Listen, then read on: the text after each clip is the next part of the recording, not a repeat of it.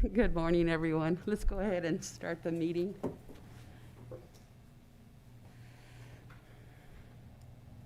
And Peter is doing the Pledge of Allegiance. So, Peter, are you with us? Yes, Supervisor Madam Hernandez? Chair. Okay, you want to go ahead and lead us? Ready? Salute. I pledge allegiance to the flag of the United States of America and to the republic for which it stands, one nation, under God, indivisible, with liberty and justice for all. All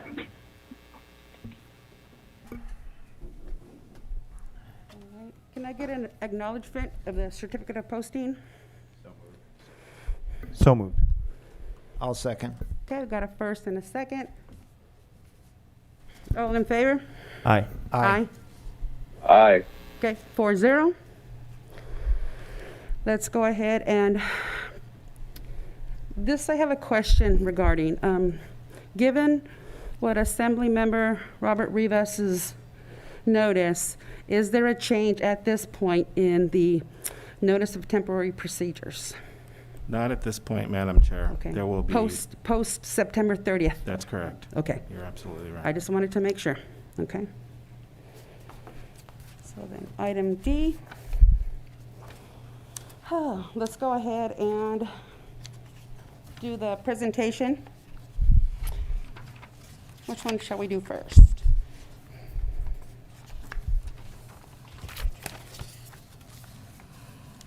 Okay. So we have a few of them this morning. And so let's go ahead and start off with Valerie Eglin. You want to do a vote before you present? A vote Yeah, for, you're accepting the donations, and then you do the presentations. okay. For all of them at the same time or item by item? All of them at the same time. Okay, can I get a motion for the presentation for the donations and the certificates of awards? I'll make that motion. Second. Okay, all in favor? Aye. Aye. Aye. 4-0. I'm sorry, those weren't on my notes. Okay, so then, as I said, Valerie, but I'm also going to ask former Supervisor Botello to come on up too. And so, Madam Clerk, did you want to say anything regarding the background or anything like that? The agenda item?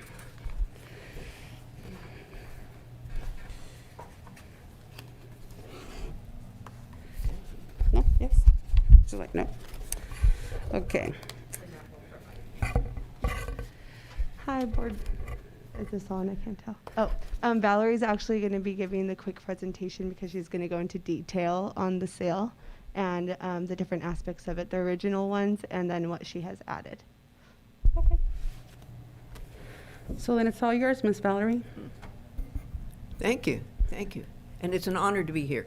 I'm very excited for this finality on the process of getting this new San Benito County seal interpretation into the hands of our county.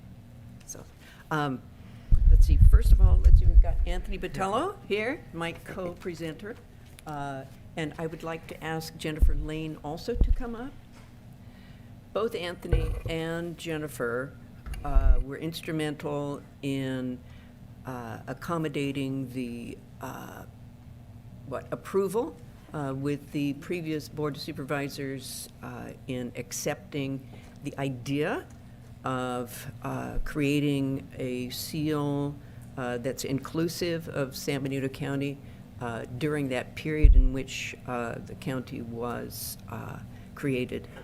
So the Arts Council, of course, is instrumental in all of the arts, education and promotion in San Benito County, and I'm honored that they have weighed in on this project. And Anthony, of course, was very accommodating when I introduced the idea to him, and he said, yes, we need more art in the chambers.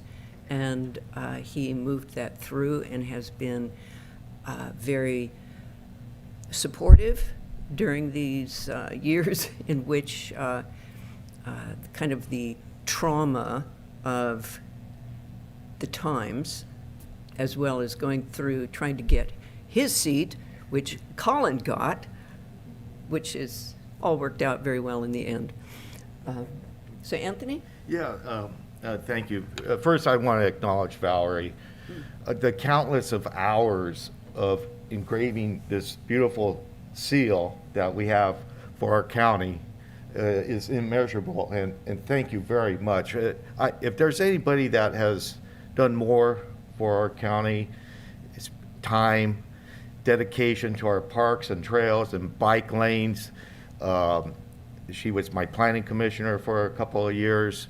I don't know anyone, and I really thank you for everything that you've done. You know, when Valerie approached me with this idea for a county seal, like she noted, I thought it would look absolutely beautiful. It's priceless in this chambers. It's very important that when people, our constituents, our citizens come here, they know the officialness, the importance of the decisions you're making, and how long-lasting that is. And I think this will add to the core of these chambers for generations to come. And you know, when I was sitting on the dais, I was always concerned about our facilities. When I first came on in 2004, we had a tarp on the Public Works building. We needed a new jail expansion. We needed a number of facilities. You have to provide professional facilities to give the public confidence in the services that they're receiving, as well as you know, attract the staff that you want to have. And this is probably, hopefully, the first step of beautifying this chamber. The walls with the calendar is great, and our mission statement is good, and we need more pictures like you have in that corner. And so, again, I think this is a great first step. It's a symbol of our community, that we are one. We may disagree on some issues, but like our nation's flag, our state flag, we are one people. And this is a symbol of that as well. So I'm happy to support the arts, and as Supervisor Kosmicki knows, that's a big part of our district in you know, Roma, San Juan Bautista, and so that's my small way. Thank you. Jennifer, please. Okay.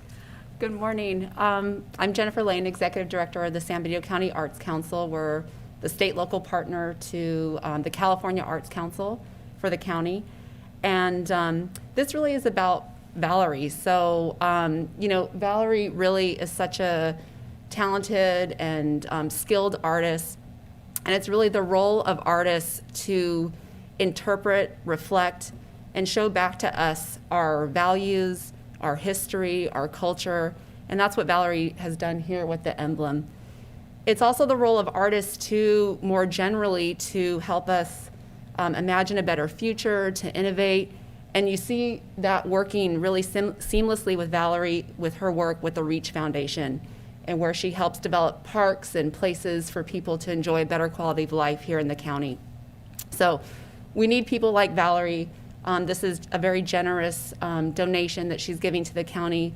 On behalf of the Arts Council, we want to thank the board for the acceptance of this emblem. We really wish to thank former Supervisor Anthony Patello, and we look forward to seeing it hung prominently here in the county chambers. Thank you. Thank you. With that, I'm very impressed. Didn't expect all that. But myself, I want to, before we unveil this product, I wanted to also thank Tavin Kinnison Brown and the GIS crew out at Planning, who helped me in excavating, so to speak, all the details of the county, to look at the tortured geology that we have and getting that interpreted properly. Jay Eade, I want to thank for researching the branding for the missions, and Joe Morris for allowing me to take photographs of his grandfather's riata that was really, really hard. Really hard. You know, with the riata, I thought about, well, with the old emblem, there's one sort of maybe a rope around the outside, which is typical in a lot of heraldry. And I said, well, if we have a rope that's a riata, then should we just have one? And I said, you know, to define a riata, you really have to have a couple of rows of that rope. And after much tortured thinking, I submitted to that for myself.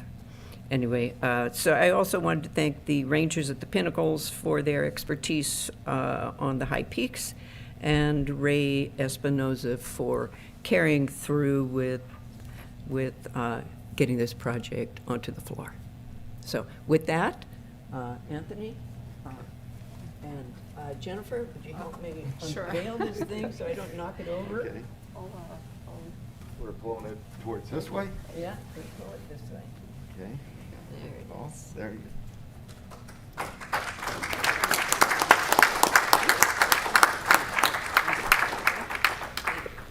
Thank you, Valerie. Yes. Okay. And on that note. Thank you. Thank you. Thank you, everybody. Sorry, my mic. It's okay. Thank you, everybody. Really appreciate it, driving this forward. Really important stuff, so thank you, It's just really. gorgeous. On that note, Ms. Valerie, let me kind of stand over here.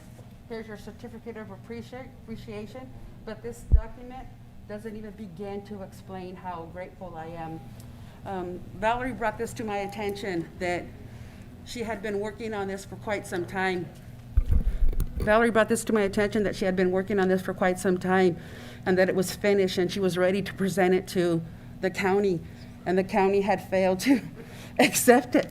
And I'm like, what the heck? It's like they're giving us something so beautiful, so gorgeous. All the work that she put into it, the effort, painstakingly, and I'm like, we got to get to this. So I immediately sent a email to Ray, and I says, we need to put this on the agenda as soon as possible. And so thank you, first of all, for putting it in motion. Thank you for all the hard work. Thank you for the contribution. It's much more gorgeous in person than the pictures that I saw. And so thank you. I can't wait till it's posted prominently there in the back. And so just thank you very much, Valerie. Appreciate it. You're welcome.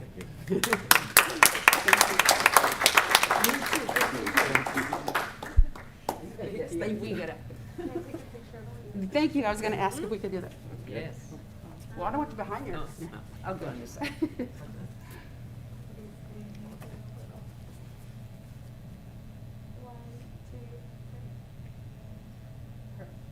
Always tough to smile through a Right? mask. It's the eyes. Go ahead. I got my vaccination. And of course, I imagine you all have too. That's great. Fellow supervisors, do Yeah. you guys want to say anything really? Yeah, quick Madam before Chair, we I'd just close? like to add, Valerie, thank you so much. You're an amazing asset to our county, our community. You know, Valerie not only has done this, but as has been already mentioned, she's been a driving force behind the parks in our community, and we've had a lot of success with that just recently with Riverview Regional Park and others, and I know a lot of that is because of you. So thank you so much, Valerie. Greatly appreciated. And I'll just add to what I said earlier, that it's just really beautiful. I mean, I don't know how to emphasize that enough. I'm not an art expert, but that's really breathtaking work. It's really beautiful. You should be proud. Thank you. Supervisor Hernandez? Thank you, Madam Chair. Thank you, Valerie, for that beautiful piece of work. I didn't realize that you were going to bring that forward till I got the email, and it just shows your passion for our community, and I just wanted to thank you. Just love the detail. It's just awesome. Just the painstaking attention to detail. I can't wait to inspect it closer. But thank you very much. Please. Let me take just a couple of minutes to point out the details. Just for, Can you do it near the microphone so that it's caught on audio and video? okay. So around the outside is a double row of a vaquero reata, which honors the vaquero era, the Hispanic, Mexicano, ranchero era of San Benito County. The 3 grinding bowls represent our indigenous origins in San Benito County. At the very base is the fence that I stood behind photographing the mission, and that fence belongs to the Castro Adobe at the plaza. So the mission then, of course, is that period. The brand that's specific to the San Juan mission, and each mission has its own specific brand that cannot be used anywhere else. Then overlooking the cloud bank is the San Juan Valley as I see it from School Road in the Anzar district, which was one of the old ranchos that was broken up during that time.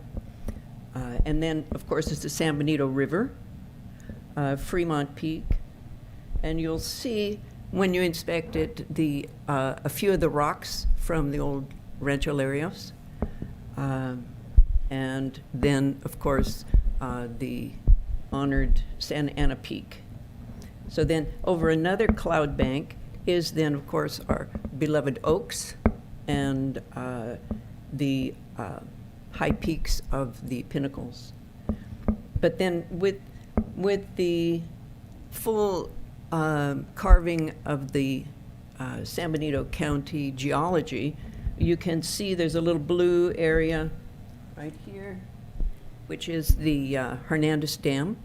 And so you can see how the water comes from the Mount San Benito area to the Hernandez Dam and down through this tortured landscape toward Hollister. That is the little gold spot. I should have done a star, but I just could not bring myself to put more detail in that area that would confuse the streets and the roads that were more prominent in that 1874 period. So I think that pretty much defines it, helps you see what the progression of ideology there is within that piece. The coloring is more of the type of colors you'd see in the moonlight here in San Benito County. When you walk out, you don't see bright colors. You see very muted, dark color, and with the appropriate old-growth redwood that came from a water tank here in San Benito County. It also it brings with it its own little wormholes. So just in case you wonder about those. So that kind of takes care of that. Thank you. Thank you. I wanted to make sure that you reminded us about the reuse and the repurposing of the wood, so thank you for that. Yes, it's beautiful. Okay. All right, so let's go ahead and go on to the next recognition. And so, Rustic Turtle, is Gordon here today? Mr. Machado? Oh, there you are. Come on up, Mr. Machado. And is Mr. Rodriguez from A&R Doors, is he here too? Mrs. That's fine. I'm Stephanie. I'm here to represent Alpine today. Okay. Well, let me go down there and then I'll go ahead and.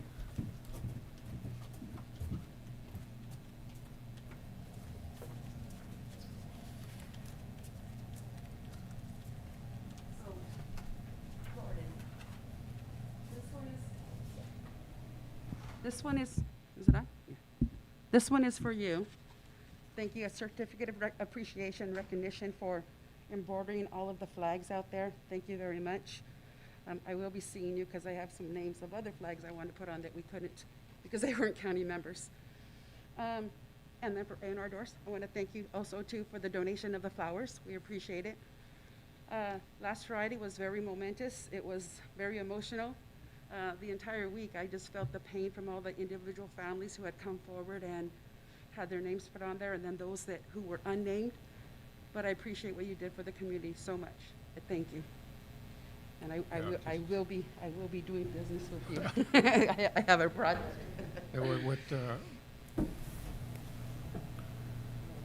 No, I just, when, We're smiling. no, I just want to say that over the, for the last year or so, we've been looking at the stats on the COVID, and it's been all the same. Oh, trying to. He's trying to. And you won't let him finish.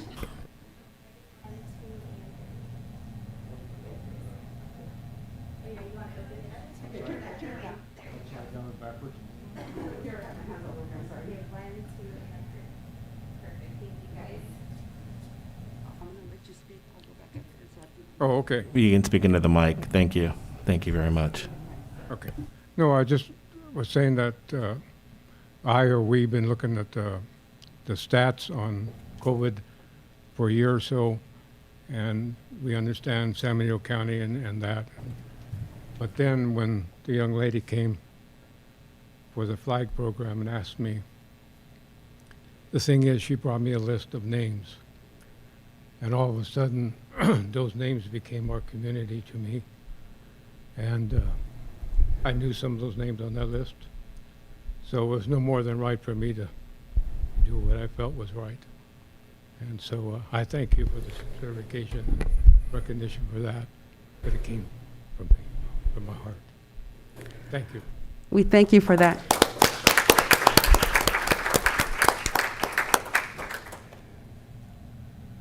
Ms. Rodriguez, go ahead. On behalf of A&R Doors, I'd like to give a second round of thank you to Gordon. He's always been a contributor to the community, and again, those names he knew, we all know him. A&R Doors is happy to contribute back to the community and was very glad that this was put together to honor the families and members we've lost.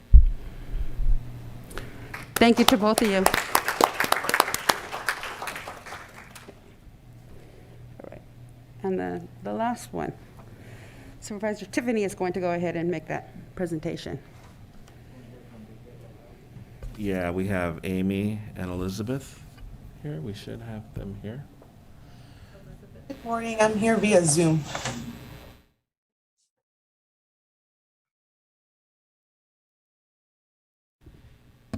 Good morning. It's my honor to make this proclamation a ribbon month. I'm just going to quickly read it. Whereas alcohol, tobacco, and drug abuse costs California billions of dollars every year and impedes the ability of Californians to lead healthy, productive lives. And whereas the California Department of Health Care Services, the County Behavioral Health Department, County Department of Education, local law enforcement agencies, Hollister Recreation, Hollister Fire Department, and the City Council of Hollister recognize and embrace the California Red Ribbon celebration to highlight and support substance abuse prevention. And whereas Red Ribbon Month provides a forum for parents and children to join with behavioral health and other community organizations to demonstrate their commitment to leading a healthy lifestyle free of alcohol and other drugs. And whereas this year, the 33rd annual Red Ribbon Month will be observed locally and nationwide with a variety of activities designed to promote positive peer support, healthy decision-making, and a lifestyle free of substance abuse among our nation's young people. Now, therefore, the San Benito County Board of Supervisors does hereby proclaim the month of October 2021 as Red Ribbon Month in San Benito County. So thank you to Behavioral Health Department and everyone else for supporting this. And Congratulations. Thank you. Thank you.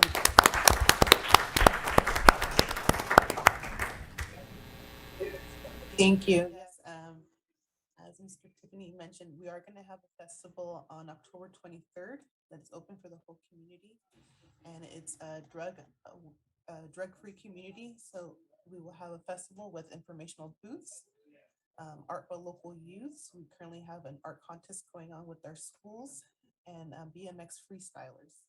They're going to be doing a presentation, and as well as games, raffle prizes, and some goodie bags for our young population.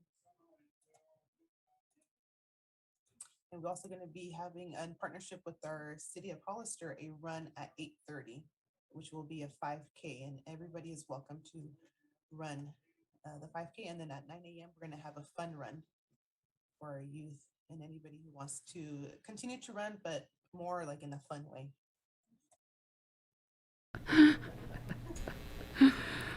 I love that comment, the fun way, for those of us who can't compete, right? Thank you very much. All right, so let's go ahead and move on to the next item, and that would be public comment. So, Madam Clerk? If you'd like to make a comment in chambers, please present a speaker card. On Zoom, please press *9 on your phone or the raise your hand icon on your screen. In chambers, we have Christy Eggers, Christina Chavez, and Elia Salinas. Christy Eggers. Good morning. Good morning. My name is Christy Eggers, and I've been a resident of Hollister for 21 years, raised my family here, and I am a member of the San Benito County CAB, the Community Action Board. So I'm just here to give a little update, and thank you for all that you do. So based on the Community Action Board's needs assessment over the past 5 years, the youth in our community has been identified as one of our top priorities. And a youth ad hoc committee has been formed, on which I sit with some representatives from the youth in our community. And one of the programs I'd like to highlight is the Dreamcatcher program. This is a program that offers tutoring and youth scholarships for enrichment programs and supplies and equipment for youth to participate in some activities that maybe cost is prohibitive, and to be able to get the tutoring that they need and some of the supplies that they need. So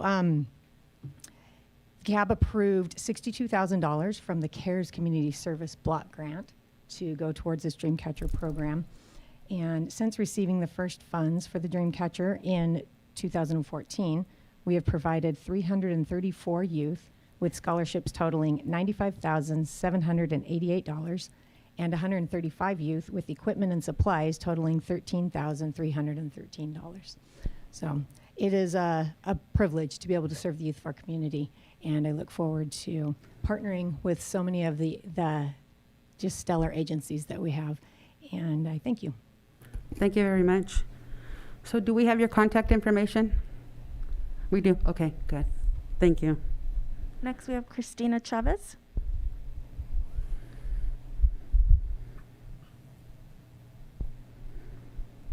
Morning, Board and Madam Supervisor.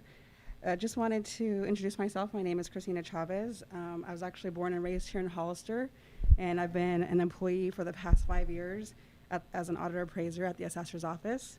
I come to you today not only as an SIU chapter vice president and bargaining team member, but most importantly representing my colleagues, which are also San Benito County's employees.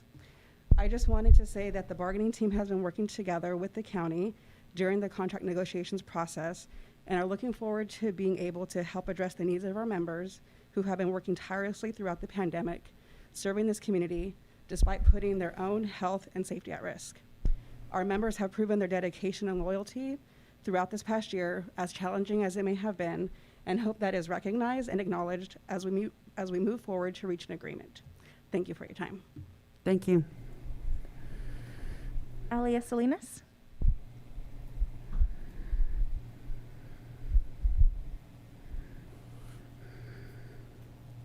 Good morning, Madam Chair and Supervisors. I want to first focus on bringing the attention. I'm sure you all have seen it, and the public is getting tired of it. And those are fifth wheels alongside the roads where people are residing in them. People are also residing in people's properties, and their view. You can view it. It's viewed by the public. The public can view that the people are living there, and it's illegal to be living in a fifth wheel. Catering trucks. Catering trucks are parking alongside Airline Highway, Fairview Road, San Felipe Road. I am all about advocating and giving business to non-corporate businesses. These are non-corporate businesses, but they're doing it the wrong way, and they're competing with people who have to go out there and they follow the rules and they pay for permits and licenses and insurance. And these people aren't doing it, and they're competing with people that are doing it the right way. And I'd like to see some type of enforcement against these people that are doing this. On September 15th, 2021, the governor signed Assembly Bill AB 361, and I don't have my glasses with me, so bear with me, and I only have a few minutes. It is starting in October. I'm sure you're all aware that every 30 days you will be able to review and decide whether you're going to continue on the relaxed emergency, being able to attend meetings by Zoom. We have a supervisor who hasn't been showing up by Zoom and is able to show up in public without a mask but can't make it to the here. I have a problem with closed session that he's on Zoom. Who's able to be listening to it while he's on? Thank you. Thank you. On Zoom, please press star 9 on your phone or the raise your hand icon on your screen. You've been unmuted. Please state your name and your district, and you have 2 minutes.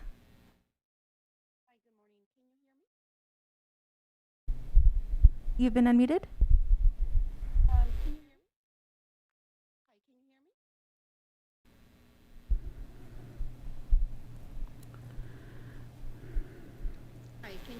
Can we come back to that person?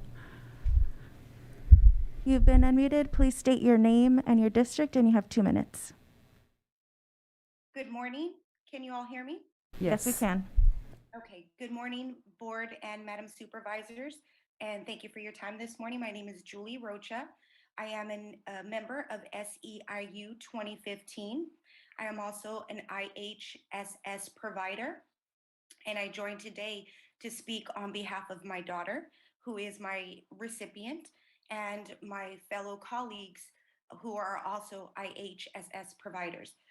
I join briefly to share a story with you, how I became an IHSS worker. This was 3 years ago, something unexpected and devastating to our family.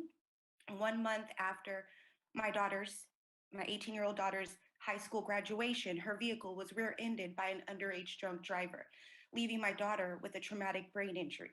This left my daughter unable to care for herself and is now requiring 24-hour supervision. I share this story with you all because according to the National Alliance for Caregiving and AARP, a report that came out back in 2015 shows that 69% of working caregivers today had to leave their job because of a devastating, life-changing, traumatic situation like ours. So our story is a reality.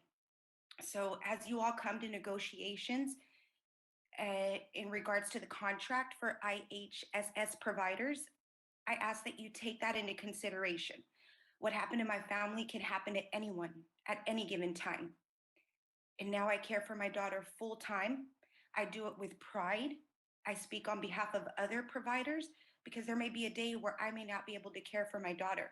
And I want those providers that would take over to receive a livable wage, to know that they have the resources, the support.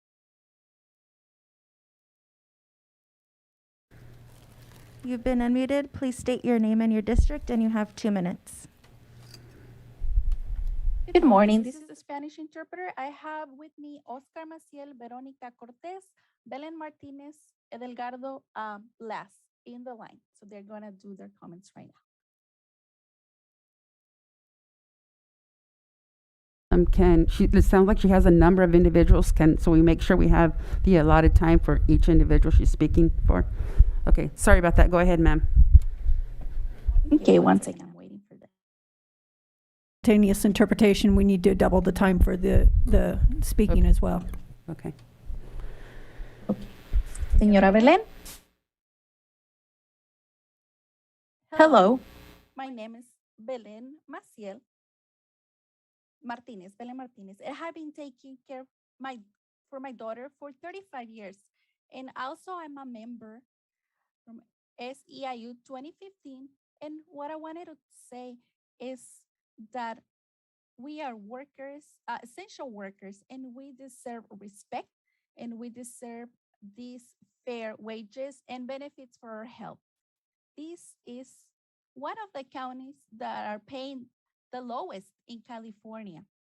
So I would really like you to please consider what we are asking. That's just the basic what we need. This is what we need so we can continue taking care of our consumers and also what they deserve. Thank you, and thank you for your time.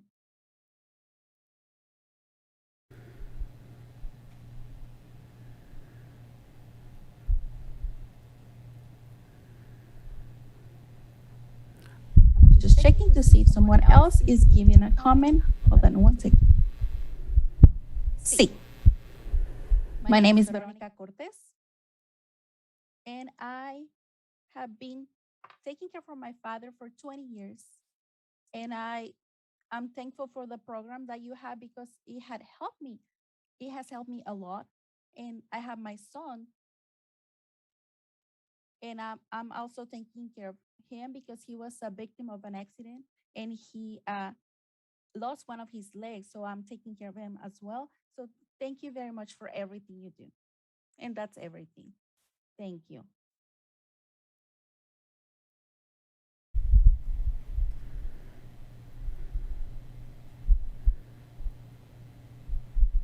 Looks like she turned off her mic. So then one second, I'm just checking to see if someone else wants to comment.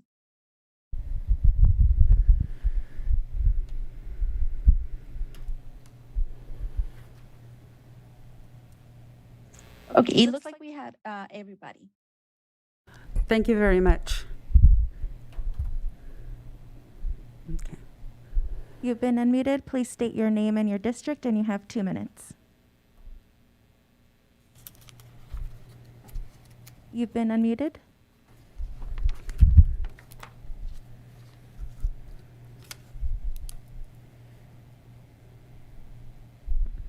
You've been unmuted. Please state your name, and you have 2 minutes. Good morning. Can you hear me? Yes, we can. Okay, great. Sorry, I was having some audio issues. So good morning, Madam Chair Gonzalez and members of the board. Veronica Lezama, SEIU Chapter President, representing hundreds of San Benito County employees. I wanted to start by thanking the Board of Supervisors for their efforts in adopting policies that protect not only county employees, but also our community during this pandemic. And your county employees have also been hard at work during this time, showing up every day and performing work with excellence. We continue to provide essential services with aid for our residents, such as food assistance, medical, housing, transportation access to essential services, life-saving mental health aid, vaccine education programs, among much more. As a union of workers, we support not only our residents, but each other during these trying times. And this pandemic has taught us many important lessons, one being that our county employees are the backbone of this county and deserve appreciation. So as we enter into bargaining with the county, we ask for your support. Thank you for your time. No other comments. Okay, thank you very much. No, I know we're not supposed to address the comments, but Ms. Salinas, if you can reach out to one of the supervisors and give us more details on that. I know that's a code enforcement issue. We have addressed it in the past, and we just need to stay on it, okay, regarding the fifth wheel and the catering and so forth, okay? All right. Thank you. Okay. So then let's go ahead and go to department announcements. Thank you, Madam Chair. Yes, we do have a few announcements. We have one out of our elections department. I'd like to invite up Joe Paul Gonzalez, as well as Anna Marquez.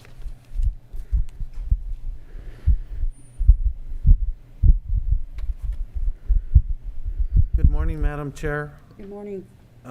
Joe Paul Gonzalez. Before you today as County Clerk, and I have with me today Ana Marquez de Castro, who has been the person that we kind of delegated the duty of organizing the whole redistricting effort on behalf of the County Board of Supervisors. And she's here to give a kind of an update of what's going on, what the plans are for the marketing of the redistricting and the efforts that we're taking. Good morning, Madam Chair and Board of Supervisors. Thank you for having me here today. And as Joe Paul was mentioning, I am here to update you on what is going on with redistricting. Yesterday, we had our very first public hearing. It took place at the Hollister School District, and where we had several members of the public join us. And this was our first one where we hope to increase the number of attendees in the near future. And I'm going to be leaving here with Jennifer the community of interest worksheet that is available for everyone and anyone that would like to have access to it on our website. And we also have printed copies in our office for anyone to pick up one and or turn one in to submit a community of interest, which is very important in the process of redistricting. Once we identify communities of interest, this will help us to assess and to really map out the districts in San Benito County. So this is one way that community members can help us in the redistricting process. And on the back of this page is also all of the dates for the upcoming town halls and the public hearings that we will be having. And next I have for you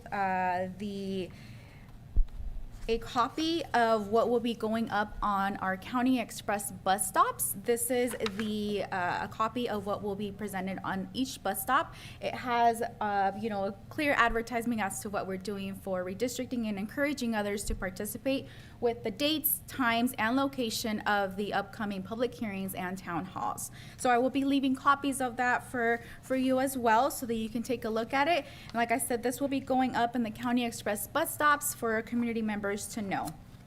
And a very similar copy of that will be going up as an advertisement. A billboard will be going up just off of 25. Coming into town, we will have a big billboard that will be very similar to the copy presented to you. And that will also encourage community members to get involved with our process that is ongoing and will be, concluding by the end of December. And I look forward to your questions. In addition, we will be participating in the county booth at the county fair this weekend, Friday, Saturday, and Sunday. We will actually have a large screen and a computer to provide the opportunity for anyone who comes in to the booth to actually draw maps of the County Board of Supervisors districts. So we encourage the public to show up to do that. We're going to be able to print their map, and if they want to submit their map as for consideration by the board for approval, they can do that. And our demographer will be reviewing all the maps that have been submitted. And that concludes our remarks. If there's any questions. And if the board wants to agendize it further, you can place it on the agenda at a future meeting. All right, any questions from the supervisors? Okay. No? Okay. Thank you, Joe Paul. Supervisor Hernandez? Sorry. Hold on, Joe Paul. No questions, Madam Chair. Okay. I just want to say thank you for the community effort. I've been involved in a few meetings that have been advertising the community of interest throughout the state, and I haven't participated in one because they were all Southern California and Northern California, and I have been waiting for ours, but I will be participating and creating a boundary map to make sure that my community of interest is represented completely. Thank you. Of course, thank you. We also have another one out of administration. I'd like to invite up Jeanette Rodriguez, an analyst in the administrative area. I want to first take this moment, though, to thank her for her fine work this last week. She did a lot of work with the actual flag presentation that was presented last Friday. So I just want to really show appreciation for your hard work, as well as Dulce Alonso and Gracie Rodriguez as well. They worked really hard on it. I think they did a fine job, so I really wanted to give thanks for that. Appreciate it. Thank you. I definitely couldn't have done it without my team, and a special thank you to Madam Chair for pushing for that. I also wanted to thank all of the supervisors for showing up and showing your support. I know it was important to the community. On that note, I want to let everyone know that if family members still want to come forward and add a name to the flags, they could contact me at the county administrative office, and the number is 636-4000, or they could reach out through social media as well. Another announcement we have is San Benito County gave $455K to the Community Foundation. This is for the nonprofit program, and I'd like to thank Supervisors Kosmicki and Tiffany for being a part of the awarding committee. They will be here, the Community Foundation will be here on October 12th to give a presentation on the awards that we're giving out. And then lastly, we will be at the county fair this weekend, October 1st to October 3rd. There we're going to give out a survey to the community for the American Rescue Plan Act funding. We want to have a response from the community on what they think we should be spending these funds on that were allotted to us from the state, I believe, federal. And then we're also going to have additional information there. We will have additional information on the redistricting, like Joe Paul had announced. We're going to have available positions for the county that people could ask questions about through our HR. We're going to have an interactive GIS web map that the community could work with and play with and ask some questions. We're also going to have the supervisors there throughout the weekend to interact with our community and answer questions. And that's it. One other thing I'd like to add, we're going to have the residents will be able to look at or sign up for vaccinations as well. So we'll have a computer there available if the public so wishes to do so. Thank you. Thank you. Jeanette. Appreciate it. And before you step away, I just want to say thank you, you and your staff, your group, just for all the effort that you put into last Friday's presentation. A lot of people gave me credit for it and thanks for it, but it was a team effort, and we worked together as a team. We become very, very successful. It was a community win last Friday, and it really touched me, so thank you. I was grateful for the opportunity. Yes, thank you. Your star shone on Friday. Very much. Thank you. That's all the announcements we have, Madam Chair. Okay. So then let's go ahead and go over to board announcements then. Who would like to go first? I'll go ahead. Okay, go ahead. Thank you, Madam. Thank you, Madam Chair. First off, I met with Robert Rivas, our assemblyman, last week, or actually now it's a week and a half ago. Had a very productive conversation. We talked about some areas where, potentially our assemblyman can step up and help us, and he's doing a great job for us there in Sacramento, and I appreciate all his work. I met with the Dump on San Benito group upon their request, and had a productive conversation, just mostly listened to their concerns. I think that's a really important part of this process that we're going to be going through with the landfill expansion and proposal. And I do want to just put out a reminder of our request for a town hall. That's something that I brought up, and I believe Supervisor Tiffany supported that in our ad hoc committee level. And I just feel like we should take that extra effort to make sure that we're going above and beyond for the public, to make sure they have opportunities to share there are questions, concerns, anything regarding that proposal for an expansion.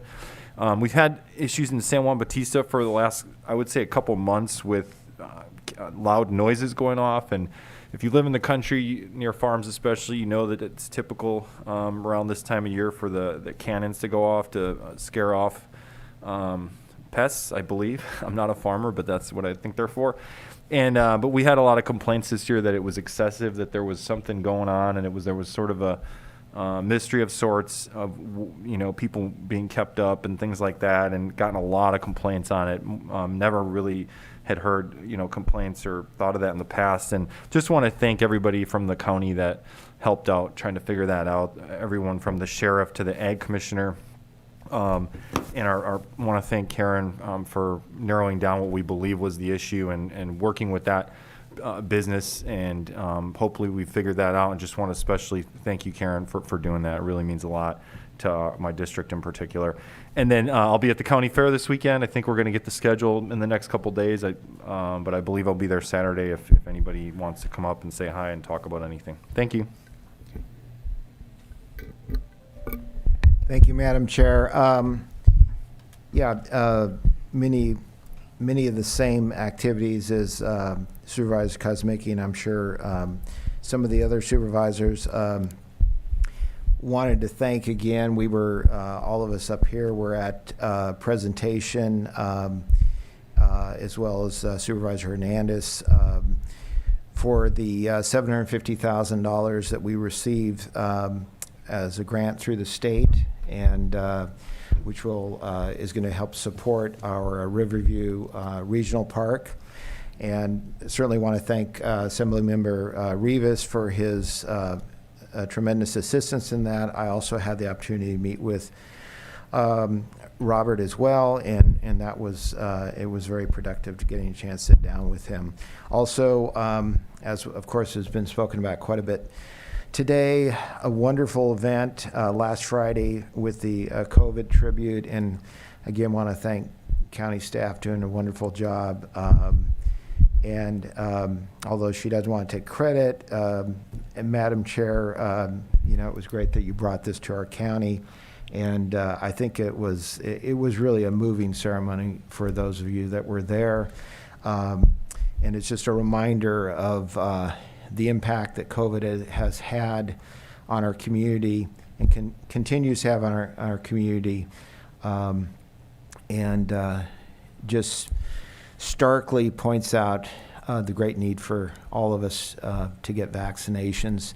Sadly, the people that we were honoring did not have the opportunity to get a vaccine at the time.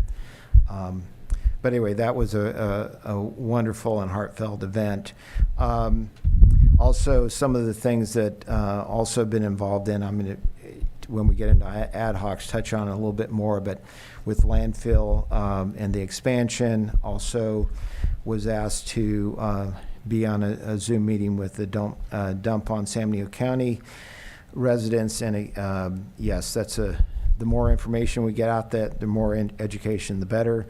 I've been very involved in some of the CSAs behind the scenes in my district. Most recently, of course, both with Stonegate and the water issues, but more recently with Cielo Vista, and we're working through some major issues with their wastewater treatment plant. And then lastly, I would just comment that I do have, and I think this can be touched on a bit later in our agenda, but I do have an open position on the Community Action Board from District 4. So that's all I have, Madam Chair. Thank you. Supervisor Hernandez. Thank you. Thank you, Madam Chair.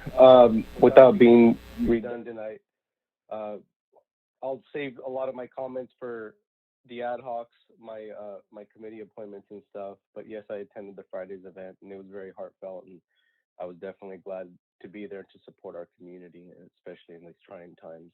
Thank you, Madam Chair. Thank you, Supervisor Hernandez. Okay, and I'm going to go ahead and pass on my announcements. I will be out there at the fair, and the beautiful carving from Valerie will be at the San Benito County Kettle Women's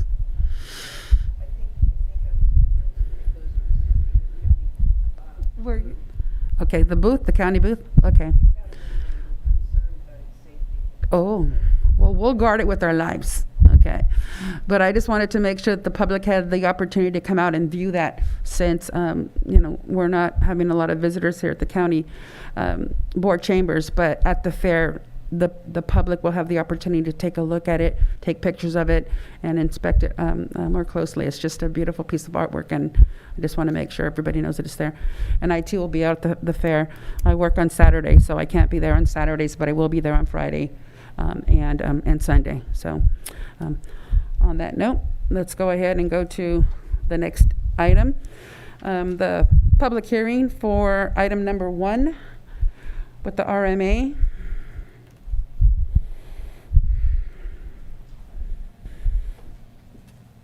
So Madam Chair. I'll go ahead and open that up at 10:07.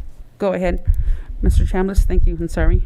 So as you're aware, we're working through a complete review of the zoning code, and as we finish components of it, we're trying to get them here rather than do one massive meeting in little bite-sized chunks. So this is one of those bite-sized chunks, and this is all about home occupations and kind of streamlining the regulations to make them match the general plan and hopefully make them a little easier to comply with and make more sense. Our senior planner, Ariel Goodspeed, is going to give the presentation. Hi, good morning, supervisors. Thank you for the introduction. And yes, today I'm here to talk about what changes are coming before you on the home occupations and rural home enterprise ordinance amendments. So thank you so much for having me here today. So essentially, we already have this ordinance that allows residents to run limited business either as a home occupation or a rural home enterprise, and I'll go into detail of what our existing code has and what changes are included as part of this. It was essentially an opportunity to simplify and fine-tune the existing ordinance. And I really wanted to make a note that in no way, shape, or form are we legalizing nuisances. If they're not following the regulations of their permits are going to be revoked. It has to be in harmony with residents. So our existing code for home occupations, by definition, it's less intensive. So that's why, and it won't impact neighbors. So that's why it's allowed in residential districts, rural districts, and ag districts. It's allowed, it must be operated by a resident. No employees that live off of the location are allowed to run a home occupation. And it's generally limited in scope of what is a normal operation of a home. And it does have some prohibited uses, animal hospitals, insurance offices, of that nature. So, what you're never allowed to do in a home occupation in our existing code: generate traffic beyond that of the district, store materials outdoors, create noise, smoke, odors, sell anything to customers that come to the location, repair vehicles, again, the real estate. And it even has in there that you can't teach more than one student at a time. So I guess when this code was adopted, 2 students, I guess, could get a little rowdy, is what they're maybe thinking. Rural home enterprise in our existing code, because it is a little bit more intensive than just a home occupation, it's only allowed in ag zones and rural zones. It has to be operated by the resident living there. It does allow for up to 2 non-resident employees to be there. It has a little bit broader ranges of uses: machine shop, auto repair, and I'll go into that a little bit further. It does require an administrative use permit, so that requires noticing to the neighbors prior to being approved through the planning director. And it can be operated in an accessory structure. So what our current code says that you're not allowed to do in our existing code is no more than 2 off-site employees. Again, no storing materials outdoors, noise, smoke, selling anything on site not related to the on-site business. The current hours of operation is you can't be open before 8 a.m. or after 9 p.m. Store flammable or hazardous materials. And again, with this teaching of more than one student at a time is in our current code. So just a comparison of what zone districts. So home occupation, any zone district that allows a residence. Rural home enterprise is limited to ag and rural districts. So home occupation, no off-site employees, there's no minimum parcel size, no expanded list of businesses, and no administrative permit required. Rural home enterprise in our current ordinance, it does allow up to 2 employees. There is a minimum parcel size requirement of 5 acres. There is an expanded list, and I'll go into detail of that, and it does require the administrative permit. And then again, home occupation in the home only. Rural home enterprise can be operated in an accessory structure on the property. So we had gone to Planning Commission first as a discussion on some of the things that staff was considering about possibly changing. And then we went back to Planning Commission for the recommendations to the board. So I wanted to just go through some of those items and what actually got brought before you here today. So one of the items we had been considering was to allow rural home enterprises to be operated by a non-resident. Planning Commission made the recommendation to not move forward with this, so that is not presented to you today. Should we allow more than 2 off-site employees in a rural home enterprise? Planning Commission made the recommendation to go up to 5 employees, and that was what's brought for you today. As far as the times of when a rural home enterprise could be operated, it actually was recommended to be more restrictive to normal business hours. So Monday through Friday between 8 a.m. and 6 p.m., and that was what is brought for you today. Staff is also proposed to simplify the list of permitted uses and replace it with performance standards that apply to all types of home occupations, rural home enterprise. And Planning Commission recommended that we move forward with that. I want to go into a little more detail of what we mean by simplifying lists of permitted uses. So in our existing code, it actually lists items of taxidermy or floral arrangement as a business. And so instead of listing all the potential types of businesses that someone could maybe operate, we went with performance standards. Now, most of these performance standards were already in our existing code, but we reorganized it so it would just be a little bit easier. So now, for a rural home enterprise, it says that it's not specifically prohibited as long as it doesn't exceed the limitations. And it's not one of the items that are specifically prohibited. The item that's specifically prohibited is sale of vehicles per the California Vehicle Code. So, all of these regulations or performance standards were basically mostly the same as our current code.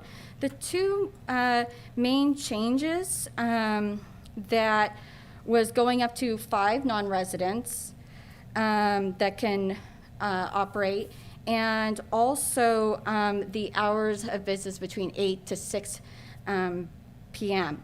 And then we also put those that if they wanted to maybe have 6 employees, or they wanted to maybe operate from 7 a.m. to 6 p.m., that they could do it through a conditional use permit, meaning that they would come to Planning Commission. Planning Commission would review the proposal to make sure that it was not going to be a nuisance to neighbors, and it would fit within that location, and be approved that way. The rest they have to meet those performance standards. And then it continues on again with this no storage of materials outdoors, talks about, you know, signs, no storage of flammable toxic substances. Again, all these things were in our current code. It was just reorganized so it's easier to read and follow. You know, I can take any questions, and I hope that you adopt the amendments as proposed. And you do also have the option to make any modifications as you see fit. So thank you so much. Okay, before we go to the public, do any of the supervisors have any questions for clarification? We can do the discussion of it after, but are there any clarifying questions that you have before we go to the general public? Madam Chair, I had a question. Okay, Supervisor Hernandez, go ahead. Just hopefully it's a simple answer, but is there revenue generation caps? Is there a limit to how much revenue you can generate? No, we don't identify revenue within our ordinance. Okay. Just activity, right? You're Yes. limiting activity. And these are broad performance standards. So a tire shop would have the same standards as a beauty shop. That is correct. Thank you. Supervisor Kosmicki? Thank you. Yeah, quick question. So does this exclude agricultural products, like for instance, if somebody wants to sell pumpkins before Halloween? That is something that is allowed as part of the agricultural district. So there's permitted and conditional uses in there. These are items that is not necessarily ag related. Got it. Thank you. Thank you. Just a couple quick questions. First of all, the process, you mentioned conditional use permit if it was outside the ordinance. So if it's within it, is it just a normal permit process through the planning department? It would not go in front of the planning commission? Is that correct? That is correct, but I did want to make note that all administrative use permits require neighbor noticing. So there won't be an application that comes through where the neighbors won't be notified that it's coming away and have an opportunity to make comment. So the neighbors would make comment to the planning department, and that would be taken into consideration Absolutely. prior to the permit.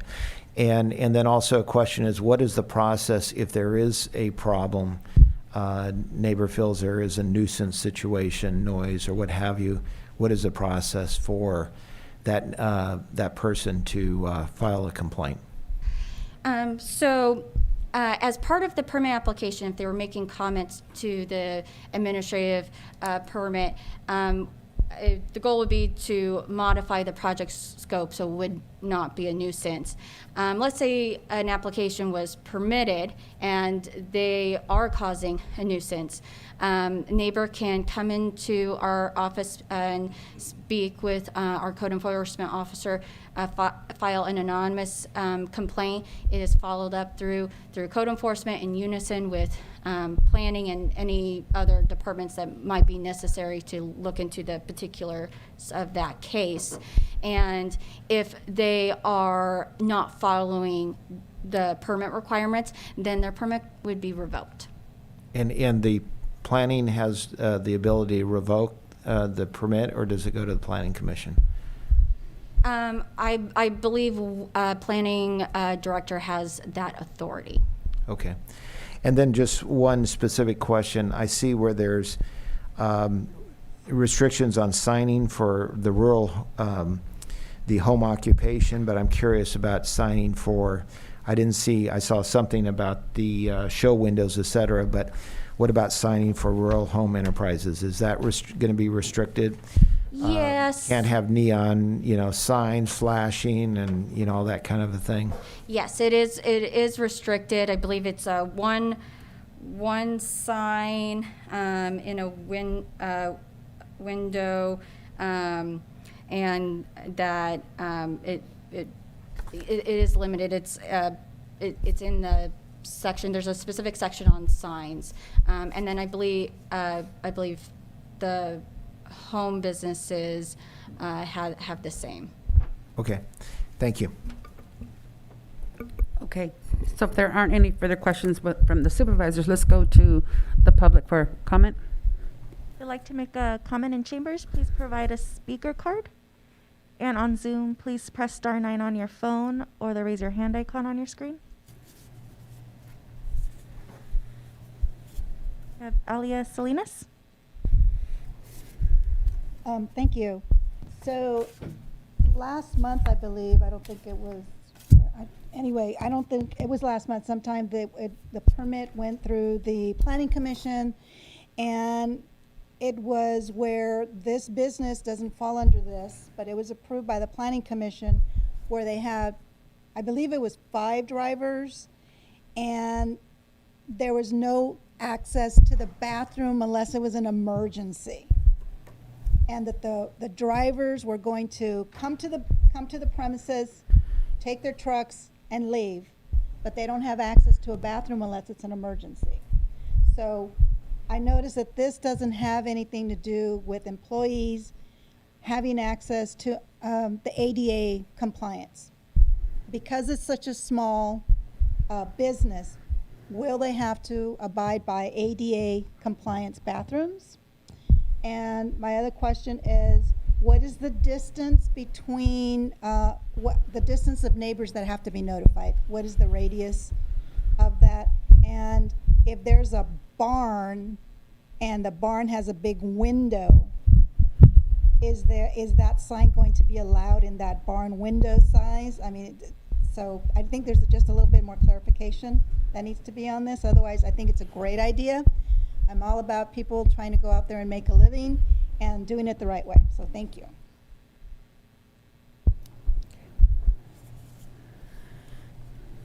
Would you like me to address? Yes, please. I'm sorry.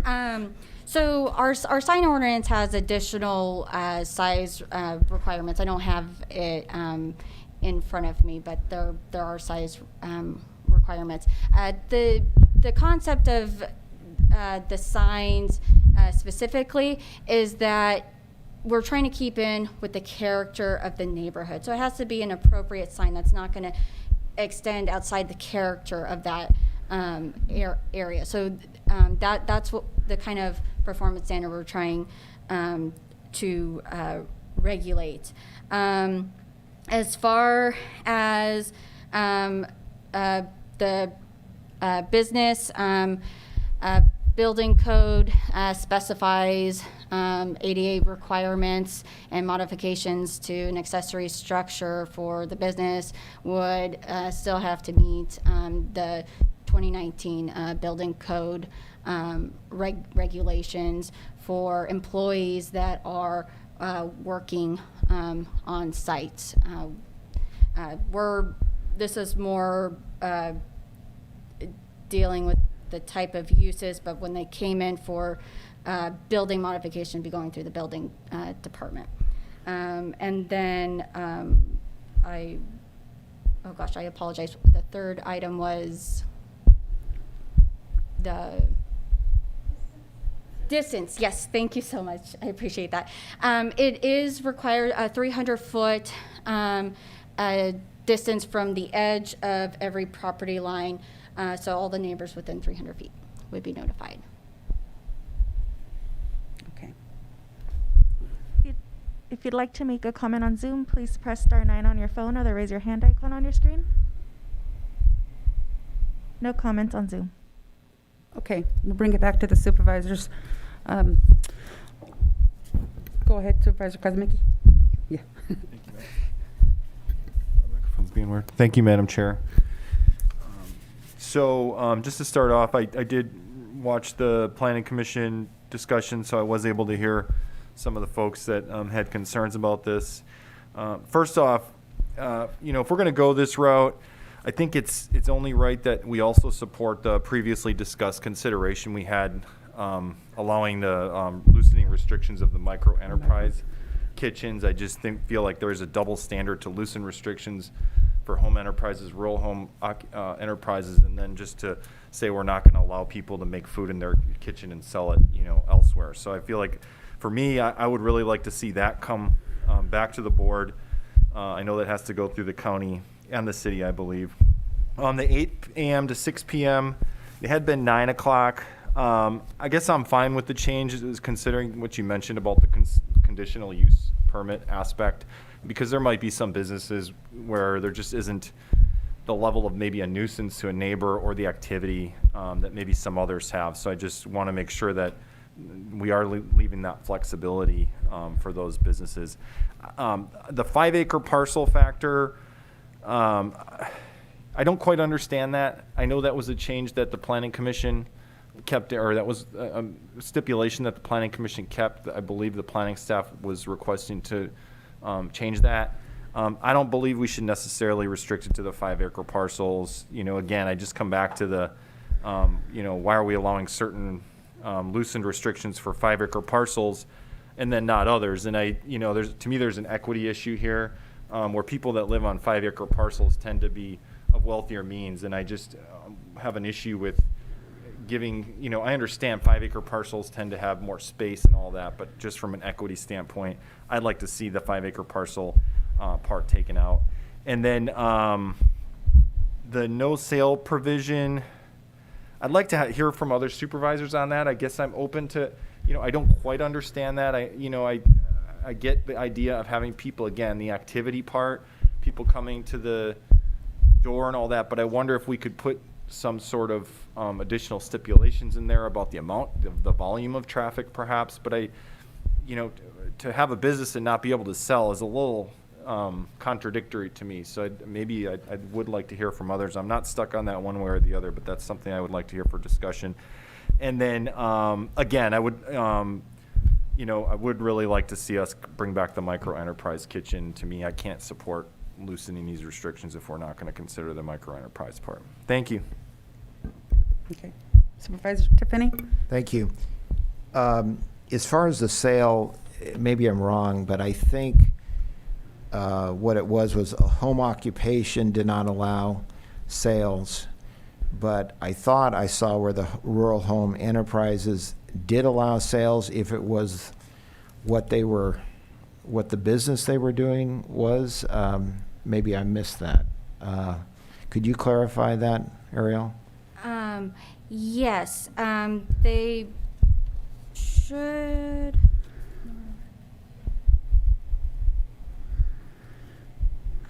I think it was limited to just the rural home enterprise to be allowed. I'm sorry, I don't have the packet in front of me. It was I know it was in the presentation. I know it was one of I don't know if that can be brought back up. Unit. Single. There was an indication that the sale of vehicles was prohibited under the 2529-095. Yeah, no, this wasn't the Yes. sale of vehicles. This was And- had to do with other items. Yes, Article F, that the sale of products on the premises not related to rural home enterprise. So it had to be directly related to Yeah. that enterprise. And the sale of products on the premises are not allowed though for home occupation. And I think the argument there was that it's just supposed to be a residence. People wouldn't really know that you're, I don't know, you have a woodworking shop so you don't want the traffic for a home occupation, whereas you're okay with the traffic, a bit of traffic for the other. I think that's what I was gathering. That's correct. Okay. Any rate, with that being said, I think that's a good point, Supervisor Kuzmicki. I think we should take another look at the micro kitchens. That certainly would make sense. I guess I know that it's been 5 acres. I can see your point. I guess I would be willing to take a look at that. I don't have strong feelings about it. The main thing I wanted to say is that, I do think this is this is good. It's really not a significant change. It's kind of cleaning things up and tightening things up. We certainly want to encourage business in the community. At the same time, I think it's really critical that we do properly enforce, the regulations. And in my district, there's been some concerns that have been raised about this ordinance or about businesses specifically that are next door.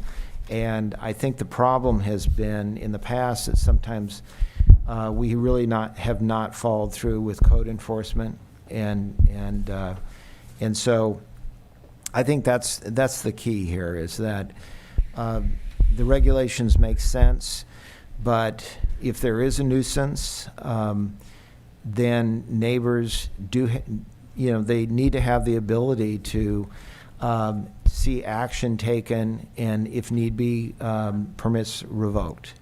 And we need to be very clear about that and strict about that, and so that the people that are doing it right are, we're promoting their business, but the people that are doing it wrong are no longer in business. Those are my comments. Thank you. Thank you. Supervisor Hernandez? Thank you, Madam Chair. I've thought about this one a lot, and in general, I honestly, and to a certain extent, agreeing with Supervisor Kosmicki, the rural home kitchen, I didn't agree with. I saw a lot of holes in that process. Just the same, I don't agree with this. I mean, to me, the zoning defines the uses of the business, makes it clear how the regulations apply. And by default, residential will have issues with commercial aspects because it's residential. It has elements of that. It's like trying to mix oil with water.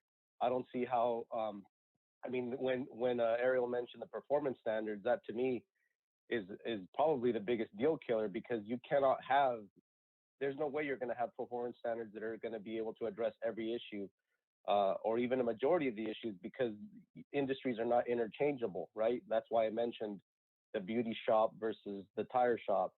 If you're going to be successful, that's why also I asked about the revenue generation. You got to be able to make decent amount of money, because there's still certain costs that you're going to have, right? So I guess assuming that you own your home, but I don't know. There's going to be all these one-offs where it's like, well, I'm staying with a friend and I'm using his garage, so I'm starting a home in. It's what is the consequences of someone starting up a business that maybe doesn't understand how to start a business and ultimately doesn't deal with all the due diligence. And to me, the nuisance element is a very hard element to deal with. It's easier in a commercial district because it's defined commercial. Nuisance is subjective. By default, it means I don't like, any noise, so you can't start your business. And it doesn't matter how quiet you are. It's bothering me that I'm seeing more people at your house. That was the other element that really stood out to me, is 5 non-resident on-site employees. When the actual rules are saying, well, it's not going to be an increase in traffic, we just contradicted ourselves, because if you're having 5 non-residents, they're not part of that home, then you're going to have more people. So this is way loosely worded.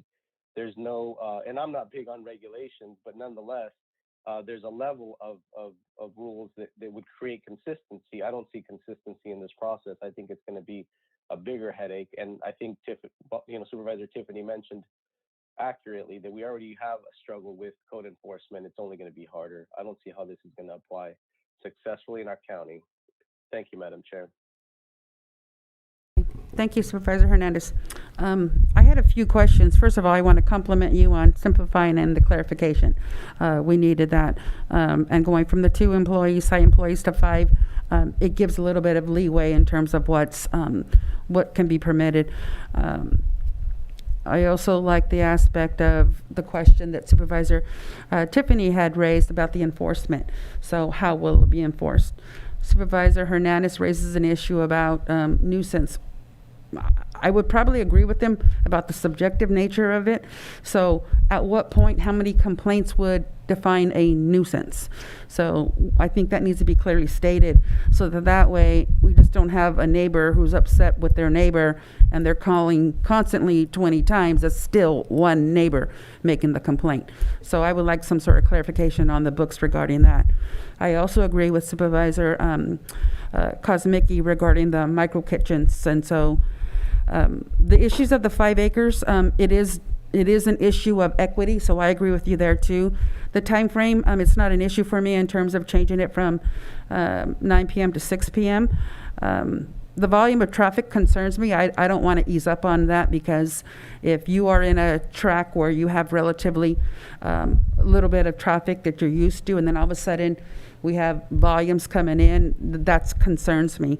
But I voted against the micro kitchens because I just thought it was too much work that the county, we didn't have a department that was in effect there to deal with this. But this looks like the micro kitchens can be folded into this situation if we do it right. And so I agree with all the supervisors here that had mentioned that about the micro kitchens. I just saw the micro kitchens being too restrictive. The county had no control over it because it was only, one time a year inspection, and there were too many variables for me that allowed someone to open a business, yet there wasn't the code enforcement aspect. But here in this manner, it seems like it's there. So on that note, what is the will of the board regarding this item? Again, this is a public hearing, so talk away and let's kind of come to a consensus. Madam Chair? Yes. I sort of pinpointed some of the question marks. If maybe we can go through those few things. Great. For one, Supervisor Hernandez brought up the 5 acre or the 5 non-residents. I don't know how others feel about that, but I get what he's saying. And I feel like that could also be addressed through a conditional use permit if there's a business that would require more non-residents. I just feel like that's pushing it toward really just, being a typical business and there are business locations that are more appropriate for that. So I can go either way on that, but I think that's something at least worth, consideration if we're going to go down the things and vote on. We talked about the 5 acre parcel part, whether we want to keep it at 5 acres or not. And then I had brought up the no sale provision as well. So I think those were, to me, what I heard were the 3 main sort of question marks that were thrown around, and correct me please if I'm wrong on that. Okay. In Supervisor Kosmicki on the no sale, again, I think the way it's no sale for the home occupation. Do you have a problem with that? Just a question. I'm wondering if there's a way we could do it where we have some level of control, where we could step in or we could set some limitations on, volume. We obviously we don't want a 7-Eleven in a neighborhood. But I do feel like you're selling products, and to say somebody can't have so-and-so come to the house and pick up those products, it's a little odd to me. It doesn't really seem to make sense for me on that part.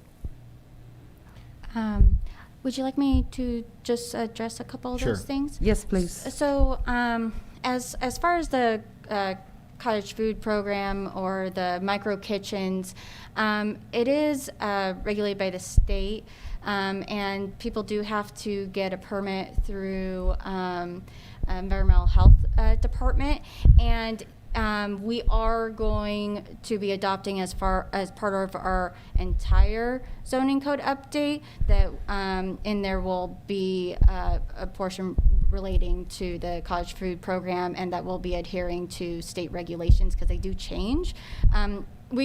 This particular seemed a little bit separate than that. It's kind of its own program, so that's why it wasn't wrapped up in this specifically. We could wrap it up in this. It's up to the board on if they would like it specifically in this section, or if it's okay if we bring it with the rest of the code update.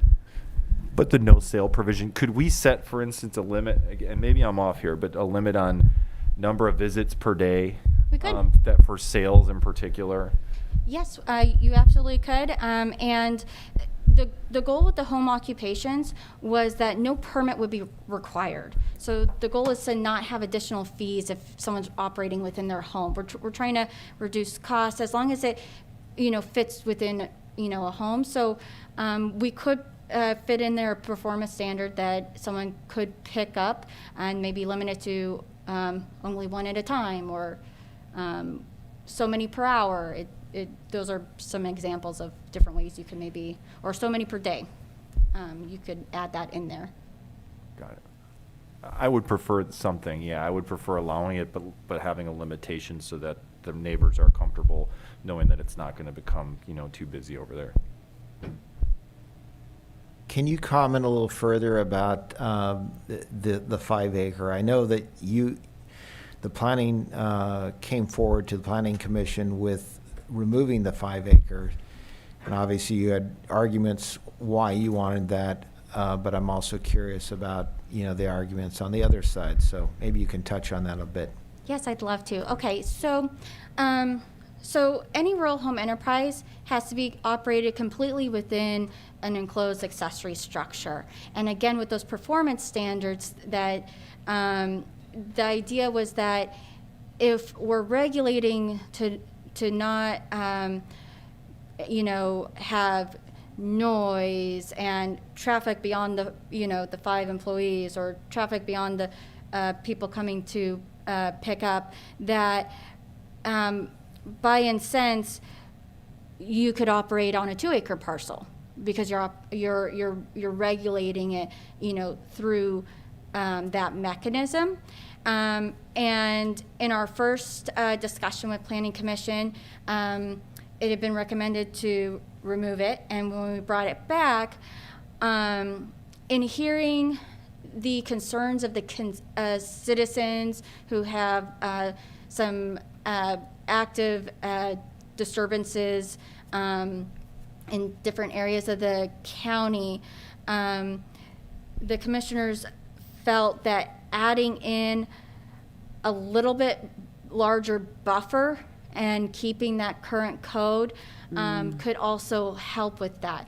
And so that's why it was left in or brought back in for your recommendation. And I think it really was trying to find the appropriate balance of the code. So that was kind of the discussion back and forth. And it's up to your final recommendation or approval. And then lastly, kind of picking up on what you've said about find that balance. Madam Chair brought up the issue about the nuisance and number of complaints. Supervisor Hernandez brought up, it is subjective and kind of so as a planning department, how how does code enforcement weigh complaints if you with action being taken or not being taken? I'm going to defer. Yeah, I got a little more experience in the code enforcement arena. These cases are difficult. It really requires the cooperation of the reporting party. Ultimately, they're going to need to do a lot of the work to collect the evidence that we need to successfully prosecute a case, because we can't be out there the whole time and keep that log of how many visits are coming or videotape delivery trucks backed up the streets. I had a pretty serious case over at Hollister. The reporting party did cooperate, and we were able to successfully solve that problem. But they are difficult. Okay. I think that given the difficulty that you're talking about, I guess I would, err on the side of caution and probably continue to support the 5 acres, because it does give a little bit more room. It gives a little bit more balance. I understand what you're both raising, the equity issue, but I think it's maybe a good trade-off from my point of view. Thank you. Thank you. Okay. So then what is Supervisor Hernandez, did you have any other comments? Sorry. Yes, thank you, Madam Chair. I'll just leave the board with this. I don't see how this is not going to have a lot of unintended consequences. So by default, I think regulations increasing are going to be a demand from the public, from code enforcement to try to address it. It's going to have to come back to the board. And I have an issue with the residential or the privacy of a residence having to be regulated like a commercial, well, ultimately with commercial elements, because there's still, you can't separate that it's your home as well as your place where you're trying to do business. So I think that's going to create a muddy water situation for us, and I can't support this. Thank you, Madam Chair. Thank you. Madam Chair? Yes. You know, just for clarification, this ordinance is already in place. Right. So we need to remember that unless we choose to go a totally different route, we're not really talking about removing the ability for this to take place. But, you know, I think tightening it up, in some cases cleaning it up, maybe in other cases give a little more flexibility. So I think that's really what's in front of us today. It sounds to me like there's, you know, a feeling among probably the majority of us that may want to have it tweaked a bit and then potentially come back to us for a decision, final decision. Absolutely. Go ahead.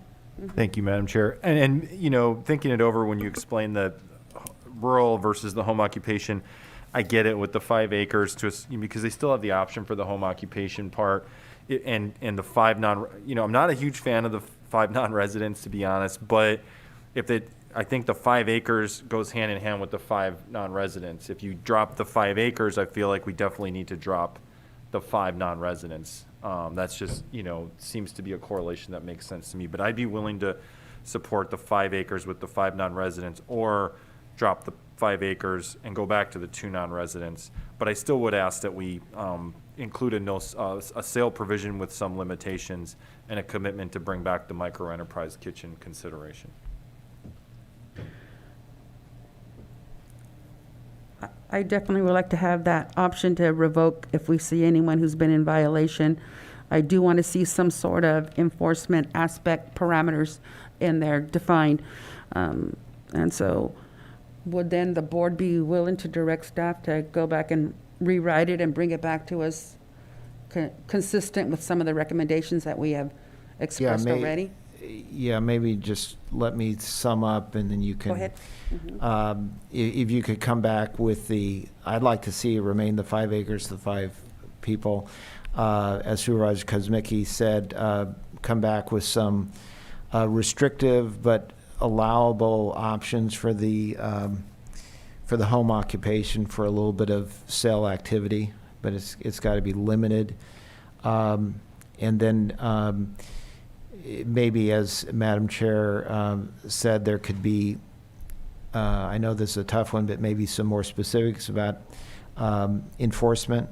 And, you know, I don't know if that's possible, but I'd like to see that maybe a little bit more teeth in it. And then if it's felt that it should be separate, I would agree. We would like to see the micro kitchen come back to us as a separate issue so we can make a decision on that as well.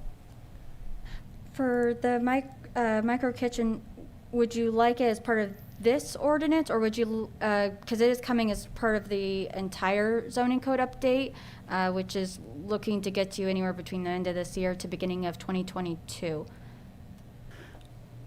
Well, for me, the micro kitchen, to me, the way it was presented to us initially, I couldn't see how it was going to not cause problems for us without any ability to enforce it, to go and do any kind of inspection or anything like that. I just saw it as creating more problems than not. But if we can somehow incorporate a version of that within this, I think that would be a win-win. Okay. Is that? Yep. Yes, okay.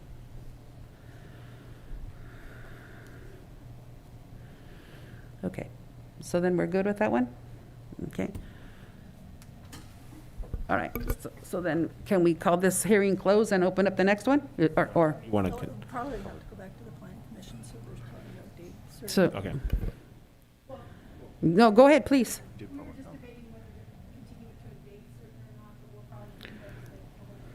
Right. Okay. All right.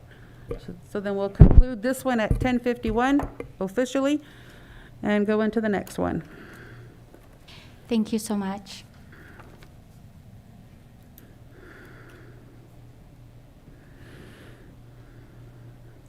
$10.51 for the next one.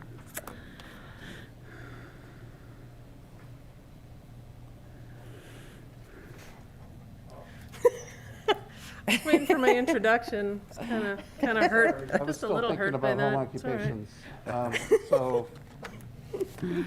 occupations. We're bringing forward the discussion and direction that we received from the Planning Commission regarding cannabis code changes for your discussion and direction on how you'd like to implement them. Assistant Director Robin Holster-Grant will be doing the presentation. Thank you. All right, a little peckish this morning, sorry. Good morning, Chair Gonzalez, members of the board. The changes that I'm bringing this morning have been the subject of quite a bit of discussion, as we all know. Before I jump into my presentation, I want to make sure that it is clear that while the staff is proposing the amendments as a package, the board retains a discretion to pick and choose the provisions that you want, the provisions that need changing. You can scrap all of it, but it's not a all or nothing proposition. I think that's important to point out at the beginning. Just to review how we got here, back on July 21st, we presented 2 sets of ordinance amendments to the Planning Commission, the first allowing retail sales, and the second, the more comprehensive package before you today. Commission adopted a resolution recommending approval to the board on the retail business, and that was subsequently adopted and approved by your board. The discussion regarding the current package was continued to August 18th, pending additional discussions related to safety and security. We came back on August 18th, and the Commission moved forward with this package, adopting a resolution recommending board approval.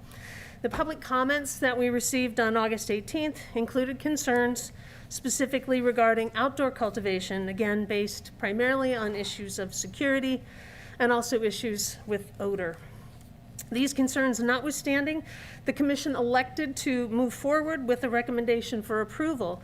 And this was really based on the understanding that all cannabis permits, use permits, including outdoor cultivation, would come before the Planning Commission for review. That discretion to deny applications that generate concern for neighborhood quality of life was the basis for the Planning Commission's adoption of the entire package. And then prior to that August 18th Planning Commission meeting, the package was informally introduced to the board on August 10th for your preliminary review.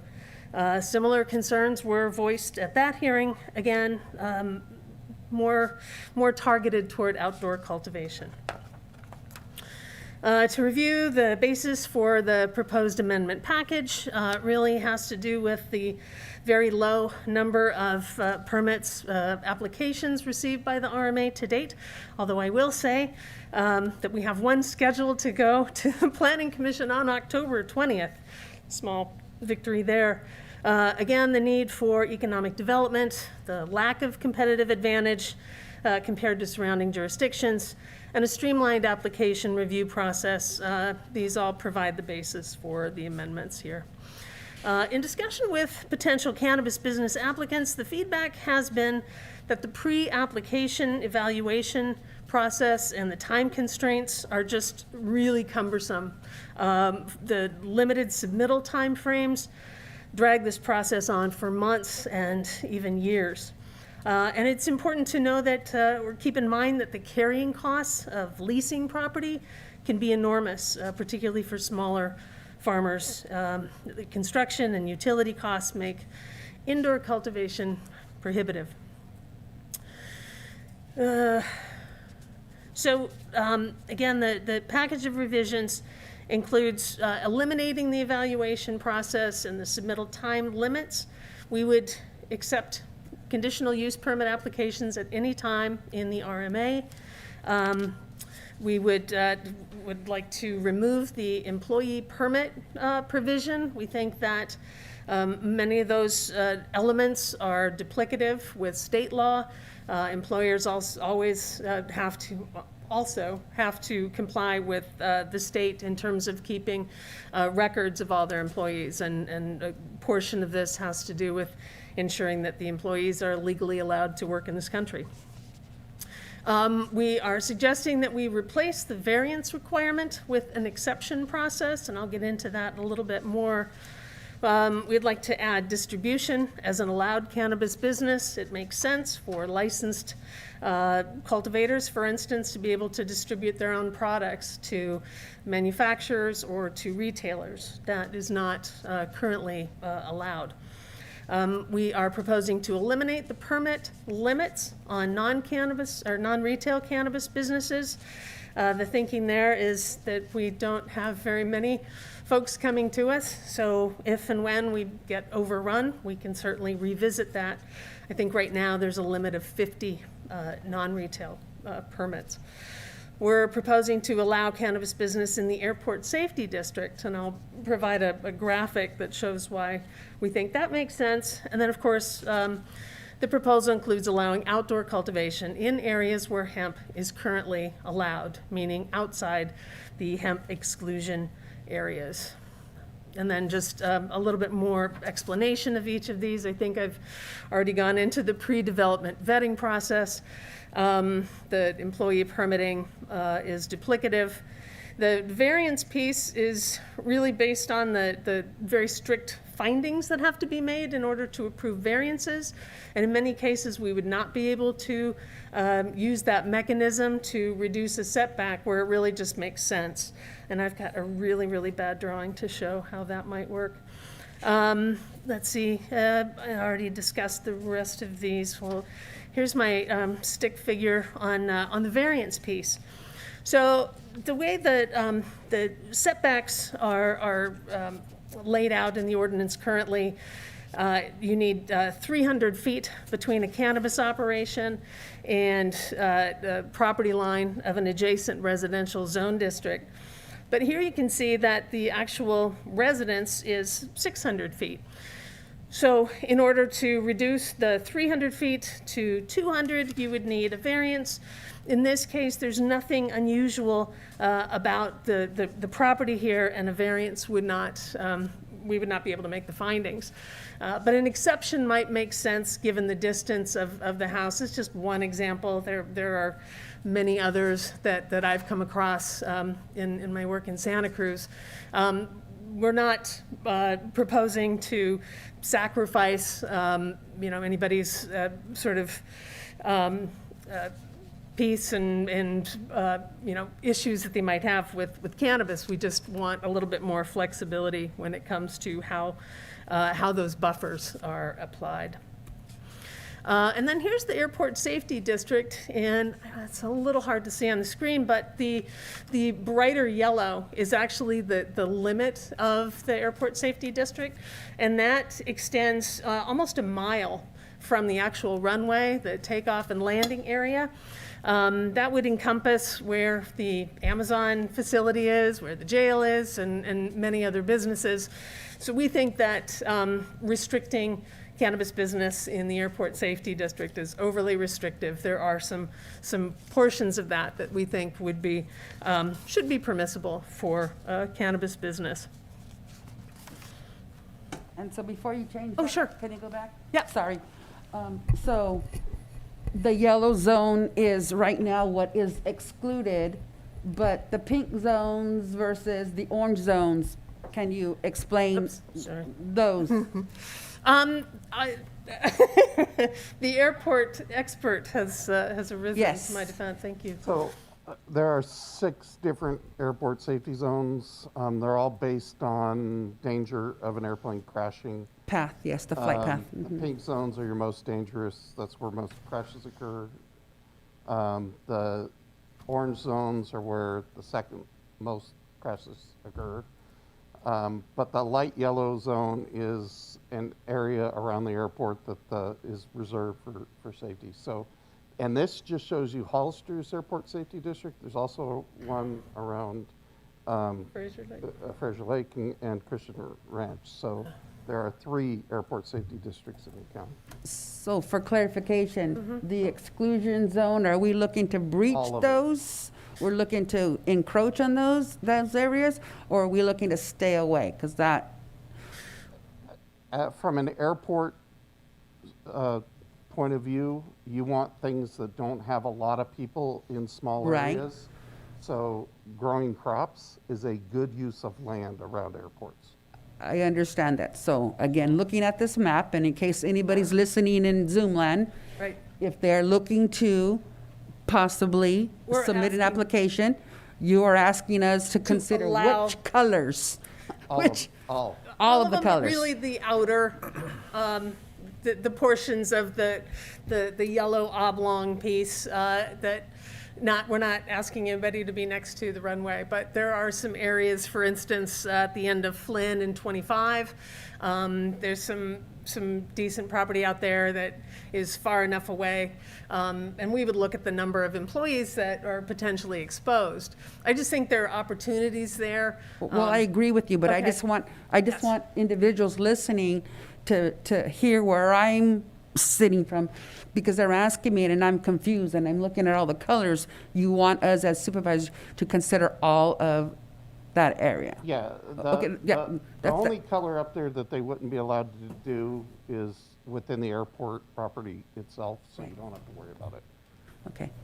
Madam Chair, quick to follow up on this. Yes. So if maybe somebody else that was here prior might know what the thinking was with the airport safety. Or is it that they think that a prospective pilot is going to stop and smoke a joint before they? I just don't quite understand. I don't think the zoning can address that, but I don't know, honestly. There Okay. are many, many parts of the Okay. existing Yeah, code it that doesn't just seem to make were sense. overly Yeah. restrictive, Okay. I think. Yes. And that's not unusual, first time out of the gate for something this Great. novel. ahead, Madam yes, please, Chair, yes. just because I made this mistake one time before and I don't want to make it again, I totally understand, but how might that impact this change, the business park in that area? Because I know, I'm sensitive to the businesses and concerned about potentially certain kinds of businesses they may be concerned about. So I'm just curious, thoughts on that? They would have the same rights as anyone else, certainly, to raise their objections, and we would take into consideration impacts on all adjacent properties. And while I'm not going to identify their locations, there's already many operations already within the city limits in that area, within the safety zones. So, and you wouldn't even know it.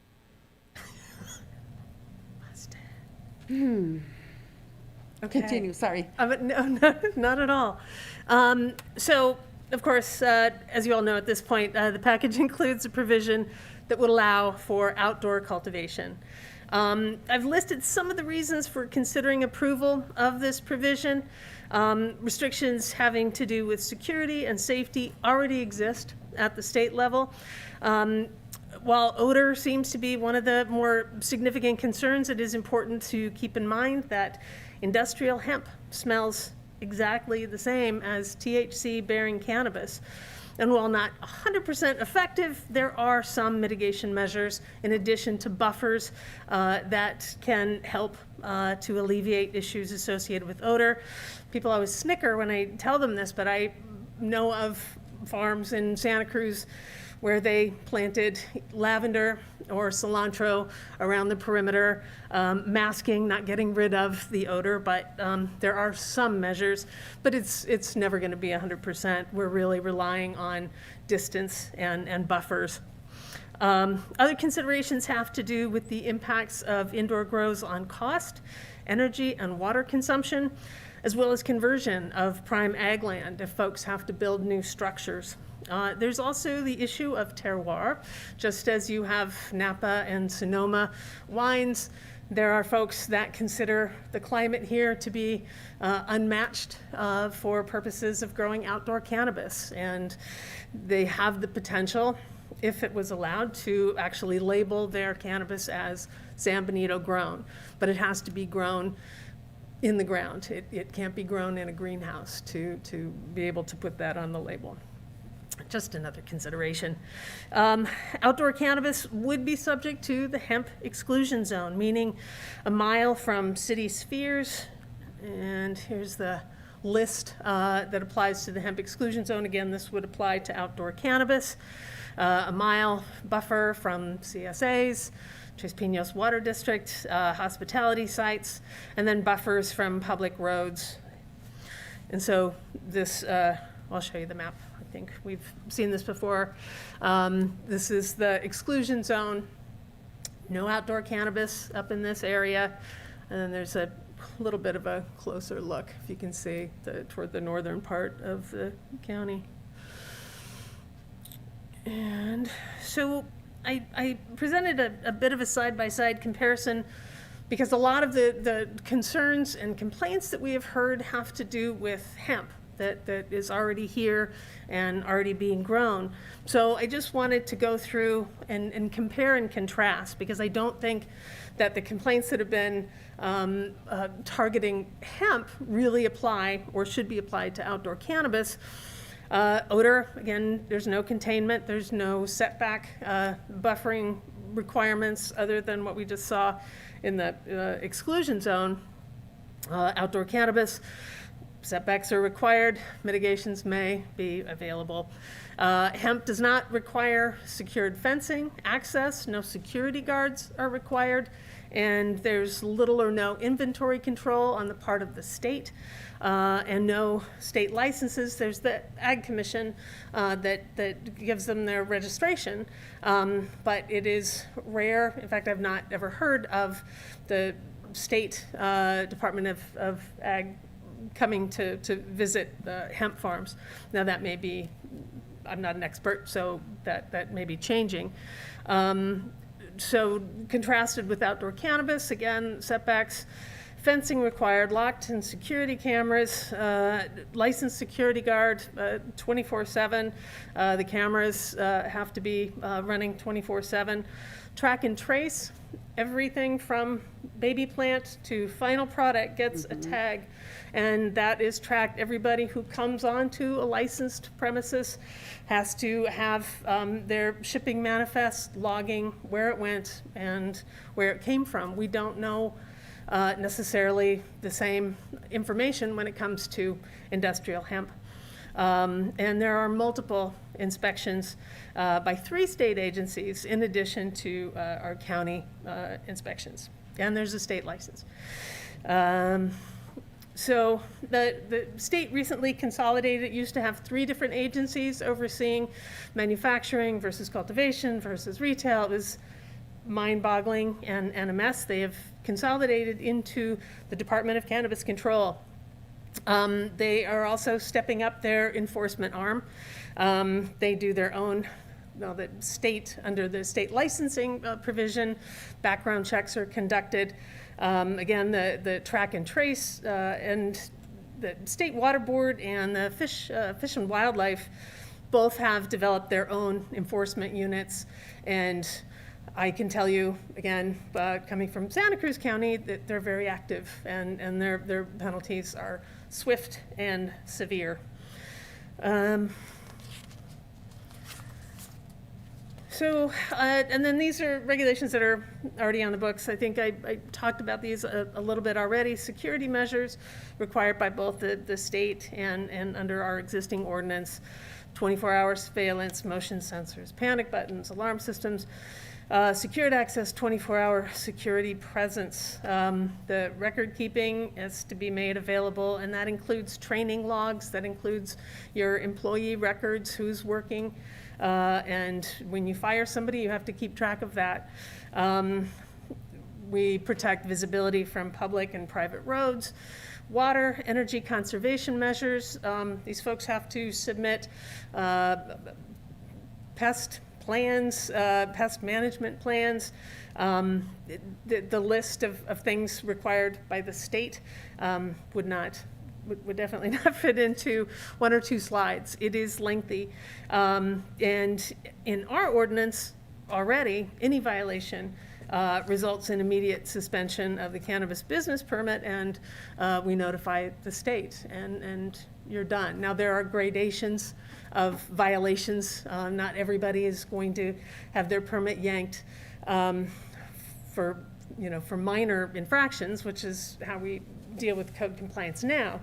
But if it's something that we care about, and we find that folks are not playing by the rules, if they don't have their shipping manifests, if they don't have records of training, safety training, biotic training, training on where to put the waste, and everything else, those are all serious. They're treated seriously by the state, and they would be enforced by us as well.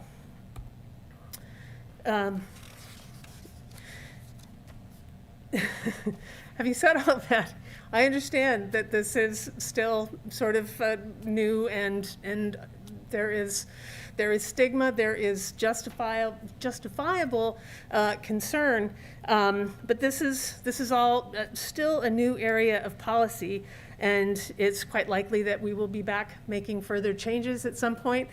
I can tell you in Santa Cruz, my original ordinance was manipulated and abused many times, and I think changed probably between half a dozen and a dozen times, because we were learning, and we're learning here. So take that for what it's worth. Staff is recommending that you receive and consider the Planning Commission resolution recommending adoption of Ordinance 1036, amending chapters 7.02, 19.43, 25.07, 25.16, and 25.17, that you conduct a public hearing of the proposed amendments, that you adopt the proposed ordinance amendments and direct staff to publish a post-adoption summary of the ordinance amendments and file a sequent notice of exemption. Thank you so much. I am available for questions. Okay, so let's do what we did with the previous item, is to supervisors, if you have any questions for clarification's sake on this that we haven't already asked. And then we'll go to the public, but I want to give you full opportunity to make sure that have all of your concerns addressed. Okay, so whoever needs to speak. Madam Chair, just have a couple questions. First off, are there any projections, even very rough projections, on revenue and the amount of economic activity something like this could create, and then the tax revenue portion of that? You know, I hesitate. I know that that the Ag Commissioner has talked about projections based on square footage. The market right now is not favorable. It is at a low point. I hate to throw out figures. I can tell you about the phone calls I get, and that's about the best I can do. But right now, the tax structure for cultivation, it's $5 a square foot. That's a lot. That is daunting to some folks that have contacted me. I've had folks ask if we would consider a gross sales percentage like we do with the other types of cannabis businesses. But in terms of projecting revenue, I can only tell you that there are many folks who are interested in coming to San Benito, more so because of the possibility of outdoor cultivation, but some folks who just are waiting for the window to open and want to be here for manufacturing and even retail. I do have a couple of folks who are interested in retail. We're not available to accept those applications. So if nothing else, if I can get that time frame to be relaxed or done away with, we can start generating some permit activity. Yeah. And then the 300-foot setback from residential zoning sort of jumped out. It's just a football field. Was that a standard? Is that something? Where did that come from? I think that's ours. There are different, I mean, every jurisdiction has different setbacks. I think the only setback that the state has applies to schools. So that's just us, and that's irrespective of the size of the parcel. So that's something that certainly, you know, for an outdoor grow, that may not be sufficient.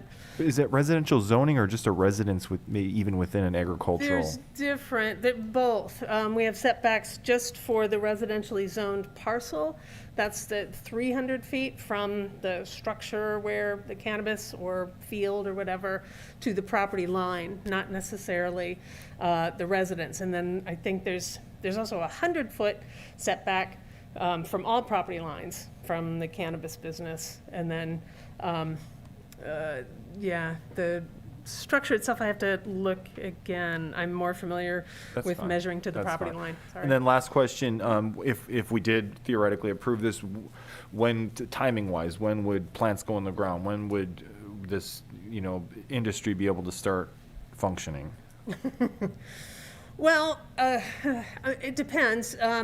Certainly, we still have a lot of regulations. So if folks, and it depends on the business. If we're talking, you know, outdoor cultivation, that's, we're at the end of the cycle for the grow season.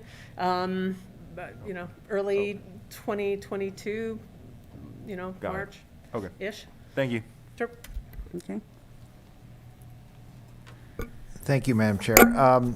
A few questions. First of all, as far as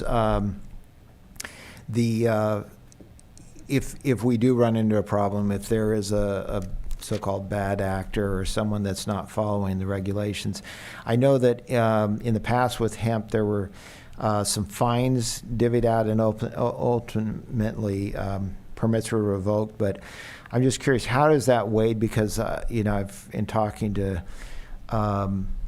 the sheriff, it sounds like you know, one of his major concerns is to be absolutely sure that he has the ability, or we have the ability to come down hard and revoke a permit, as opposed to just levy a fine, which frankly, you know, doesn't do a whole lot if they're making a lot of money. So I just want to be clear that we have that ability. We would yank them, and we would call the state and have their license revoked. I mean, a call to the state is devastating to anybody who is attempting to enter the legalized cannabis market, because that's a black mark that stays on your record with the state. And there's a whole process where you may be able to rehabilitate and show that you've changed your ways. But depending on the severity, the type of violation, again, record keeping, anything where we can't tell, or the sheriff or the state inspectors can't tell where plants came from, or that's bad. That's Okay. diversion, that's black market, and that's the opposite of what Right. we're trying to do. And I understand there's minor infractions, but there's no, if it's a major infraction, there's no, you know, levels we have to go through. It can be zero tolerance, That's what's in our code now, basically. is if you violate any of these, your permit gets revoked. Now, that's different than how we deal with other code compliance cases, for sure, but that's Right. what's on the books.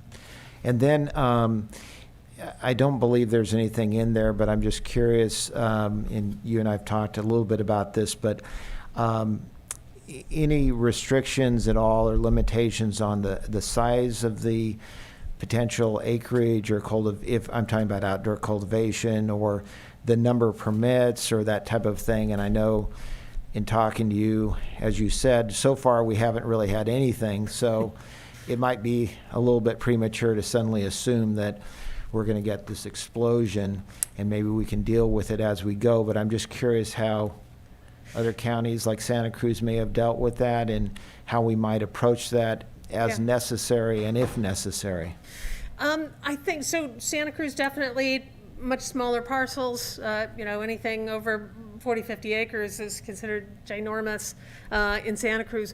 And there was also some fear coming out of the chute that cannabis would start to replace, you know, strawberries or whatever. That didn't happen, just for the record.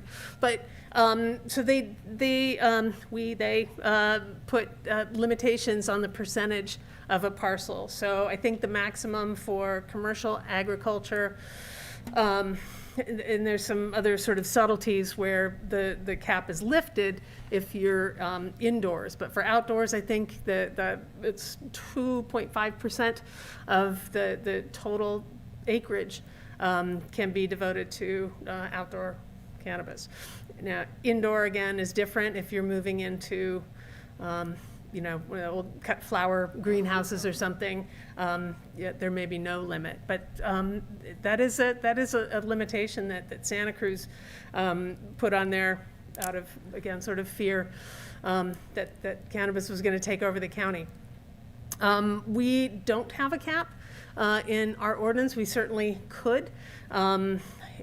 There are a lot of limitations, I think, that actually make that happen sort of organically, setbacks being part of it.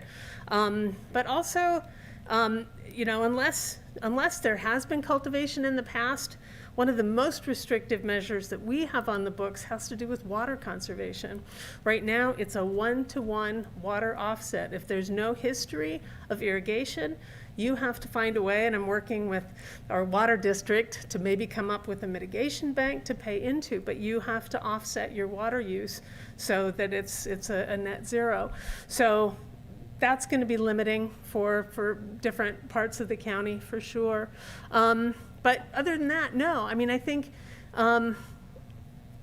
I think that's part of what has piqued a lot of interest from folks in Santa Cruz and elsewhere to exploit some of our very large acreage that doesn't have any residential development nearby.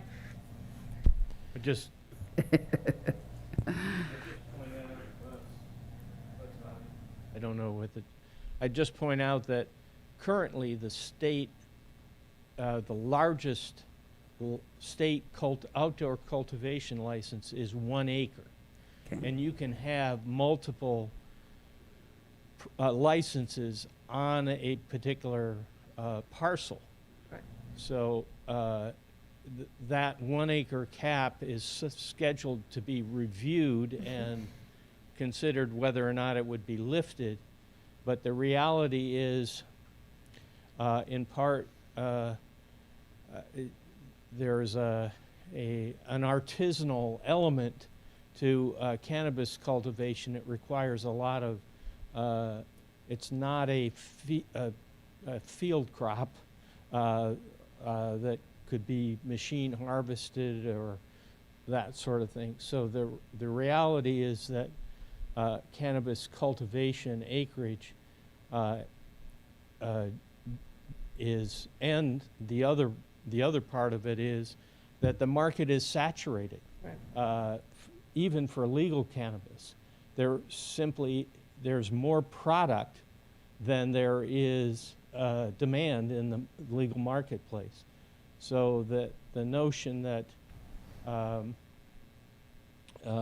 cannabis is going to overrun any agricultural economy is probably not supported by market economics alone, in addition to the state regulations limiting a cannabis cultivation license to 1 acre is the largest permissible.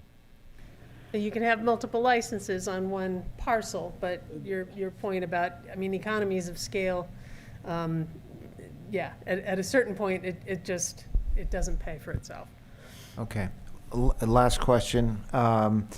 So I saw where within the restrictions, if I read this right, it cannot be within sight of local or county or state roads. Correct. Could you clarify that? You can screen either using opaque fencing, vegetative screening, setbacks, and screening around that actual grow, again, if we're talking outdoors, but it cannot be visible. It cannot be something that you see driving down the highway. Okay. Thank you. Okay. Supervisor Hernandez, did you have any questions for clarification we're gonna go ahead and go to the public. Yes. Okay, but right now we're not advocating one way or the other. We're just questions for clarification.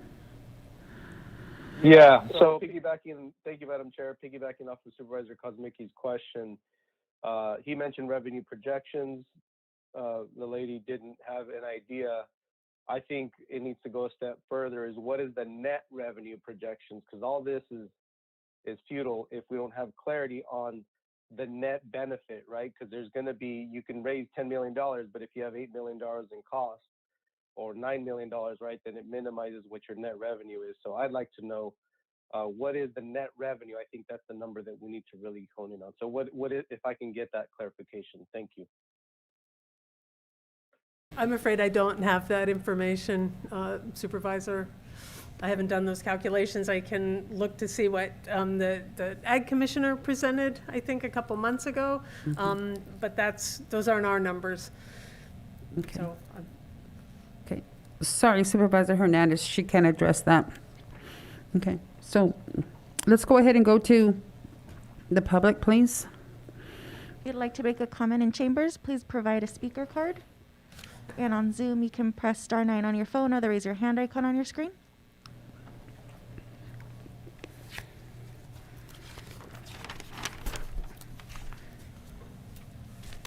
You can start with Craig Spielman. Craig? Okay. I'm taking notes, Craig, so just kind of make sure. All right, go ahead.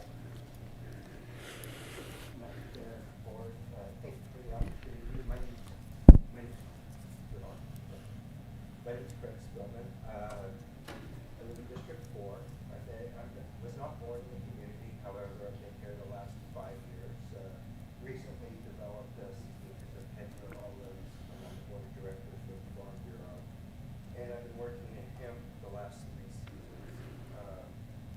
Really like the opportunity to partner with the county and prove that the concept is sustainable, beneficial. We can't hear him.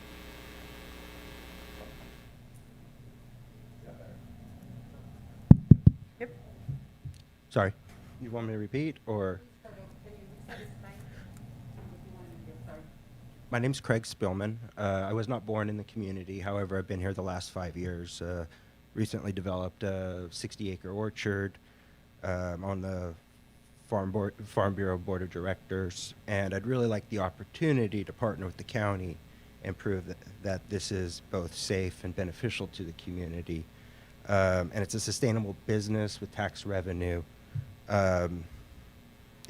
Just with my experience with the hemp, some of the contributions to the county on a per acre basis is, we're using approximately $25,000 an acre in labor. In addition to input cost, fuel run can be up to 20%, depending on drying processes. So I feel there's a lot we can offer to the county, with their help and support. Thank you. Darren Story.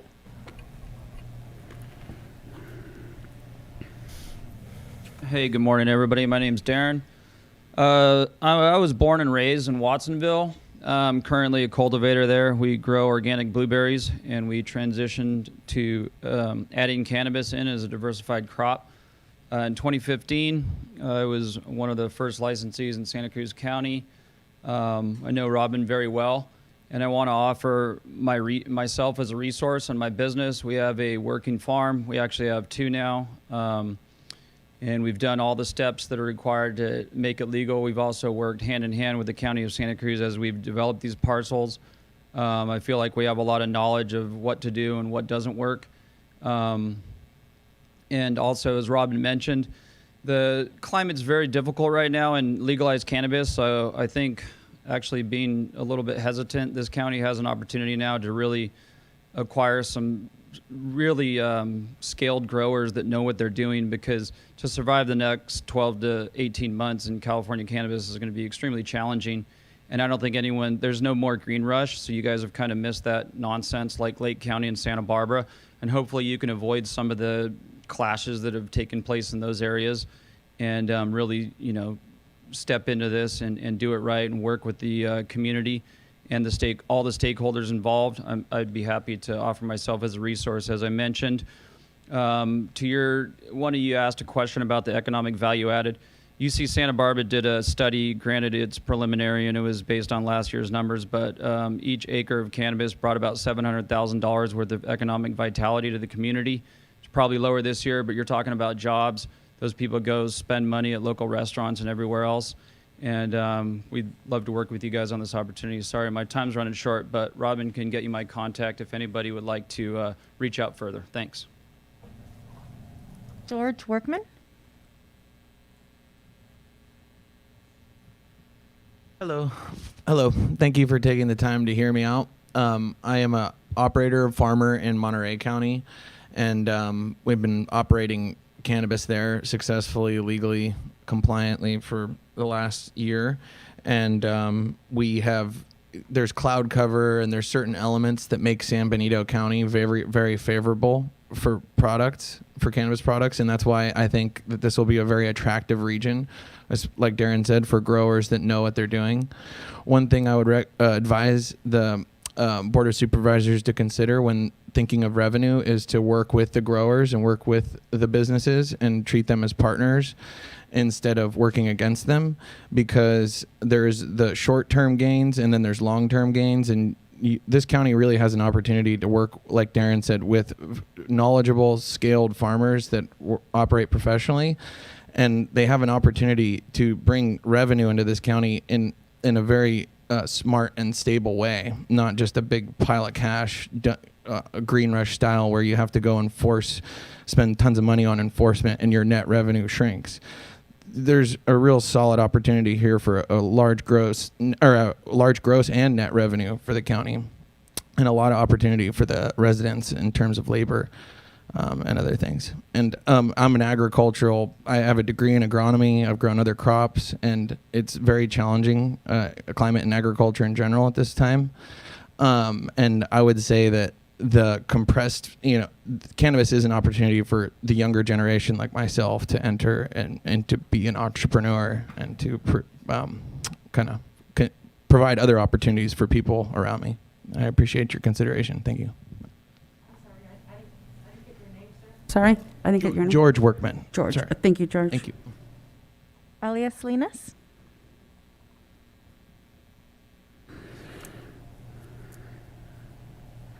Thank you, Madam Chair.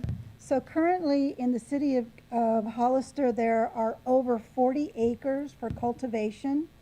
There are 209 acres north of the airport that are within the city limits. So when you're talking about the parameter of the airport, it's irrelevant when it comes to the county because there are already existing companies. There are right now 4 operating businesses, and there are 6 permitted businesses, and 2 are still in the process of getting their business, upgraded or whatever, going through the planning process of it.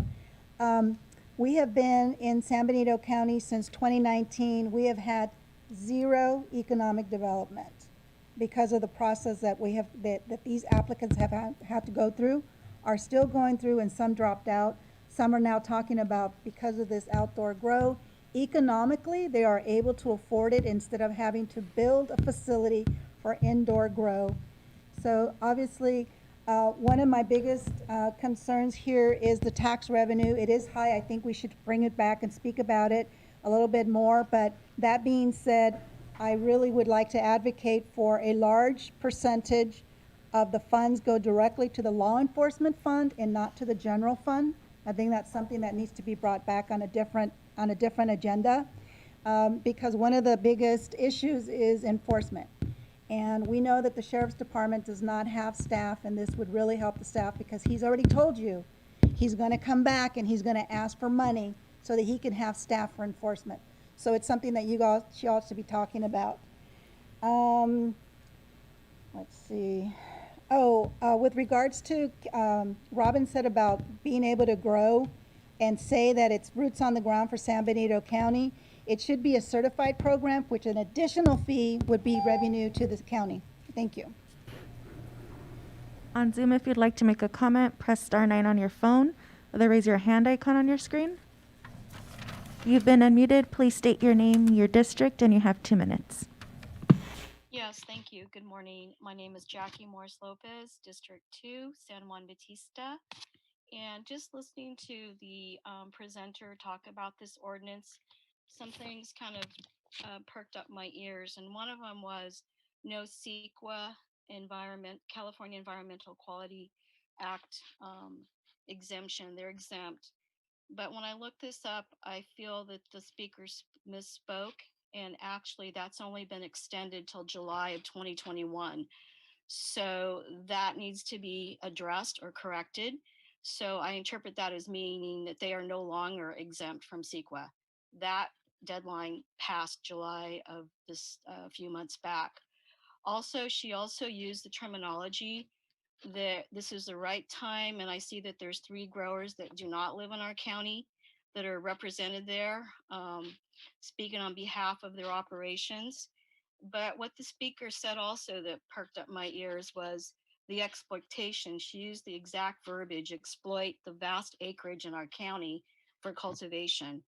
So, I don't like that term. Being a lifelong resident of here, enjoying the ruralness, the open land, I'd hate to see that her interpretation of exploitation of our acreage is once it's gone forever. And if she's talking about land that you can cultivate on and these cannabis farmers that are there, I don't think they're trying to look at the land that's in Supervisor Tiffany's district, which is mostly just sort of graze land. And that would involve bringing water to that area, unless they're speaking or she's speaking about taking over our limited land now that we have for row crops like tomatoes and peppers and garlic. Are we going to push those farmers out? I think you really need to consider this. I'm not. Okay. So let's go ahead and bring it back to the board. Supervisor, do we have another comment? I'm sorry. Yeah, Madam Chair, we have our Ag Commissioner here. Oh, I'm sorry. Go ahead. I'm in disguise. I just wanted to kind of address a couple things. Supervisor Kosmicki, you were talking about the 300-foot not seeming quite enough, but understand that was developed when we were only allowing it in rigid-walled greenhouses or completely indoors. So that might be something that you would want to revisit for an outdoor grow. As far as revenue projections, all of mine were based on the applications that I had in hand that were for greenhouse and indoor grows.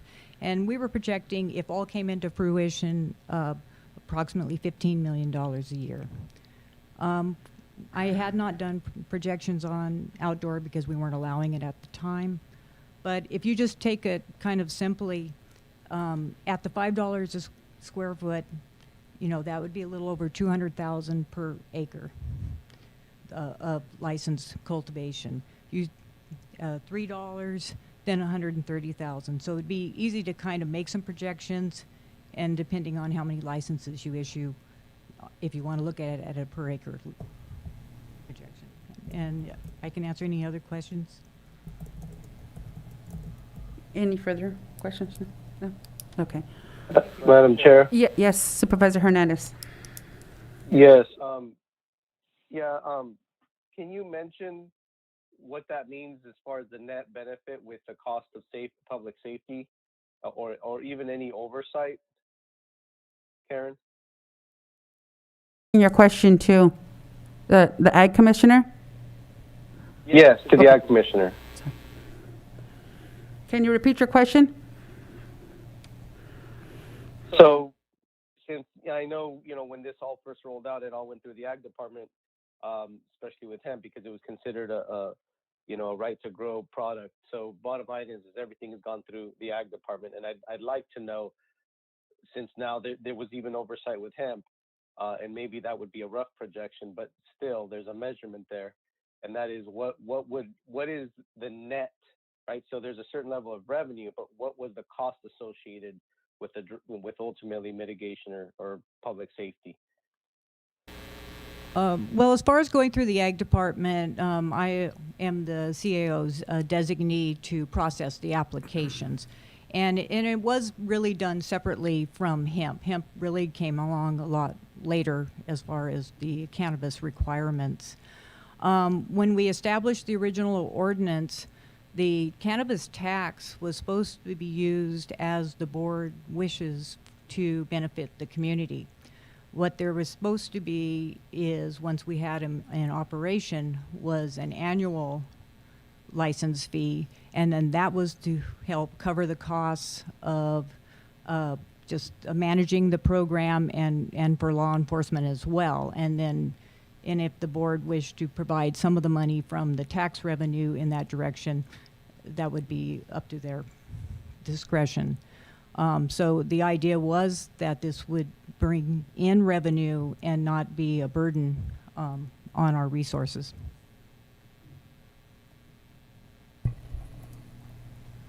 Was that sufficient, Supervisor Hernandez? Oh, so basically, yeah, that was the idea, but we don't have numbers, is what I heard. Thank you. Okay. All right. So then let's go ahead and bring it back to the board. Let's go ahead and deliberate separately and then collectively. So who would like to start? Sure, Madam Chair, I'll go ahead. Let me first of all say that this started with the Economic Development Ad Hoc Committee looking at ways that we would bring in more economic development into the community, into our county, and we all know that there's a tremendous need to bring more revenues into our community. And so the Ad Hoc Committee felt like this is an area that we can take a closer look at to try to take advantage of. And as Robin pointed out in the very beginning, it's clear that the regulations that are currently in place, the current ordinance, putting aside the outdoor cultivation for the moment, is very onerous and not user-friendly. And the proof in the pudding is that we really have gotten nothing come from it. So there's really not much point in having an ordinance and allowing for cannabis if you're not going to get any business from it. So I'm fully in support of, with a possible one exception that I'll get to, but making the changes to the ordinance, the regulations, and so that it is, we give a greater opportunity for those people that do want to come into the business. And personally, I'd like to see us move forward with that here today. As far as the outdoor cultivation, obviously that's the issue that a lot of people are concerned with. I am in support of the outdoor cultivation, although I do think we need to be very careful that we're ready for it and that we have proper security and safety measures in place before we move forward. I think we do have a little bit of time here with outdoor cultivation. As Robin commented, really you're looking at probably in the springtime when those plants would go in. I'm certainly no expert here, and cultivation right around now, so harvesting right around now. Although I know that there is a long startup, so we don't have a lot of time here. Any rate, I spent a lot of time looking at this. I've talked to people on both sides of the issue. There's some people that feel very strongly and concerned about this. But I did I've spoken to all three of the gentlemen that were here speaking. This past weekend, I visited Darren Story's farm and Strong Agronomy. It's a very impressive operation. It's all done organically, and like I said, it's very impressive. And I learned a lot about growing cannabis and outdoor cultivation. I also I have spoken at length to Sheriff Eric Taylor about this several different times to get really, we've heard him speak in these chambers before, but to really get more of his insight and what his concerns and thoughts would be about security, particularly with outdoor cultivation. And I've also had lengthy conversations with Robin about this, who does have a lot of experience in Santa Cruz County. And so anyway, although certainly not an expert, I've tried to do as much research as possible. I think that in looking at this, I mean, the idea that suddenly if we have outdoor cultivation, it's going to take over the county for economic reasons and water reasons and a lot of the other things that were brought up, I don't see that happening. Although we do have the ability to control that, because we're going to be looking at every permit, we can control that and manage as things go. I grew up here just like everyone else. I have no interest in having, suddenly, as some people, the fearmongers have said, we're going to become the weed, central of California. I just don't think that's realistic, but I do think there's an opportunity, and this is apparently going to be, could be one of the premier growing areas in the state. And I think we potentially can take advantage of that if we do it right. As far as there's a few specific things I was going to mention, I would like to, before we move forward with the outdoor cultivation, Supervisor Kosmicki brought up the issue with the 300 feet. I think that's a legitimate issue. And then Karen, you mentioned maybe that's a little bit for outdoor cultivation. Maybe we should take another look at that. As was mentioned by one of the speakers, my district, District 4, which encompasses all of southern San Benito County, is probably where a lot of this potentially could go. So I am concerned that, we do it right. I think I would like to have us take a closer look at how we tax this.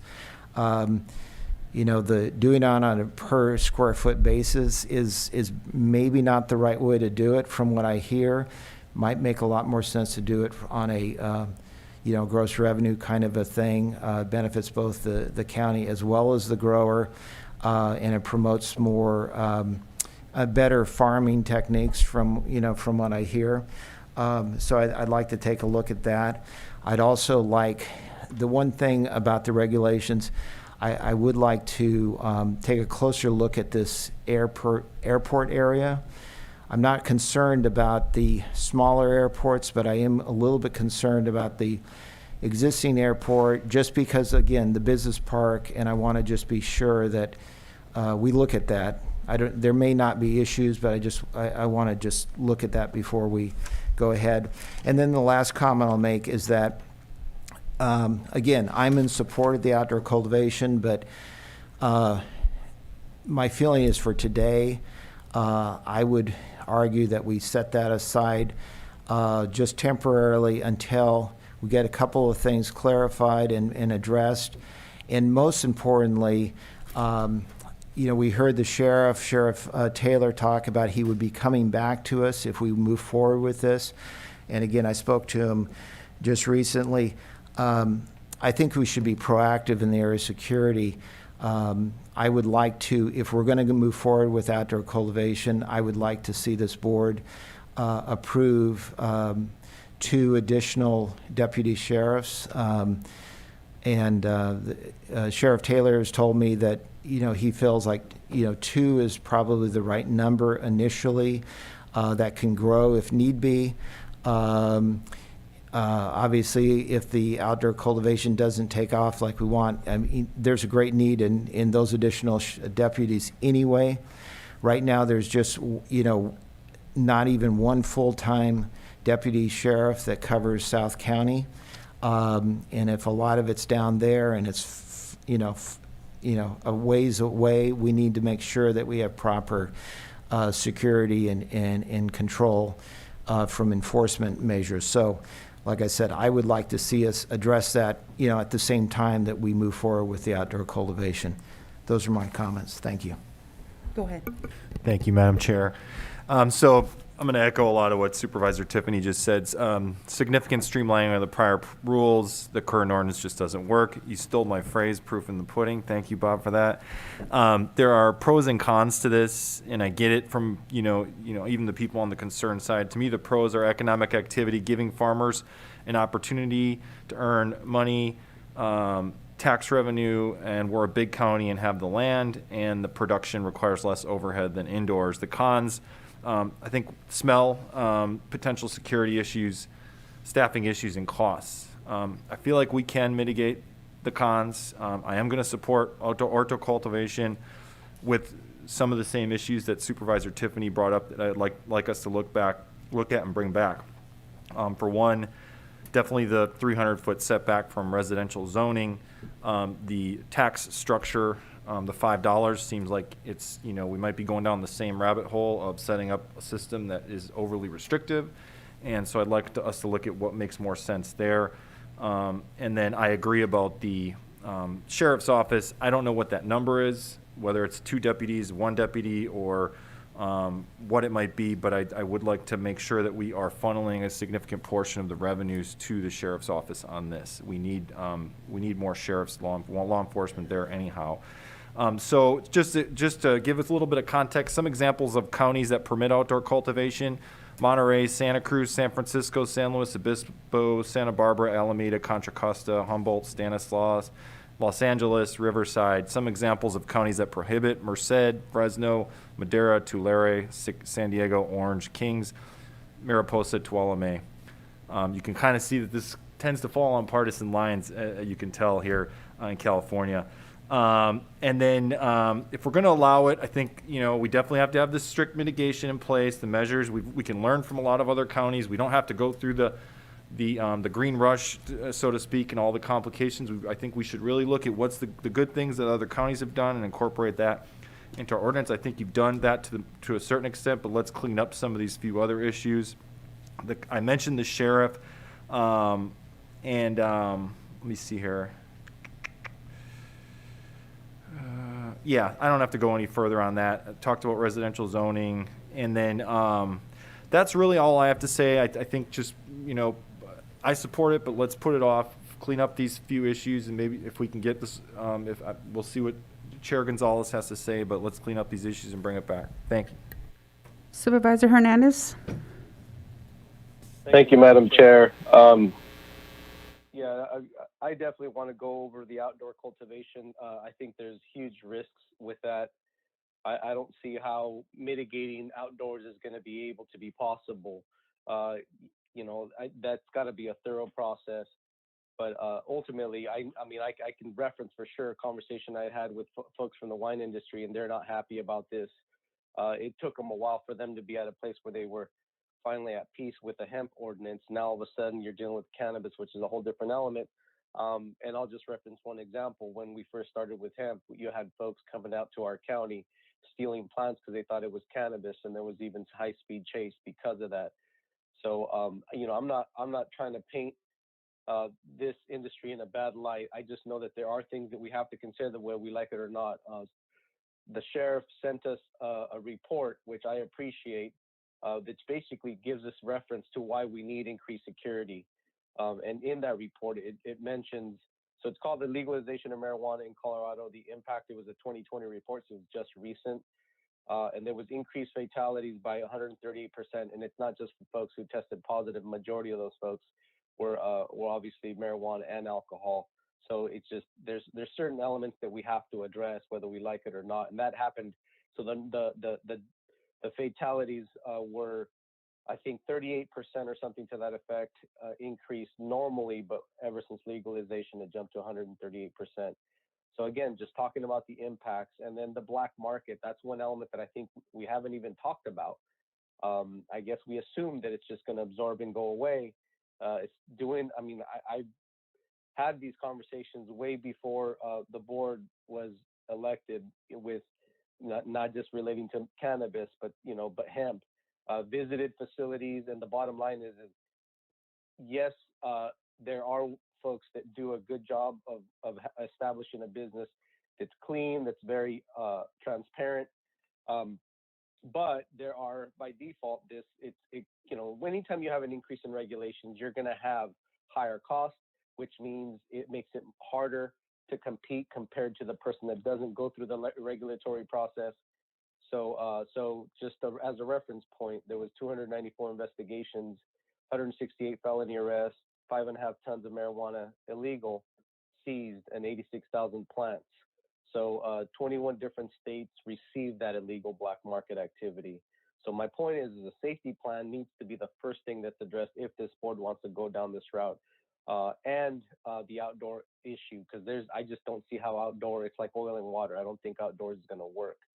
The only way it was easier to mitigate is indoors, because you had a whole lot more elements of oversight. And the other thing I wanted to mention is I don't understand why I get it's cheaper, but at what cost? If we make it simpler, sure, there's going to be more margins for the cannabis industry, but if we all of a sudden have to have higher oversight because there's basically loosening of rules, that means there's less oversight, then you're going to have a higher impact by default.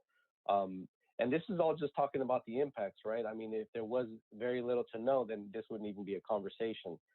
So the safety plan needs to consider not just managing the legal activity, but any illegal activity that would prop up that would be automatic. So, when it comes down to it, the conversation first started when it was focused on revenue projections. This came from EDC, from the Economic Development Ad Hoc, right? And that being said, that's the focus.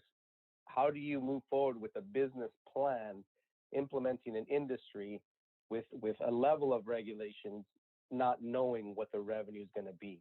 Who invests into a business without knowing what you're going to make? Until those numbers are clear, I don't see how the board can move forward. But those are my honest opinions. I don't see how this is going to be feasible, but if someone can prove to me that it's going to be profitable and ultimately the impacts are going to be dealt with, we're going to be able to manage those impacts, then maybe there's a different conversation to be had. So those are my thoughts, Madam Chair. Thank you. Okay. I had a lot more questions than I had answers for. First of all, I have made sure that I did my research. I reached out to individuals that are in the industry already, whether it be retail, grow or manufacturing and distribution. And I was apprehensive coming into this agenda item, because I felt that the three supervisors up here sitting at the dais currently, were freshman supervisors, and I was afraid that we were going to jump in head first and end up in the ocean and struggling and making mistakes. But today, your comments really alleviated that concern for me, so I thank you very much. The first thing I wanted to do was say, whoa, can we put a calmate and a slowdown on the outdoor grow until we had some issues resolved, and you guys are on board, so I don't even have to pitch that. Thank you. And so already there's three of us asking for a slowdown for the outdoor grow until we have it ironed out. I very much appreciate the individuals from out of county that came out and visit with us. I definitely want to, George, reach out to you, because I think that if we don't look to people who have been successful, then we are bound to make that mistake. That old adage that if you don't look to history, you're bound to repeat it. And so I want to make sure that we as a county do it right. I'll get on my soapbox here, but I had an issue with the county, the former Board of Supervisors, and the way they dealt with the hemp industry. As sitting in the audience when I was supervisor-elect, I saw that the county had reached out and embraced the hemp industry, and then we had farmers coming in and in good faith came out and entered into that industry, and then all of a sudden the county pulled back and kind of left the hemp growers high and dry simply because we had a few bad actors. So it looks like we're looking at all of the mistakes that were made in the past, and so I'm very, very appreciative of that. Let me go back to see my initial questions. So in terms of outdoor grow, if we're looking at that as an option, I want to make sure that we have hoop houses as an option. I don't want it just to be the field itself, but I want to be able to have hoop options. Another concern I have of mine is that there is a propensity for organized crime to get into this field, and I want to know who's coming in and who's applying for these licenses. I want to know where they're from and what they're about, and I would urge a preference to locals. And I don't mean locals as just San Benito County, but I mean locals. I know that we have an established business here that are individuals from out of the country. And where that money's going to and where it's coming from concerns me. When we say black market, I'm really concerned about that aspect, and I'm very concerned that we as a county do not open up that door. So I appreciate the nature of slowing down and making sure that we're addressing all the concerns. I've met with realtors, church, the church community, the religious community, business entities that really don't want this here in the county. And so we as supervisors sitting here, we need to understand that if we go down this route, we need to do it right and make sure we do it right the first time, because I'm very, very concerned about that. And so as that gentleman, George, said he's willing to give his expertise and advice on what went right, I definitely want to avoid the pitfalls, the clashes, and I definitely want a partnership with the individuals coming in, so it's not an adversarial, but we're working with you to make sure that we can make this possible new endeavor be a prosperous one for not only the growers coming in, but for the county. Definitely, I echo the sentiments about the increase in revenue funds in terms of hiring more staff. So, Elia, thank you for making that comment about the percentage, but it sounds like the supervisors are up on you and want to get at least 2 deputies. I would definitely concur about that with at least a minimum of 2 deputies. I feel really good about this. I was very apprehensive, but I would like to see it come back and have some of the items that we suggested to be looked at and dealt with. I do have a concern about South County, and so you had a map on there in terms of the sphere of what was permitted versus what was excluded. And I would like to see if first of all, if we could get a copy of your presentation, because that's not one of the documents and it was very informative. But also too, if we can get an overlay of the county nodes over your permitted, so that way we know where there's already possibilities. You know what I mean about the overlap? Your map, if you go back to your map. Right, sorry. That's okay. And then if we have the nodes overlapping that, there's already some mutual consideration in terms of what's permissible in locations. So this is the exclusion zone. So Okay. this is where outdoor would not be allowed. Okay. And I can go back one more so you get the whole county. So that's the area where neither hemp nor outdoor cannabis would be allowed. So everything else is potentially. Right, and what with I'm all the saying is, setbacks and if you and- overlap the nodes, then we would know exactly the areas that have already been, and you probably can't do that right now, and I don't expect you to, no. But if we can, and then that way, for transparency's sake, residents who live in that area know that this is a potential grow site, and anyone coming in as a potential applicant knows from the get-go what's a potential site. Okay. I just want it to be clear. I don't want to do it wrong. And if we're going to go down this road, I just want it to be right from the get-go. And I want to address all the concerns. I really do. We can get GIS to make a map for that. Okay. Yeah. Yeah. So on that note, we have a few recommendations. Madam Chair? Yes, sir. Are we okay looking at approving the portions, the streamlining portions, and delaying the cultivation aspect as was recommended by Robin? What our recommendation was, if the board would like, is that it doesn't have to, we decided that the changes that you require or request would not have to go back to the planning commission, but you may wish to continue it to the next meeting so we can bring back an ordinance just reflecting the changes that you have today. So it would just be to the next meeting if you wanted to continue it to a date and time certain. That would be great. Yes. So the October 12th meeting then? Okay. And so do we need to today give you full direction Yeah. on? We need direction on continuing this item to the next meeting. Yes, So- with the necessary changes. So we need your vote. We need. And then in my suggestion, I would like to make sure that we as supervisors do a site visit as a group, so that way, and again, no discussion as to what, but to see the businesses that have been successful, and to make sure that we emulate those and avoid the so-called pitfalls and clashes that have been experienced in the past. Okay. So, excuse me, Madam Chair. So I'm hearing if we continue this, then we would not make a decision on the regulations. We would just continue the whole item until we come back with the outdoor cultivation and the other. Is that what you're saying? Robin, do you need a specific direction? I do. Yeah. Number one, I should also tell you I'm going to be out of town on the 12th. Very sorry.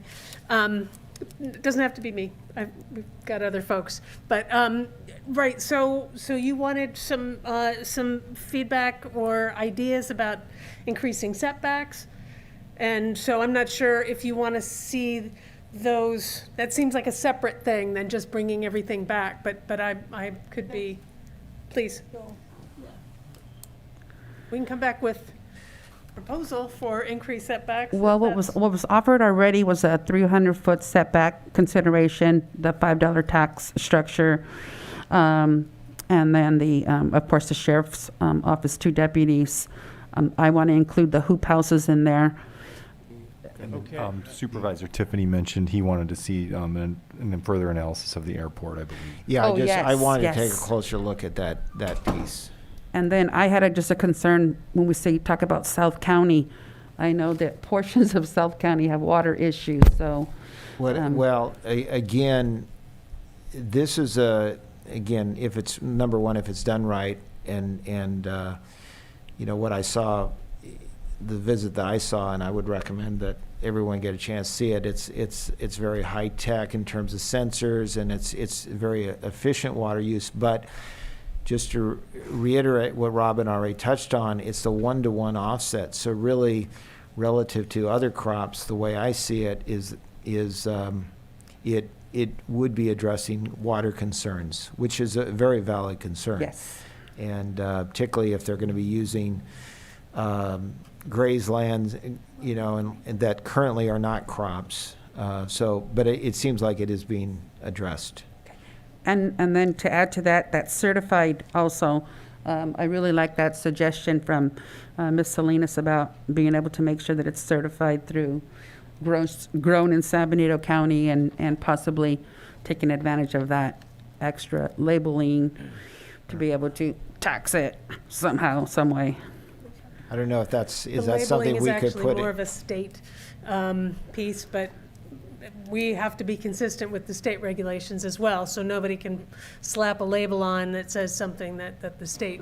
Certified and grown in San Benito County, not anything like that. I'm just. Sure. We're trying to market. Qualifies. No, I'm thinking tourism, I'm thinking marketing, I'm thinking, the whole kit and caboodle. Sorry, go ahead, Joe.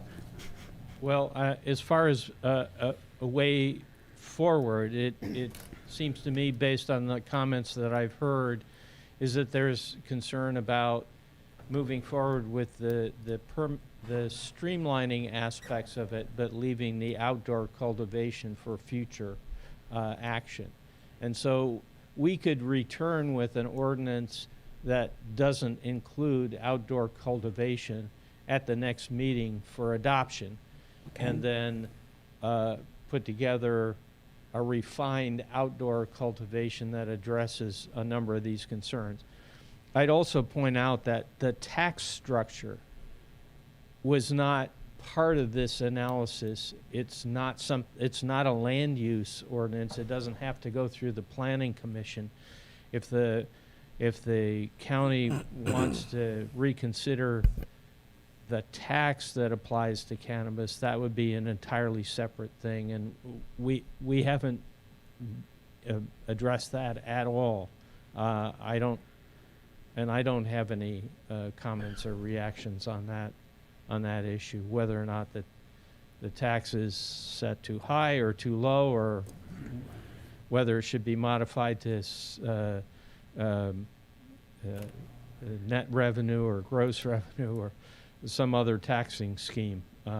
It's been an issue in many other jurisdictions but we haven't addressed that at all, and so I would consider that to be a separate item for future action, and I'm not sure who would be most appropriate to move that forward. It's not really a land use issue. It wouldn't be through RMA, but perhaps, well, again, I haven't even begun to consider how we would approach that. Madam Chair? Yes. I was just going to suggest, would we be able to bring back an ordinance for outdoor? I mean, I don't think our suggestions are overly, complicated. It's taking the 300 foot and basically making that bigger setback. The sheriff's issue is a separate issue. That's a budget issue. Budget. I don't think that needs to be part of the ordinance. And then the last issue that I had was the tax we don't need to. The tax. The airport, I wanted The to airport, that's closer- part, but the closer. tax itself, maybe we could have a few options for how to tax it. Because otherwise, we're just bringing these things back and it's over and over and over again. I'm just wondering if we can bring it back for adoption on the 12th altogether. If that's feasible or not, or if that's not enough time, that's fine. And I was going to say, if there's not enough time by the 12th, if we have to delay it to the following meeting, I'd rather get it right and maybe not have to keep coming back with different things and delay it by another 2 weeks if that's what we need to do. Well, we could separate out and do the outdoor cultivations on the meeting of the 12th. But if you're, with the setbacks and discussion about the airport analysis, would that need to go back to the planning commission? And then it wouldn't be able to come back and potentially into the first meeting in November? Well, the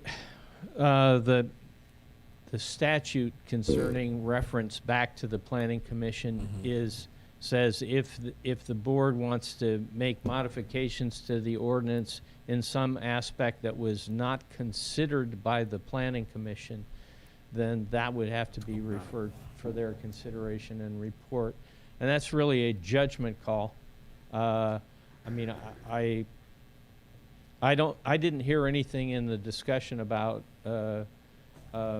outdoor cultivation that was not within the four corners of what was put forward to the planning commission and in their recommendation. So I view that as a refinement rather than an addition or a change that wasn't considered. But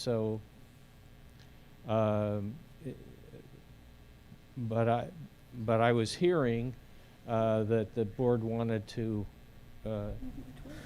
take more time to consider the outdoor cultivation issue. So that would, if we were going to consider that separately, we could certainly do that in a two-step ordinance process, or try and wrap it all together. That's fine for with a me. I'm future fine meeting. either way, honestly. Yeah, 26. I mean, what do you, Ray? I think the Barbara? I think the last meeting in October gives us more time. We'll have staff available at that point. And Ray, I would like to have us, like I said in my comments, I would like to take up the issue of funding for, we can get more input from Sheriff Taylor, but in my conversations with him, he thought that 2 was probably, as a start, realistic, but I'd like to take that up as well. Well, I think the point is I think we can bring that up. I don't think it can be tied to this, but we can. No, I understand it's separate. Okay, I just want to make but sure I just you're don't clear want with to, that. if we're going to be making a decision on Yeah. outdoor the You'll have last some- meeting, I want to also be able to make a decision on that. Based on some, I got you. Yeah, and I would base my, my vote on to ensuring that those 2 additional deputies are in place. I realize they're separate, but I think they got to be dealt with at the same time. Yeah. Well, it's unclear to me. Madam Chair? Yes, Supervisor Hernandez? Yeah, I just wanted to echo what you mentioned. I understand that you can't, it's a budgetary item with the sheriff's department, but we could definitely make a commitment because as budgets go, things get lost into the general fund.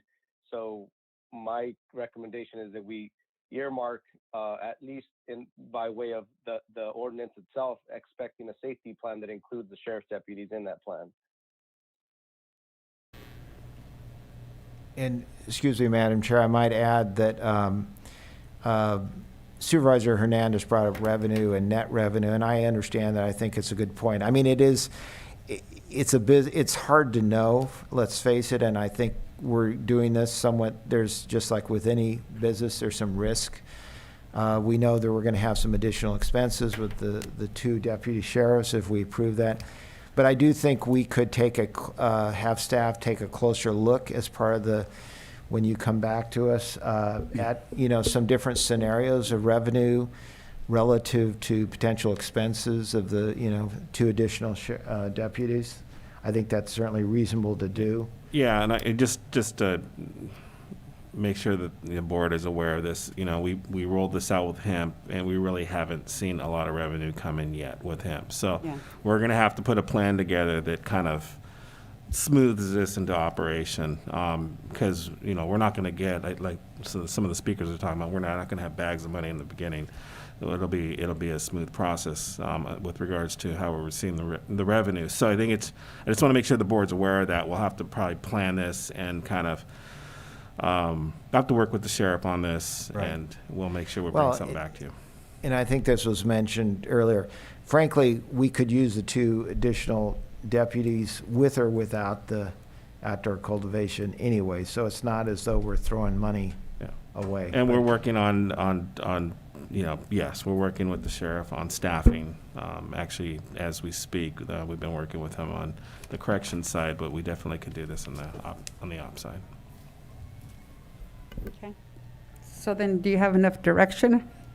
Well, I would simply say that I think the budgetary decision and a decision about hiring additional deputies would have to be a separate agenda item and not included within the adoption of this ordinance. And it's far from clear that whatever change we make to the cannabis ordinance, that it would generate sufficient revenue to pay for 2 deputies. I don't know what that amount is.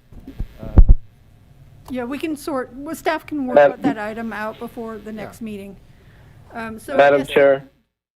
Barbara was talking. Give me a moment. Yeah, so the direction, I wanted to make sure that as long as planning has enough information to go forward with it, to bring back. Okay. I think so. Thank you. I'm the only area where I think I'm unclear is what we would be looking at with the airport safety district. Is it if it's not something the board supports, that's not a. Well, I guess for me personally, I just want to take a closer look at the map and get a better handle or what's involved. Okay. I don't know how the other supervisors feel, but that's really, it may not be an issue, but, and maybe get a chance to get some input from the business community in that area as well. I'm not sure how it's even going to, if it will have an impact. That is just a concern that got raised when I thought about it. We can at least map it for sure and look at the areas. Supervisor Hernandez? Sorry. Go ahead.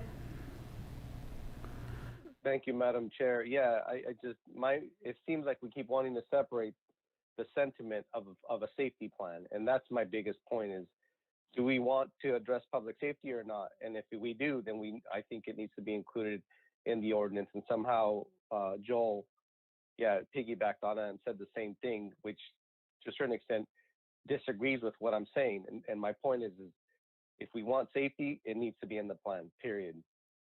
Thank you, Madam Chair. Each of the licenses would have to have a safety plan submitted, confidentiality attached to it, and that's really a non-issue. I hear you. The two additional deputies, I agree that it is a separate issue, budgetary future expense that we'll be looking at. But but I hear what you're saying. So your concern really is already Madam addressed. Chair. Yeah, your concern is already addressed in this proposal.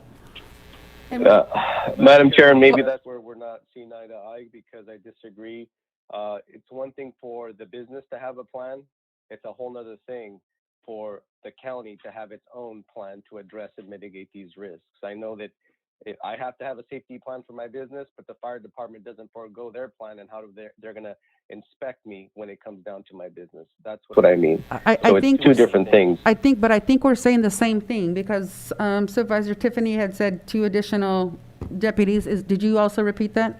Yes, Madam Chair. I think we have consensus on, Yeah. verbally at least, on the notion that we're ready to put funding toward the sheriff's office. It's just a matter of the extent of it and how we may maybe gradually roll that out, because we're not going to, whether we commit to X deputies the first 3 or 4 months before the next fiscal year, that sort of stuff is, maybe we commit a small amount and then increase it from there once we see that this is going to generate sufficient revenue to cover them. Thank you.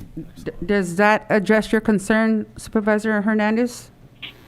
No, Madam Chair. Maybe the easiest way to clarify is, and I wish Charlie Bedoya was on, I don't know if he was, he actually spoke of a plan that the city had that included more than police and the inspectors. There was actually someone specific to cannabis that was involved in even processing the permits, vetting the backgrounds. There's a whole lot more to it than just hire 2 deputies and circle around the wagons of the business.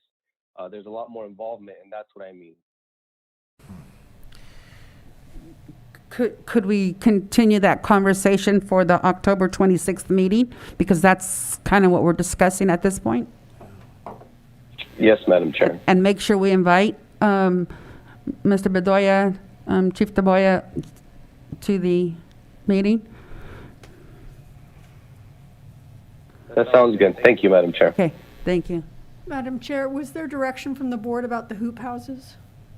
Was there consensus about whether that should be included in the ordinance? I would like to see that considered, and the reason I'm saying Is there anything that excludes the hoop houses under this ordinance? A hoop house is by definition outdoor.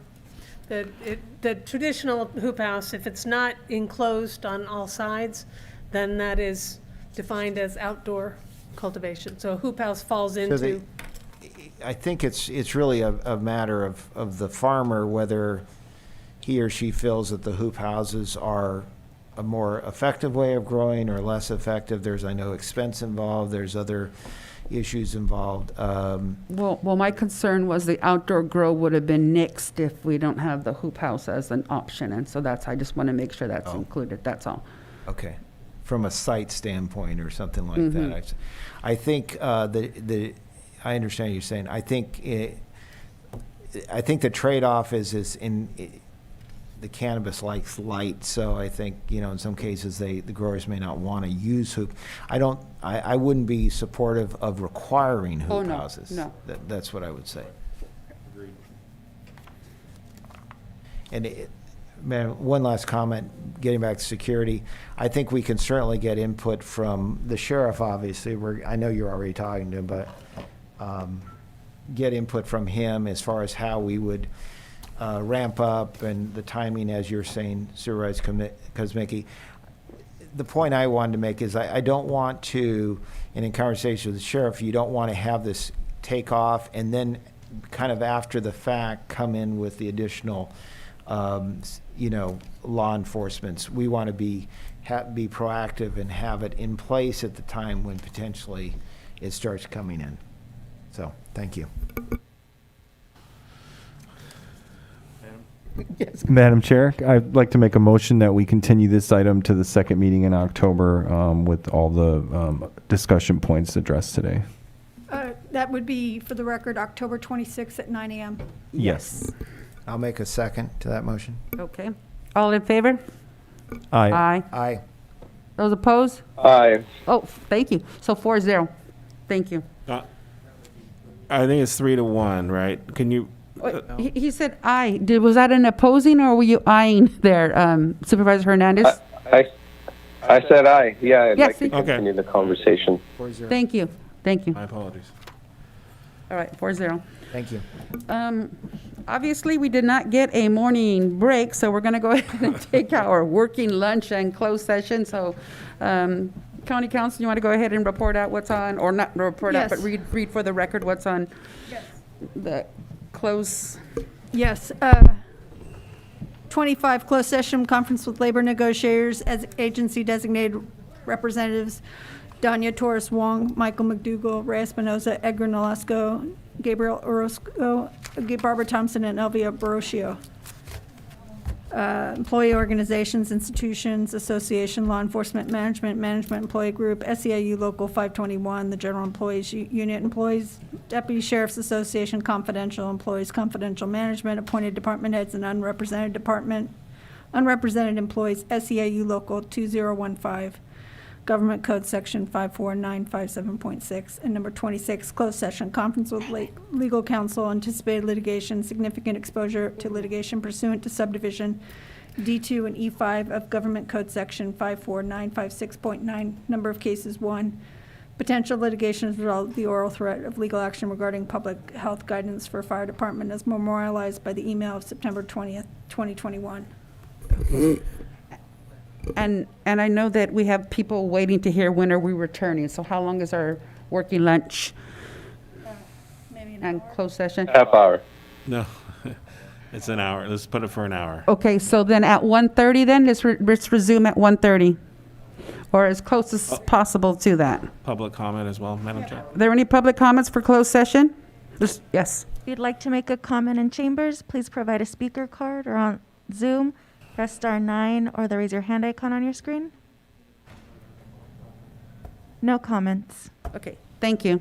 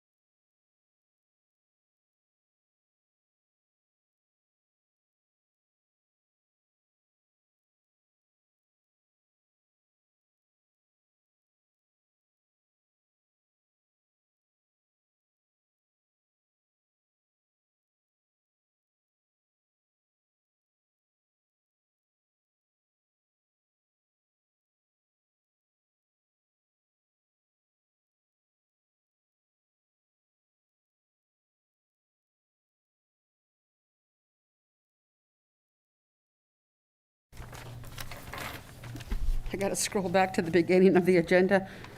Okay, so all we really accomplished so far then is just the 2 public hearings, right? That's correct. Okay. All right, so let's go ahead and start with the regular agenda item number 3.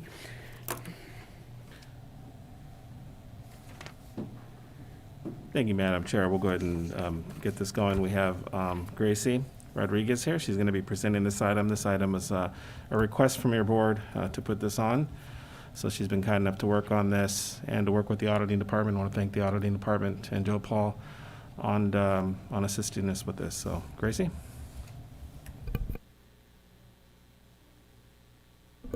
Thank you. Good afternoon, Madam Chair, members of the board, and community members. I am here to present on the travel policy. This policy, or this item, was brought to your board upon the request of Supervisors Hernandez and Kosmicki. I would first like to start off the purpose of our travel policy and the scope. These rules is to prescribe the procedures by which county officials, employees, volunteers, shall report and be reimbursed for expenses incurred in connection with authorized travel on behalf of the County of San Benito. So going forward, these are some of the topics that we'll be addressing today. So authorization levels to travel, allowable types of transportation, expense reimbursement for ground transportation, and then air transportation, meal expenses, lodging, and miscellaneous expenses. Authorization to travel. So the first 3 bullet points, they're essentially just definitions of what is a county traveler, what defines a county employee, and a county volunteer. Authorization is required for all type of travel. The last 2 on the table to the right, that was last updated May 7 back in 2019. And then expense reimbursement for county employees is only allowed if specifically budgeted or approved by the board. I do want to highlight that travel outside of California and less than $4,000 per employee or $20,000 aggregate is required to have approval from our CAO. And then outside California, greater than $4,000 per employee or $20,000 aggregate as well is required approval from the Board of Supervisors.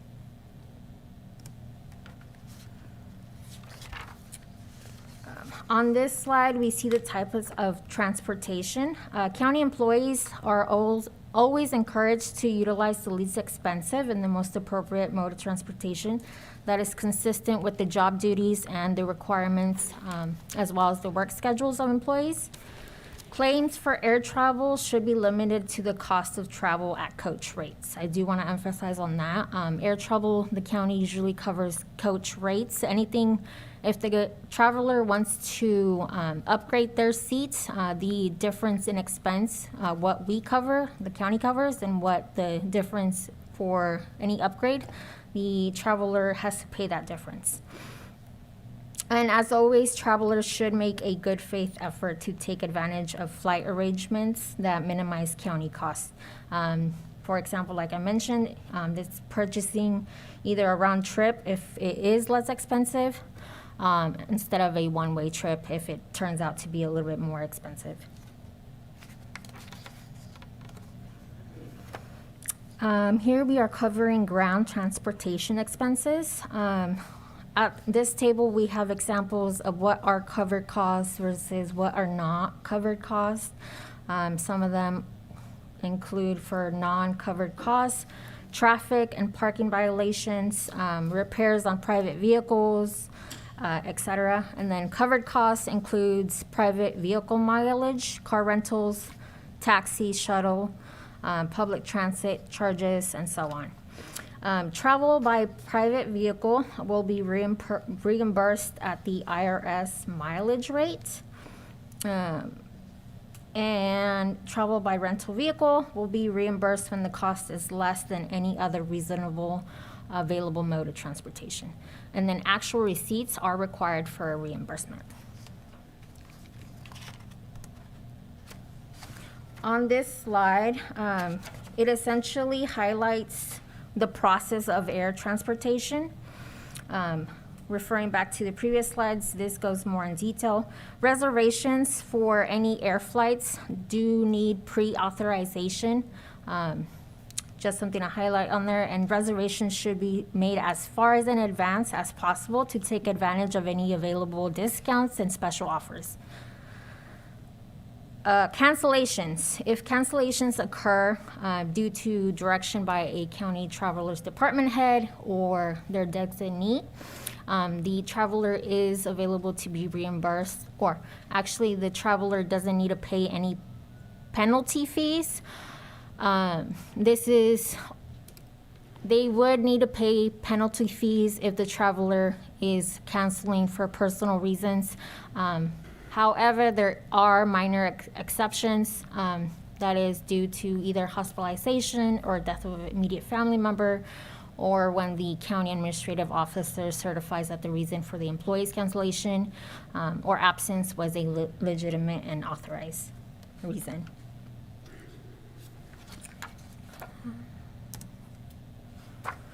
So meal expenses. Claims for out-of-county meals taken during travel with an overnight stay shall be reimbursed at the per diem rate. Per diem rates are established by the U.S. General Services Agency, and receipts are not required if we are using the per diem rates. On this table here, we show what is established currently. One thing to know is that these rates are evaluated every year, so they do get updated annually if they do decide that they need to increase, lowered, or etc. Claims for out-of-county meals taken during travel that does not include an overnight stay will be reimbursed for the actual cost up to the GSA rate. And then for this portion, original receipts are required.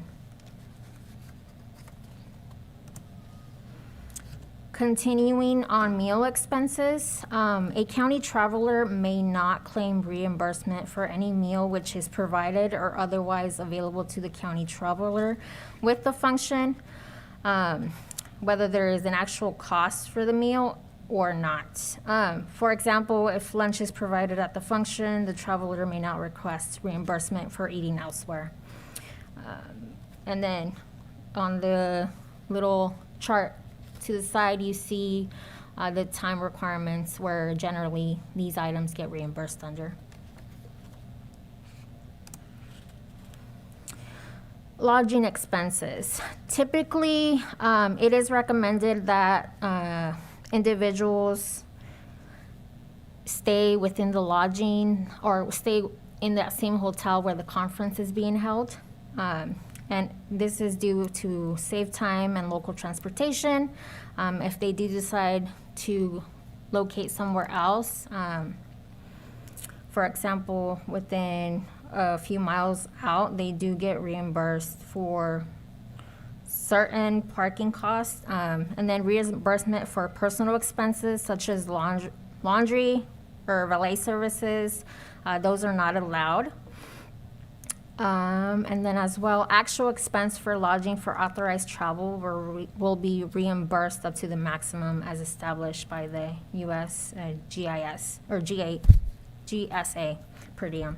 And then on the table on the side, you see some of the GSI per diem rates that are currently established. And then lastly, miscellaneous expenses. County travelers are eligible to claim for the following expenses at actual cost, even if they are also qualified for a per diem allowance. Receipts are required, so that would be telephone calls, telegraph, fax, internet charges, and then so on and so on. So with that, I would like to pass it back to Supervisors Kosmicki or Hernandez for further dialogue. Okay. I know that Supervisor Hernandez had been wanting this on the agenda for quite some time. So, Peter, are you available? Yes, Madam Chair. Yeah, I'll just keep mine brief. Honestly, everything is fine with the travel policy except for the big, the reason why is just because it was hard to plan out your day, because I mean, basically there was a lot of situations where the meal policy basically made it tough. If sometimes you have meetings off site, and technically the food, some you have provided at the place that you're staying, but if you're staying off site, that might be a little bit different. So it depends on the location, the accommodations. That being said, if we're staying off site, because when we book when the hotel gets booked, it's a different location than the trainings and the things that you're trying to be a part of for the county, to do county business. It would be off site. So there's a lot of coordinating with meetings. Sometimes you meet with other county supervisors or different folks, and that doesn't necessarily it doesn't allow you for you to have an expectation when you're trying to manage it based off of what the guessing game is as far as what the location is going to provide. And then the last thing I would mention is there was basically a reimbursement process, right? So sometimes it would take a week or a month. I mean, usually it takes more than a couple weeks actually, but I would say sometimes it's a while out before you get reimbursed. So there's just this lack of standardization, I guess. And I think when I was on the school board, it was it was like $10 for breakfast and $15 for lunch and like $25 for dinner. You knew what your basically what your stipend was, and you basically planned accordingly, so you can plan ahead with that. So that's the main ask, is just a little bit more of a standardization and a clear expectation of what's going to happen when you're planning out this event and trying to represent the county. That's all I have, Madam Chair. Okay, then did the chart that she presented to you, did that address your questions and concerns in terms of standardized rates? Gracie, can you go back to that grid that showed all the various locations and the breakfast, lunch, and dinner rates? I was on the school board too, so I understand about, the per diem versus actual receipts. But I just want to make sure your concerns are addressed. So on the monitor. I appreciate, Madam Chair. Yeah, no, just really quick. My understanding is that didn't apply. I mean, because if you have, like she just said, so all the per diem aside, if you're staying at a place that provides, what is it, a continental breakfast, then you don't get the breakfast accommodation. You basically have to eat breakfast there. So if there's any kind of coordination you want to do in the morning, you basically have to do it after you go breakfast to your location. So it seems a little bit, it's not as standard, I guess, as I would say, because it's depending on where you stay and if they provide food there. That's just one example. And the other thing too is sometimes these locations are actually, they're a lot of the time these places are kind of expensive. So that's why if you're going to spend the money on the food, then that the reimbursement is obviously dependent upon your knowing of the stipend and all that, or the per diem. So I guess maybe my question is, when you went to the NACO conference, were you not within your budget or out of budget? I mean, what was the concern? At NACO, I basically had breakfast at the hotel, that the hotel provided, the Continental. So anything that I wanted to do before breakfast, basically, or after, I basically have to have breakfast first before I can head over to the conference, because again, so that is actually a good example, is I stayed off site. So there's some lag time. You're going to the hotel and then you're going to your trainings, and so planning was a little bit tougher. I understand it, but as public servants, we're expected to kind of do what we need to do to get the job done. I come from a family of 10, and my mom taught us, you're going to travel, hey, pack a lunch. And so literally when I travel, still to this day, dried fruit, nuts, something to drink, water, because I'm not paying $3 at the hotel for a bottle of water. And I have that, it's a to-go package. When I was ready to drive over to Sacramento, I had my car, my clothes weren't packed, but my food was packed. I had nuts, I had fruit, fresh fruit, water, and something to drink, and containers for ice and stuff. So I think we kind of just need to be put the onus on ourselves. What my concern is about bringing this, and Supervisor Cosmic, I apologize, I took your time. No. But the concern I had was that if we give a leeway or a variance to the supervisors, any change that we make becomes countywide to every single employee in the county, should they have to go for a travel for whatever their position is. And so I'm just kind of concerned about setting that type of example that's going to create chaos. So if it inconveniences one of us, 10 of us out of the whole entire county, I think we kind of have to suck it up a little bit. So I'll stop there, but Supervisor Kosmicki, if you wanted to add anything. Yeah, thank you, Madam Chair. So just before I get into the broader travel policy on the per diem issue, I'm against changing the per diem policy. We're already, the county and the taxpayers are already paying for these meals, whether it's at the hotel or at a conference. So, you know, my kind of take is if you don't like the meals for whatever reason, then I feel like you should just buy your own food. And I also just in talking with, you know, some other county staff that this could potentially cause issues with our audit, our accounting, and our, you know, because we essentially follow this general services agency model, and I'm concerned that if we change the per diem policy that we could run into some issues with the IRS. And then just, you know, for me, the travel policy as a whole is another issue, and I've always felt strongly about this. It really is independent of Supervisor Hernandez's experiences when he went to NACO in July. I'm just a strong believer that we really should not have out-of-state travel, or we should be very careful about doing out-of-state travel unless there's this explicit objective, especially being such a relatively poor county. To me, it should require, I know we changed this a couple years ago, but I would like to discuss changing it so that it should require board approval to go out of state for any employees unless there is an emergency or a sudden sort of uncontrollable situation. I know a couple years back they talked about child custody issues with the sheriff's office and needing to go out of state. I totally get that, and I think we can rely on our CAO and other department heads to use good discretion as far as what constitutes an emergency and has that urgency level.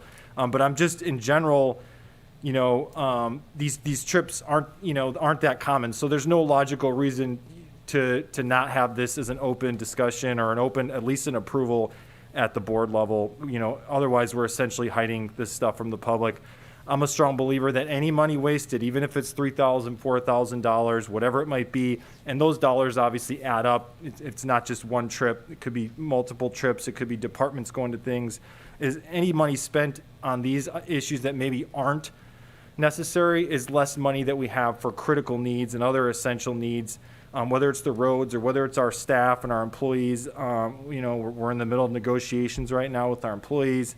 And so having a policy like that, bringing it to the board, requiring approval, to me, it should only be explicit objectives. And when I say explicit, you know, an example comes to mind. Former Supervisor Jerry Munzer several years back went to Washington, D.C. to advocate for the Pinnacles National Park. And that's perfect, you know, that's great. We should be doing that. But as far as just general conferences go, I don't see the value in us generally sending employees, especially us as elected supervisors. And I know when Supervisor Hernandez returned from NACO, he gave a very brief report during board announcements, maybe it was 30 seconds long, and essentially said in that report, I don't have the exact words, but his essential, you know, take was that I really didn't get anything out of this conference.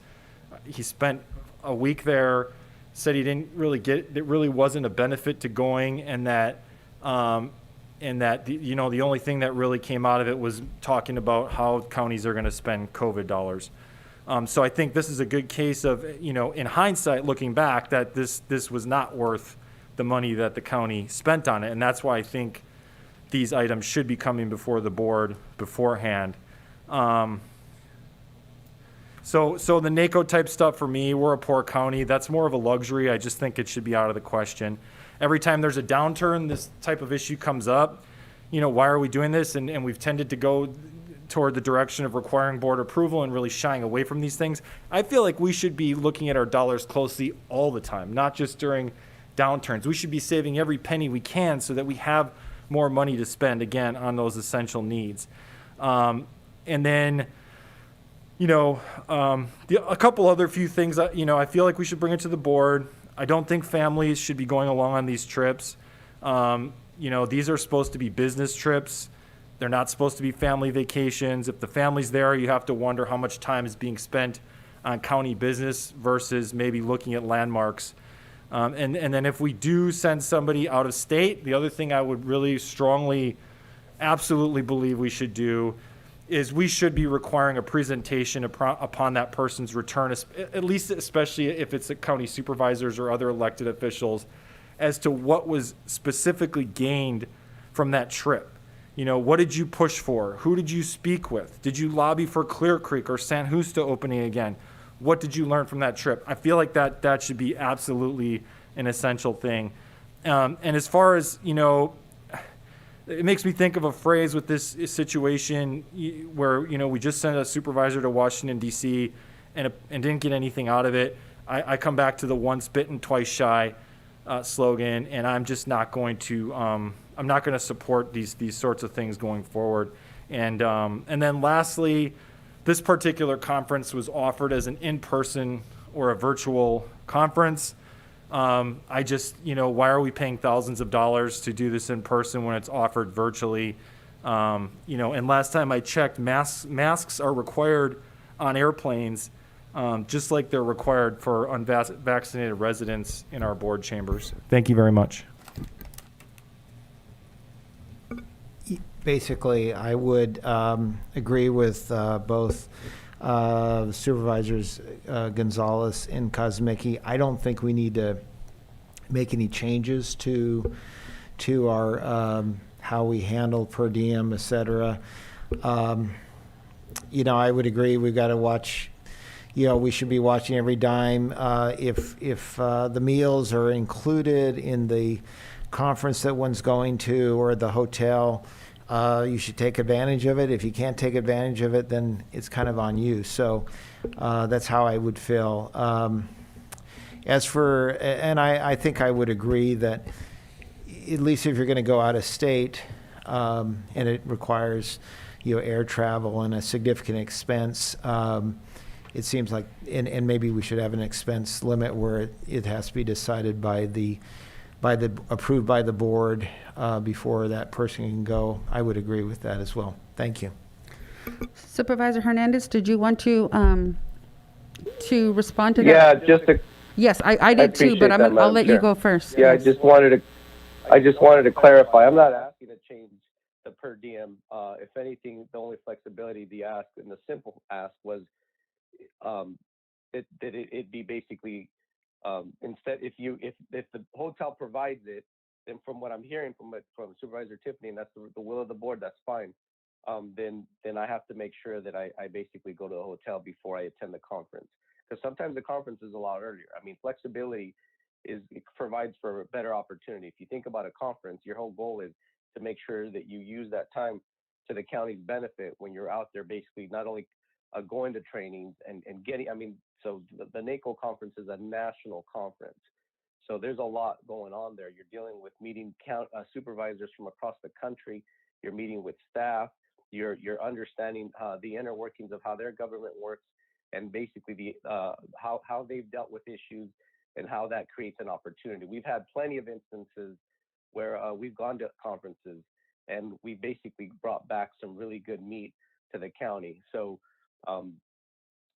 but Supervisor Kosmicki is right. And as far as the ask, because I basically went to NACO, and it's funny because I do this every time before I go to any kind of conference for the county. And if it's the will of the board for me not to go, or for any supervisor not to go, that's fine. But my point is I have a thorough conversation with my CAO, with Ray, and I say, what do you think? What does the county, what does staff believe we need right now, and how can I advocate for it? So that was the goal with this last conference, was to advocate, to understand the rules of the ARPA funding. There was about 3 or 4 different trainings that I attended, and all of them basically said is, we're going to give you ideas, but we're not sure of the rules. I mean, if you guys think that was a waste of time, and I mean, to Mr. Nixon, I can understand that, but it was very much with the intent of bringing back some good stuff, so that way we knew how to move forward with ARPA funding. and we didn't get that information. You know, I even had plenty of conversations with Edgar. I met with Edgar, with our assistant CAO, because he went also, and there was a lot of intention to ultimately bring back some good stuff. But that's just one example. I did meet with a bunch of other supervisors, got to know them, got to meet some of the Latino caucus. I didn't mention any of that because that relates to a long-term conversation over the relationship building with California supervisors, because that's who I networked with. So anyways, but the thing that I actually got from the national conversation was, you know, yet we still don't know how you can spend these ARPA funds. So just to clarify a bit, but yeah, I'm not asking to change it to the per diem. It was just to give a little flexibility. Thank you, Madam Chair. Okay. What I did want to address is that I respectfully disagree with you, Supervisor Kozmicki, regarding the conferences. As a teacher, I'm a lifelong learner, and when we go out to a conference, and again, I haven't as officially as a supervisor yet. I thought I was going this week, but I was told that I wasn't attending, which is fine. But it's an invaluable service. We network and we meet people in similar circumstances, looking at ideas that we as a county might be considering, and just attending the meeting with CSAC and having that round robin of supervisors explaining their situation, their experience with cannabis. That told me that we as a board was not prepared to approve outdoor grow today. We may be leaning that direction, but there's too many ands, if or buts, I's to dot, T's to cross, that we weren't quite there yet. And so I respectfully disagree with you. As a matter of fact, when I was on the Hollister School District from 2006 to 2010, I made alliances and professional relationships with people that I still keep in contact with. I mean, we're talking, 15, 16 years. And one of them called me this past weekend to see how I'm doing and told me how proud he was that I have made it to the supervisor. He's no longer in office, and he and I met 2 Mexicans in Washington, D.C. at Gallaudet University in the middle of the night, because California, by the time we landed our airplane, there were nothing available to eat. We had to walk a mile in the dark to go find something to eat, and that just forged a relationship that I still have to this day. And so, as I'm saying, it's those chance encounters of someone who's in a similar situation. When you go to a conference, you never know what it's going to bring in terms of your professional enrichment, personal enrichment. And it's just, there's so much impossible. And as a supervisor, there is so much that we have to learn. There is so much that we need to know. I can't wait for a CSAC conference to be in person, because just that, having that morning coffee before the actual conference starts, it's invaluable. Having that little chit chat that you happen to be seated to someone that might have a similar interest with you. You know, you might know the person, you may not, but they are just invaluable professional relationships that only in-person meetings can give you. Yeah. That's all. Madam Chair, I totally get that. My whole thing is, if we do, you know, allow them, I just want to make sure that there's board level authorization, so that there's transparency to the public, first of all, because the public can tend to be skeptical of these types of things. And then secondly, that we have a presentation after the fact. Without the presentation, I don't, you know, and in this case, there wasn't any, and I think Supervisor Hernandez acknowledged he didn't really get anything out of it. What's the point of going? Without, you know, you're there to represent the county. You're not there for personal enrichment when you're going to a conference, you know, for instance, at NACO. You're the representative of the county, so therefore, to me, you should be coming back and giving a presentation as to what we as a county gained out of it. That's all I have to, you know, but thank you.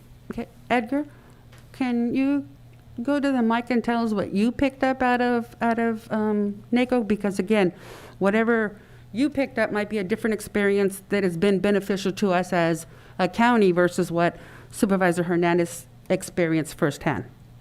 Good afternoon, Madam Chair, members of the board.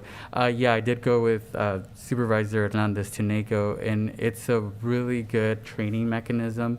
The biggest things that we got from it is, at least for me, is networking with other executives. Supervisor Hernandez and I were meeting with Alameda County CAO Susan Mariucci, and former CEO for LA County, Sachi. The biggest thing that I took away from that is President Carson for Alameda County was there. He's the board president. We were reaching out to him to see if he had an established connection to, I don't want to put anybody on the record, but getting potentially Kaiser here into our county. That would change and revolutionize our county, not only for our employees, but for the community. So that's one of the things that, Supervisor Hernandez and I were establishing connections with individuals within our own sort of government. So, other supervisors, I know that, we were late at night one time till like 10 o'clock discussing, with other counties, everything from consent items to how do you run your meetings? What's been your opinion on Zoom? CSAC was there also to help us to say, what else do you need? What can we do for your county?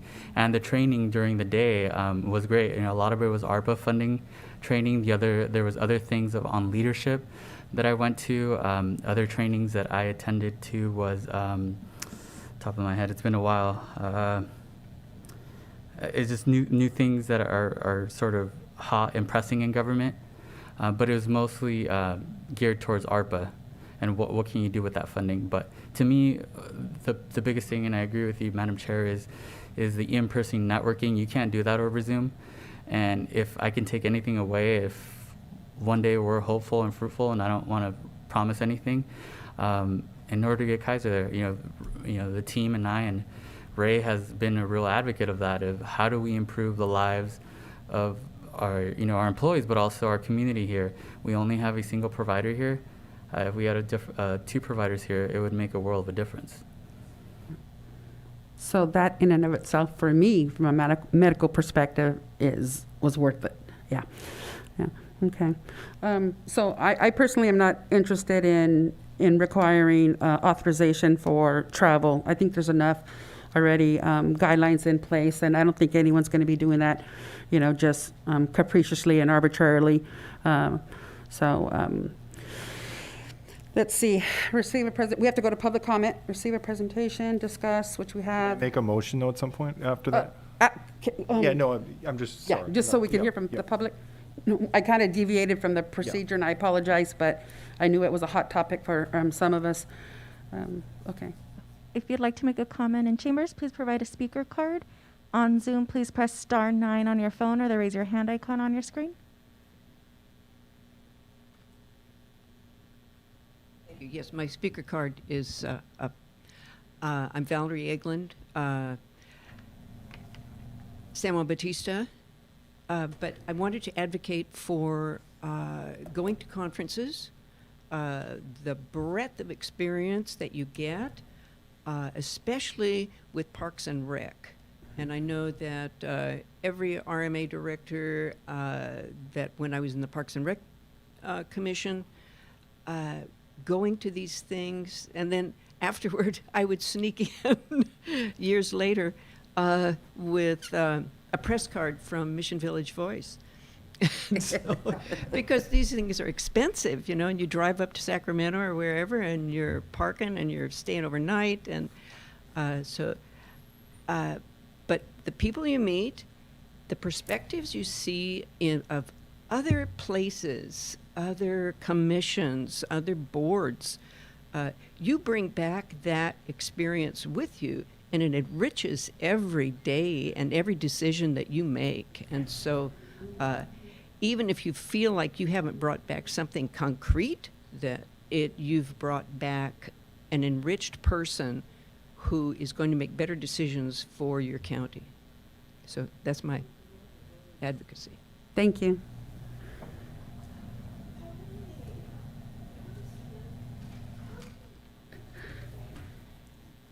Good afternoon. I don't know how long it took for them to decide that NACO was the place to go, but obviously the right choice was to send Edgar and not Supervisor Hernandez, because he came back with more information, and we got more information today than we did 2.5 months ago. Out of state I believe should be authorized. You can go to conferences within the state, but I've been going to conferences for more than 40 years. And you do get a lot. You make a lot of contacts. You make personal contacts. I've known people for decades now because I've met them there. but not on a personal basis, but this is on a business basis. You go there to do business and to get direct business, and that's what you do. You network because you want to know how it benefits you. We're sending somebody, and we did not send Peter Hernandez. Peter Hernandez sent himself. The county sent Edgar. So let's be clear on that. And for him to come back and say he got nothing out of it, and then today we get a better report, even from him, some more information, and then from Edgar, I wish that maybe that information should have been brought forward earlier on in July when he came back as well. When I say he, it's Edgar. Clearly the rates are stated, and it's your responsibility to know what is your per diem on your meals. I've never been to a conference that doesn't include breakfast, lunch, and dinner. If you go to dinner, it's because you've made a choice outside of the conference because you've met somebody and you want to continue the dialogue. But you know how much money you can spend. I know how much money I can spend. You now are salaried, so you're not part-time, so your salary has increased, your income has increased. So if you're going to go out there and you're going to have something, and your meal is now $50 instead of $18, well, the rest of it is on you. I think you need to plan early on and not do a last minute, and don't take your family. You're there for business. Thank you. On Zoom, if you'd like to make a comment, please press *9 or the raise your hand icon on your screen. No comments on Zoom. Okay, so I'm looking at the staff recommendation. Receive the presentation and discuss, which we have, discuss and provide direction to amend the San Benito County travel policy if there's a desire to do so. Does it sound like there's a desire to change it? Can I make a motion, Madam Chair? Yeah, I was trying to go through all the points to make sure we don't miss anything, but go ahead. Yeah, I'd like to move that we change the policy to require board authorization for out-of-state travel and to require a presentation upon return from the elected officials who travel out of state. I'd like to move to require board authorization for all out-of-state travel and to require an official presentation before the board from all elected officials who travel out of state.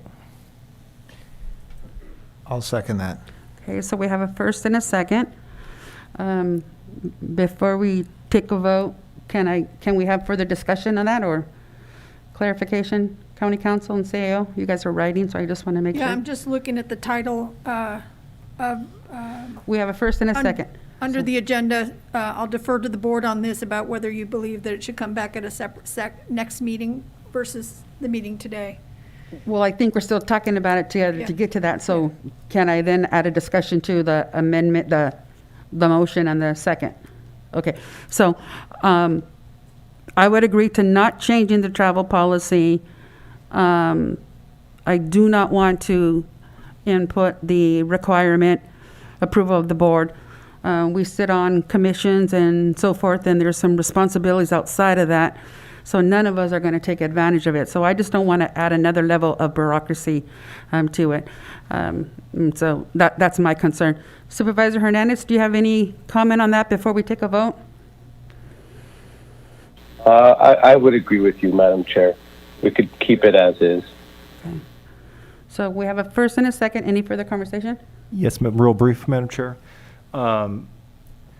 Yeah, so yeah, I understand what you're saying. I just want taxpayers to know that I will not be going on any out-of-state trips to conferences or anything that doesn't have a specific objective, and that I will be keeping a close eye on all travel myself personally from all officials in this county, and if there's an issue, I'll bring it to light.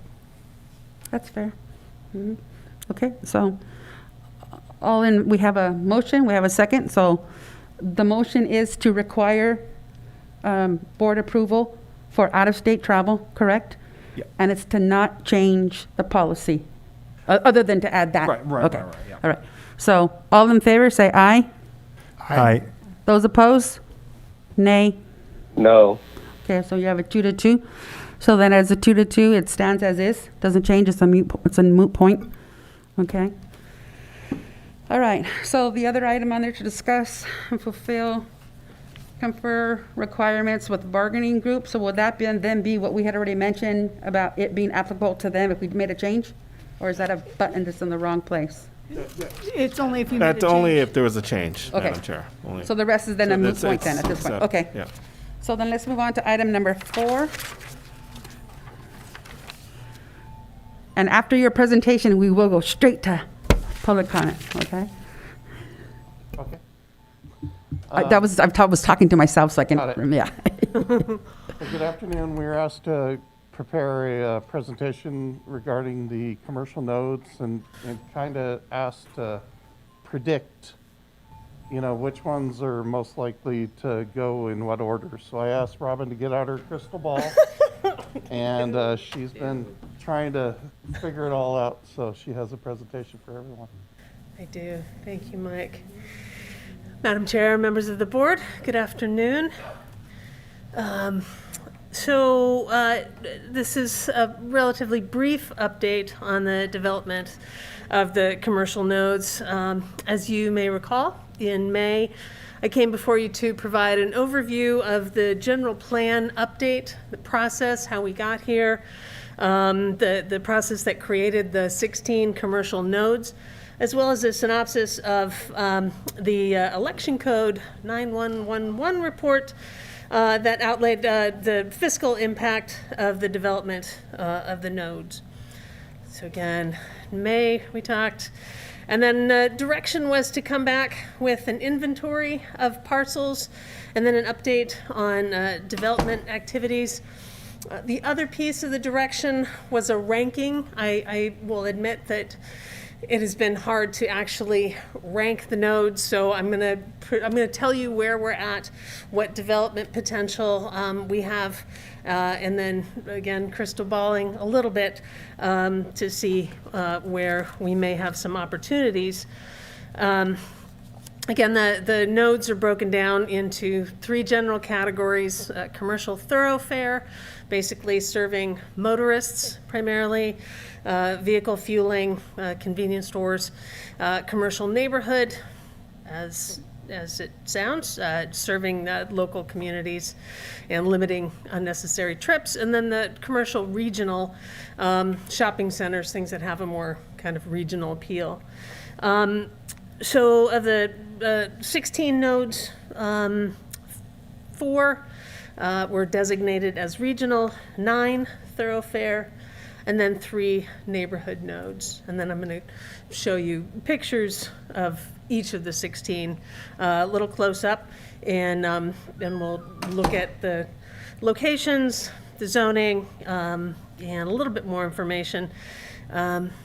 So we'll start with the thoroughfare nodes. Again, these are created to serve motorists primarily. Keep in mind that the nodes were not created to be parcel specific, right? They're blobs on a map. And so the parcels that you see, some of them are partially in, partially out. So it's hard to read. I apologize. The acreages that are shown, and I can put this into a table and disseminate it for folks who are interested. It shows the total acreage and then the portion that is actually in the node.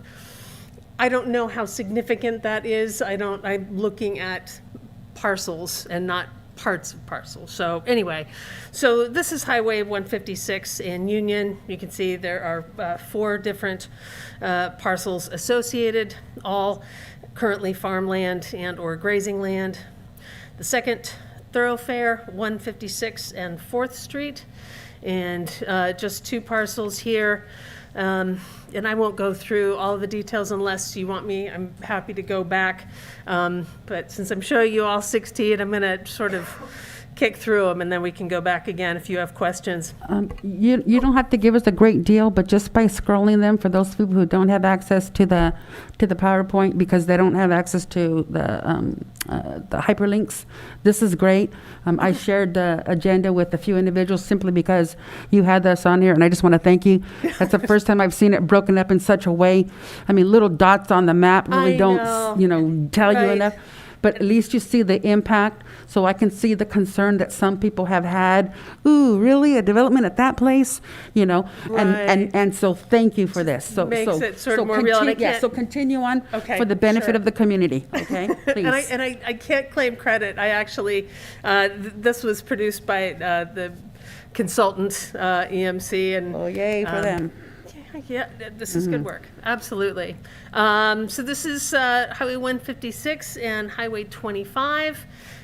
Here, I think they identified 4 parcels, or no, I'm sorry, 3 parcels. Again, all currently agriculture.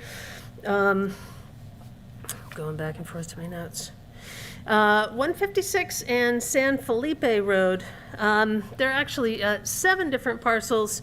I should note that the city of Hollister has expressed interest in developing this site.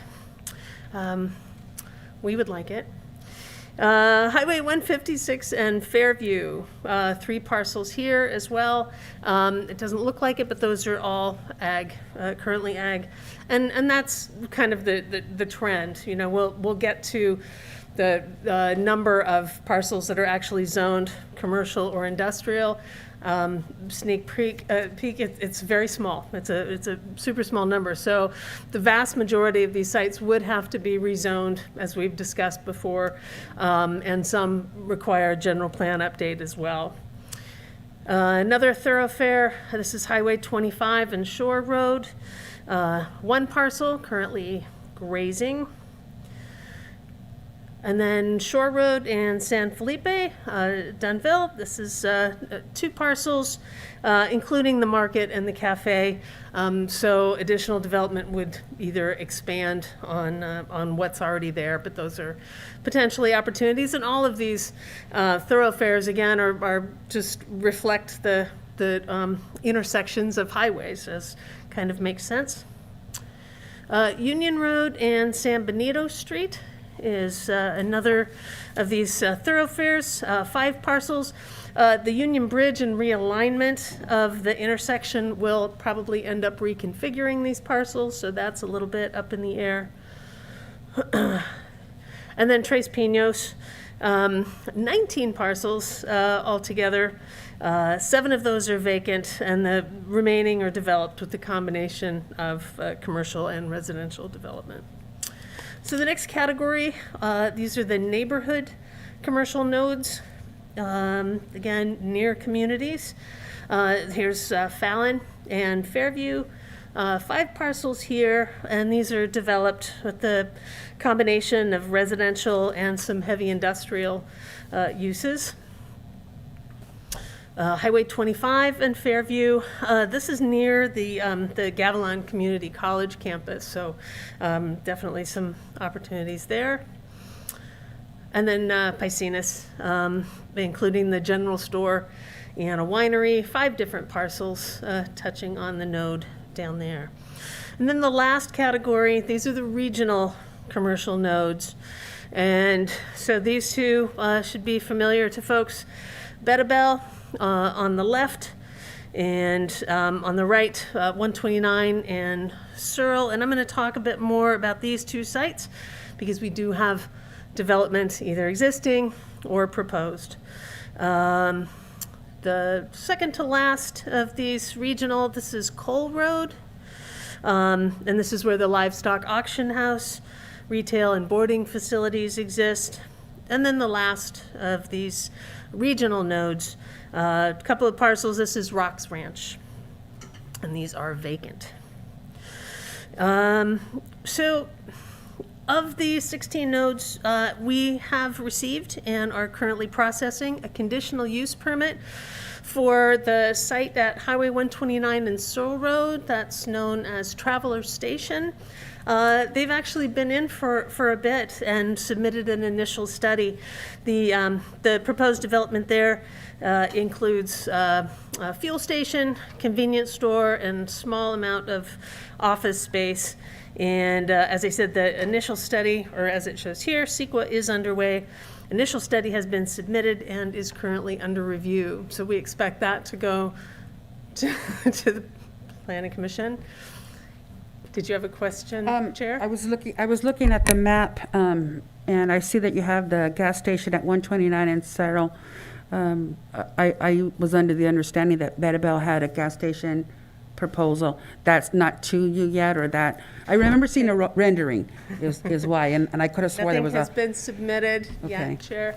So it's still under advisement, consideration, whatever the process is? Okay. Whatever the process is, yes, it is an idea at this point. And we can talk a bit more about that, but this 129 is further along. Application process.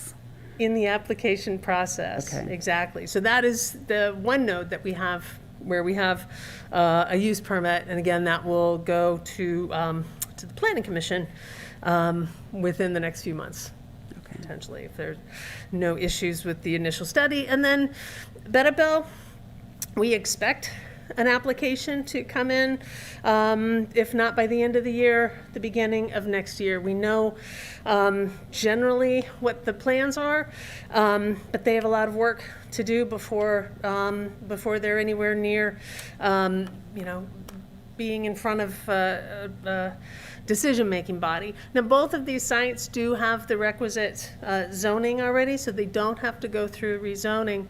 But Bettabel is going to need to do a full EIR, and there are a number of issues that have been raised, both in the press and with us, about that site. It's a special site, so they will need to deal with habitat issues and certainly with cultural resource issues. What has been confusing is that they were given a building permit to construct a seasonal farm stand. And so it seemed like they had been given permission to move forward. I certainly hope we have disabused anybody of that notion. The farm stand is a ministerial building permit. It's by right, and it did not trigger CEQA. But the rest of the development that we know is coming will, thus the EIR. And that's why I was asking, last week I went out there to see, there's potential site for education aspect. I mean, significant education, and I was just in awe in the breadth of what it is, and Valerie's here, from Reach, but I can see how the nonprofits would be able to work with them, and then it would just be a win-win for the community in terms of everything that they are looking at. And so that's why I was asking about the fuel station, because in my mind, that's what I thought I had heard or saw in a previous rendering. Yeah, and I the first discussion that I had with the property owner when I first came on board and knew nothing, was that envisioned something like a very, very, very scaled down kind of casa de fruta with local produce, potentially lodging. But you're absolutely right. There are many, many opportunities to consider the entire community and our history and what makes that site important. And we will certainly push for that during the EIR process and the development of the application.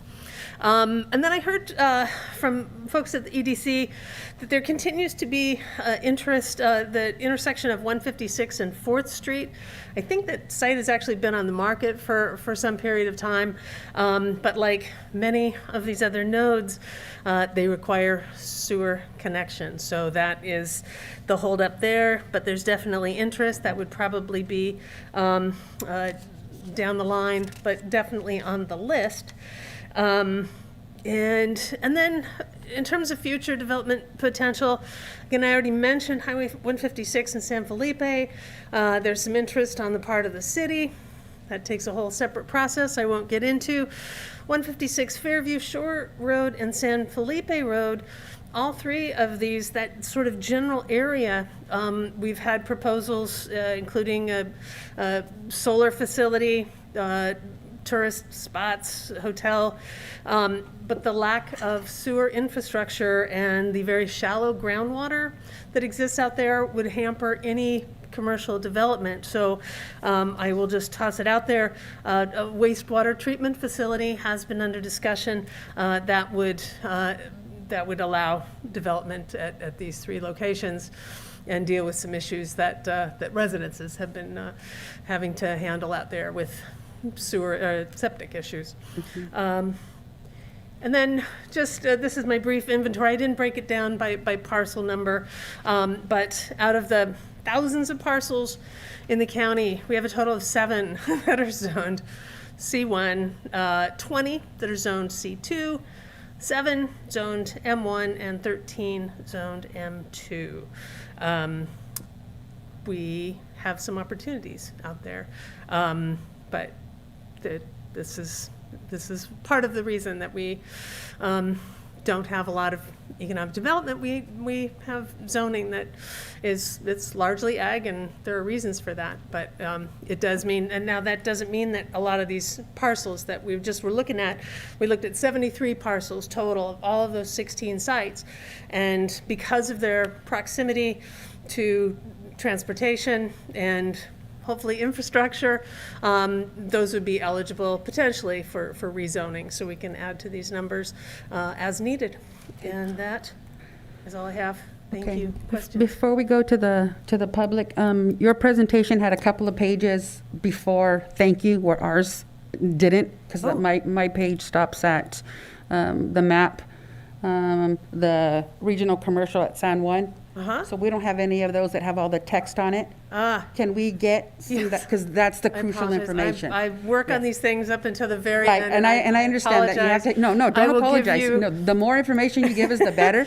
But it's just, I'm taking notes as we go, and so it'll be easier for me just to download them I and would attach be them happy the- to Okay. send copies to everybody, and I will make sure it's updated on Novus as Thank well. you. Thank you. for Thank you. understanding. Okay. Any questions for clarification from the board before we go to the public? No? Supervisor Hernandez, you okay? I'm okay, Madam Chair. Okay, so let's go ahead and go to the public. If you'd like to make a comment in chambers, please provide a speaker card. On Zoom, please press *9 on your phone or the raise your hand icon on your screen. We have Valerie Eglund.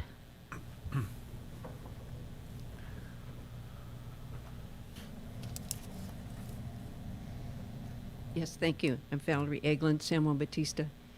The 129 development area,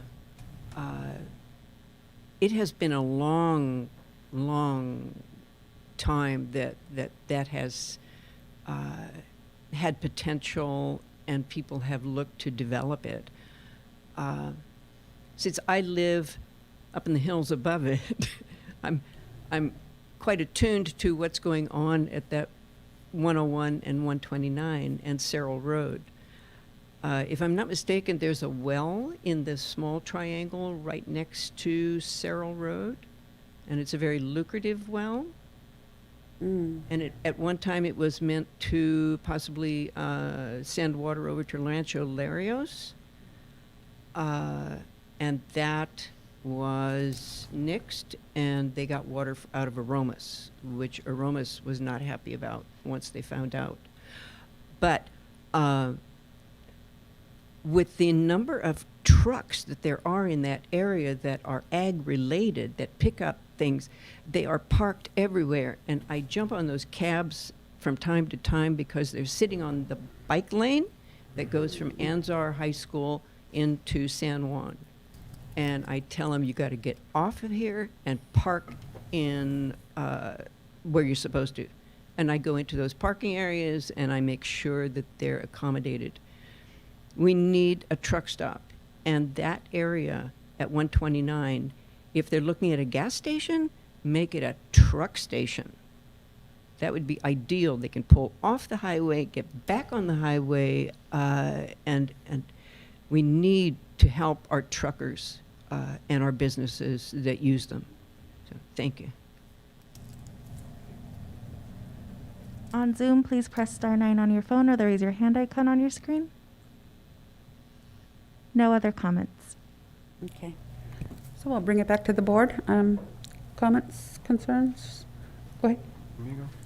Thank you, Madam Chair. Yeah, a while back we got on the board, I wanted to, I requested that we have discussion about the nodes, just in light of all the public outcry and the ballot items we all went through in 2020. And so my general belief is just whether you agree or disagree with the dissenters or the people who are pushing for those, I just feel like it's not wise for us to move forward, without incorporating dialogue and making sure that we're not, so to speak, ignoring a big chunk of our population that has views on these things. I do want to make it clear that I strongly support commercial industrial development in the county. I feel like it's absolutely essential for us to progress, to provide jobs, to create revenue, for all the things that we need here, including roads.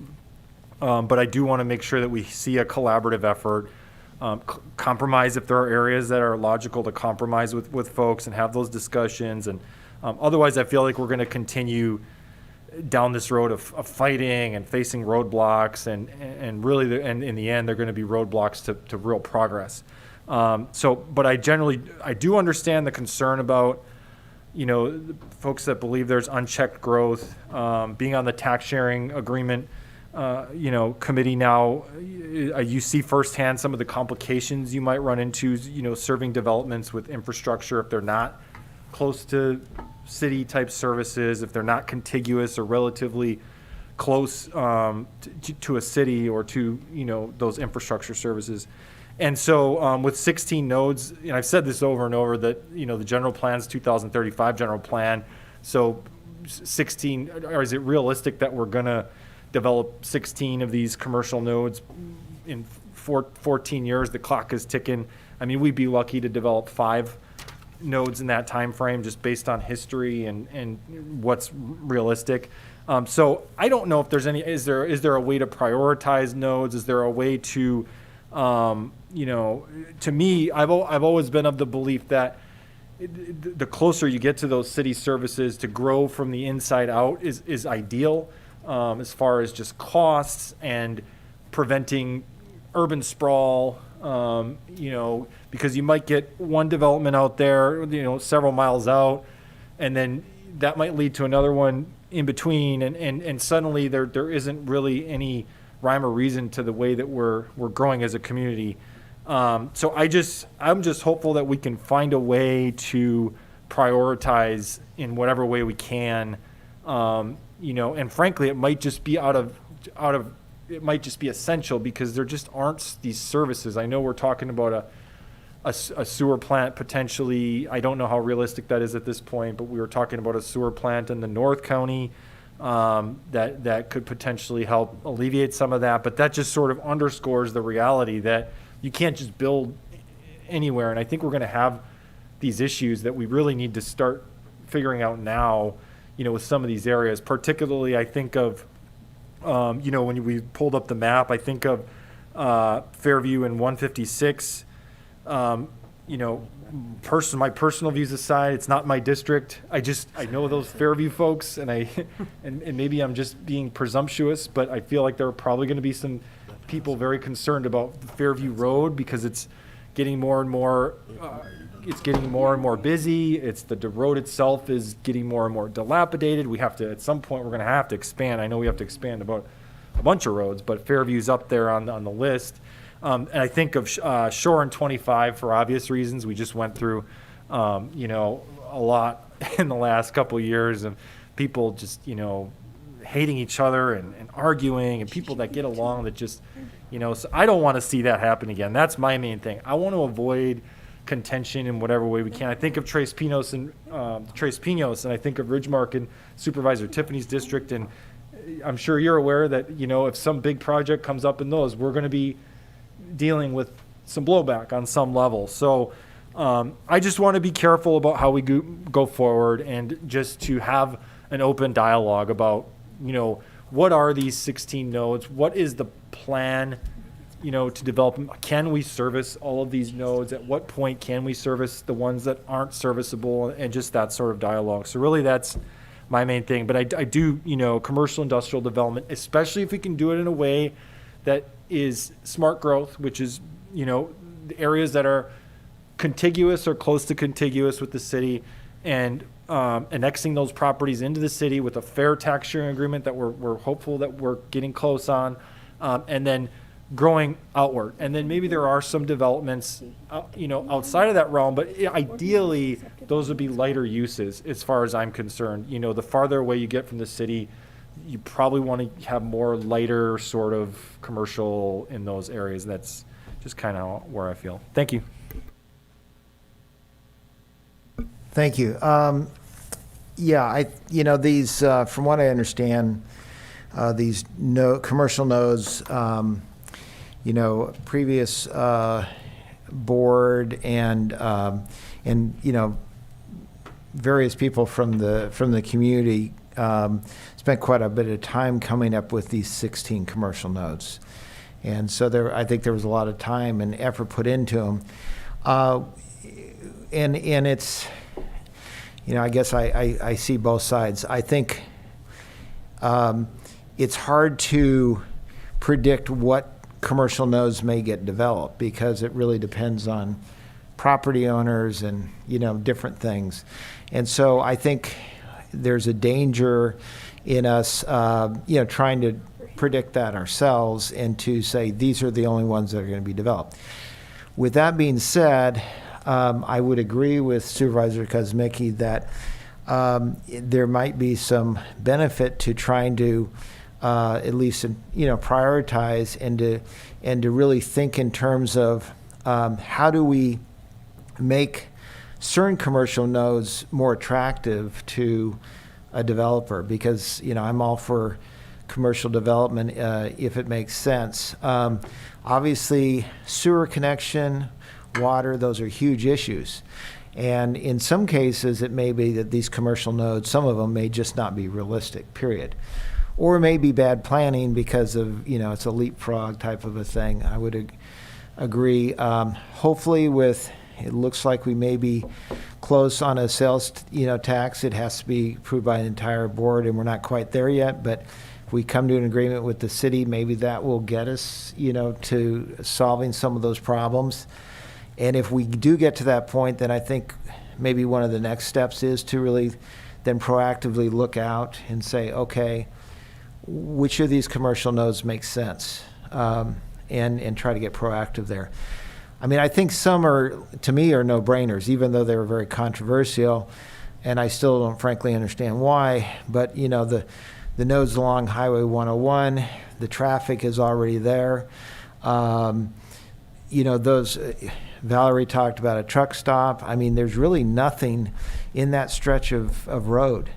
And, those, a couple of those could be very successful, bring in revenue, and be beneficial to the traffic that's already existing. And so to me, those really make a lot of sense. But at any rate,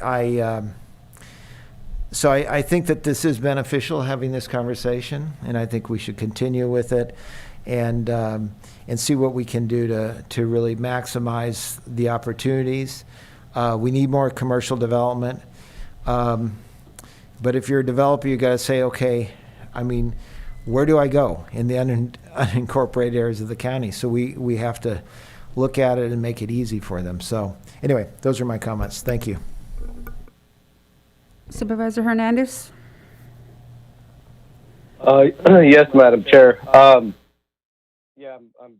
keep my comments brief. I've been looking at all the nodes, and at the end of the day, the person that's going to invest in these nodes is going to end up impacting our community. It's hard for us to presume who's going to invest and why until the project starts to come forward. So for me, it's kind of a moot point. We really have to focus on making it, this is commercial, right? This is not residential. So if there's conversations to be had about making sure that that's clear in the way that they put forward their proposal, then maybe that's what needs to be done. But outside of that, if it's commercial, then that's something that I support, and it's something that we have to work on, making sure we create opportunities and not hurt opportunities by putting fear in these folks and basically say we're closed for business. Those are my comments, Madam Chair. Thank you very much. I would agree with you on that portion too about making sure that we have we send the message that, we're open for business within the confines of the nodes. I just want to recognize all the 250 people that were involved in putting together their general plan. And if you go to the website, you'll see them listed. I mean, there were countless meetings, groups, and organizations that gave input. So I'm not going to think that I'm smarter or greater than that group of people who came before me, and I'm not interested in changing the nodes as is. I want to leave them intact. I don't want to set a priority in terms of what we want to focus on first. We have 2 right now, and the owners of the property, they're developing it or in the process thereof of developing it. And I think we just need to keep that mindset open for those are the hot ticket items, in terms of the areas for location. I really did appreciate Valerie Eglin's comment about the truck stop, because you're right. Someone should be out there, code enforcement, CHP, whomever, to cite the trucks that are sitting on, on our bicycle path. Somebody needs to be looking into that. But that would be an ideal location, because there isn't anything from Monterey Street exit in Gilroy until you get to the Prunedale for gas. And as I said, family travels that road on a regular basis, and sometimes as a solo driver, and I want to make sure that should something happen, that there is some place to stop off.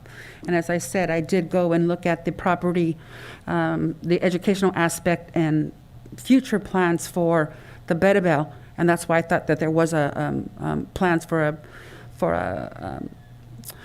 a fueling station. But I can see some sort of a frontage road to connect, because I know that the RV park, whether they want Bedabel there or not, the development, it's going in. But ideally, some place for them to be able to get gas or propane, or diesel, whatever they use, within an easy location and distance from their stay. And so I'm excited about this. I'm looking forward to it. I don't want to change it. I appreciate the maps, I really do. And if you can send us that, your entire PowerPoint, I'm going to be sharing it far and wide, because I have people asking me, and I couldn't answer the question. And all I would give them the little, 8.5 by 11 sheet with all the dots on it that really didn't say anything. But this is significant, very, very valuable. And again, just we as a county, we as a board, keeping the lines of communication open and checking in with the community and see what is going to be beneficial and acceptable. Because I don't want, as you said, that, that infighting that we had previously, but I don't want to change the nodes in their current existence. So was that just a report that we're accepting? Yes? Yes, ma'am. Okay. I thought, Madam Chair, great. I just want Yes. to say great presentation, Robin. I thought that was, really, really good, clear presentation. Thank you. Great. Okay. So that takes us to item number 5 then. Thank you, Madam Chair. Yes, this item's out of Administrative Office. We have Gabriel Orozco. He's going to be presenting this item. This is Thank you for the printout, sir.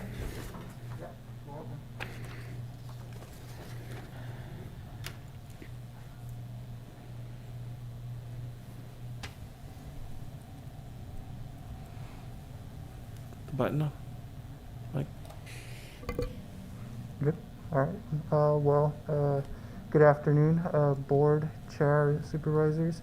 Thank you, CEO Espinoza. So as was a previous request that come from Supervisor Kosmicki, plus some interest from the administration office to bring an item forward in regards to our community-based organizations. Some of the funding that we allocate in the budget as it goes towards both a competitive and a non-competitive process, where we more or less allocate some funding for some of these organizations. So I wanted to start off with some information, kind of go through some historical aspects of it, who we've allocated, but it all kind of starts with what are community-based organizations, and they're primarily community organized. They operate within the local area, it being San Benito County. For the most part, they're either made up, geographically, or there are different aspects of it, whether they're cultural, spiritual, and for the main purpose that they're formed is to benefit the community, to serve either a need that's out there or serving a less privileged part of the community, whether that's serving members of the community that have disability, or the elder population in the community, or that could just be, general organizations that are there to help out those that are less fortunate, that maybe have some issues, getting some food on the table. So that'd be like our community food bank. So a lot of these are nonprofits, so they operate with funding that they get from, various private organizations, or from, in our case, public funding from taxpayers. So some of this funding is really, it goes to good uses, and it definitely contributes to the community, and it helps us kind of work together piece by piece to make sure that we can start forward. Some areas of service, like I mentioned, they work, community organizations are based, as I mentioned, food security. They provide access to transportation. As I mentioned, some may not have access to get around the community, and it's a big factor. And there are organizations out there that are serving for that purpose. There are also organizations that are here to help out our senior citizens in the community, to get them to, be more involved with the community, to help them, get to doctor's appointments, or to go to the grocery store and get some groceries for their home. There's also other organizations that are built for helping out the youth in the community and help our neighborhoods kind of grow stronger. Provide something for the local area to do, whether that involves doing something with our local arts council or other organizations here in the community. So we essentially, they're made up to try to get youth into more or less productive activities, opposed to them getting involved in some other activities.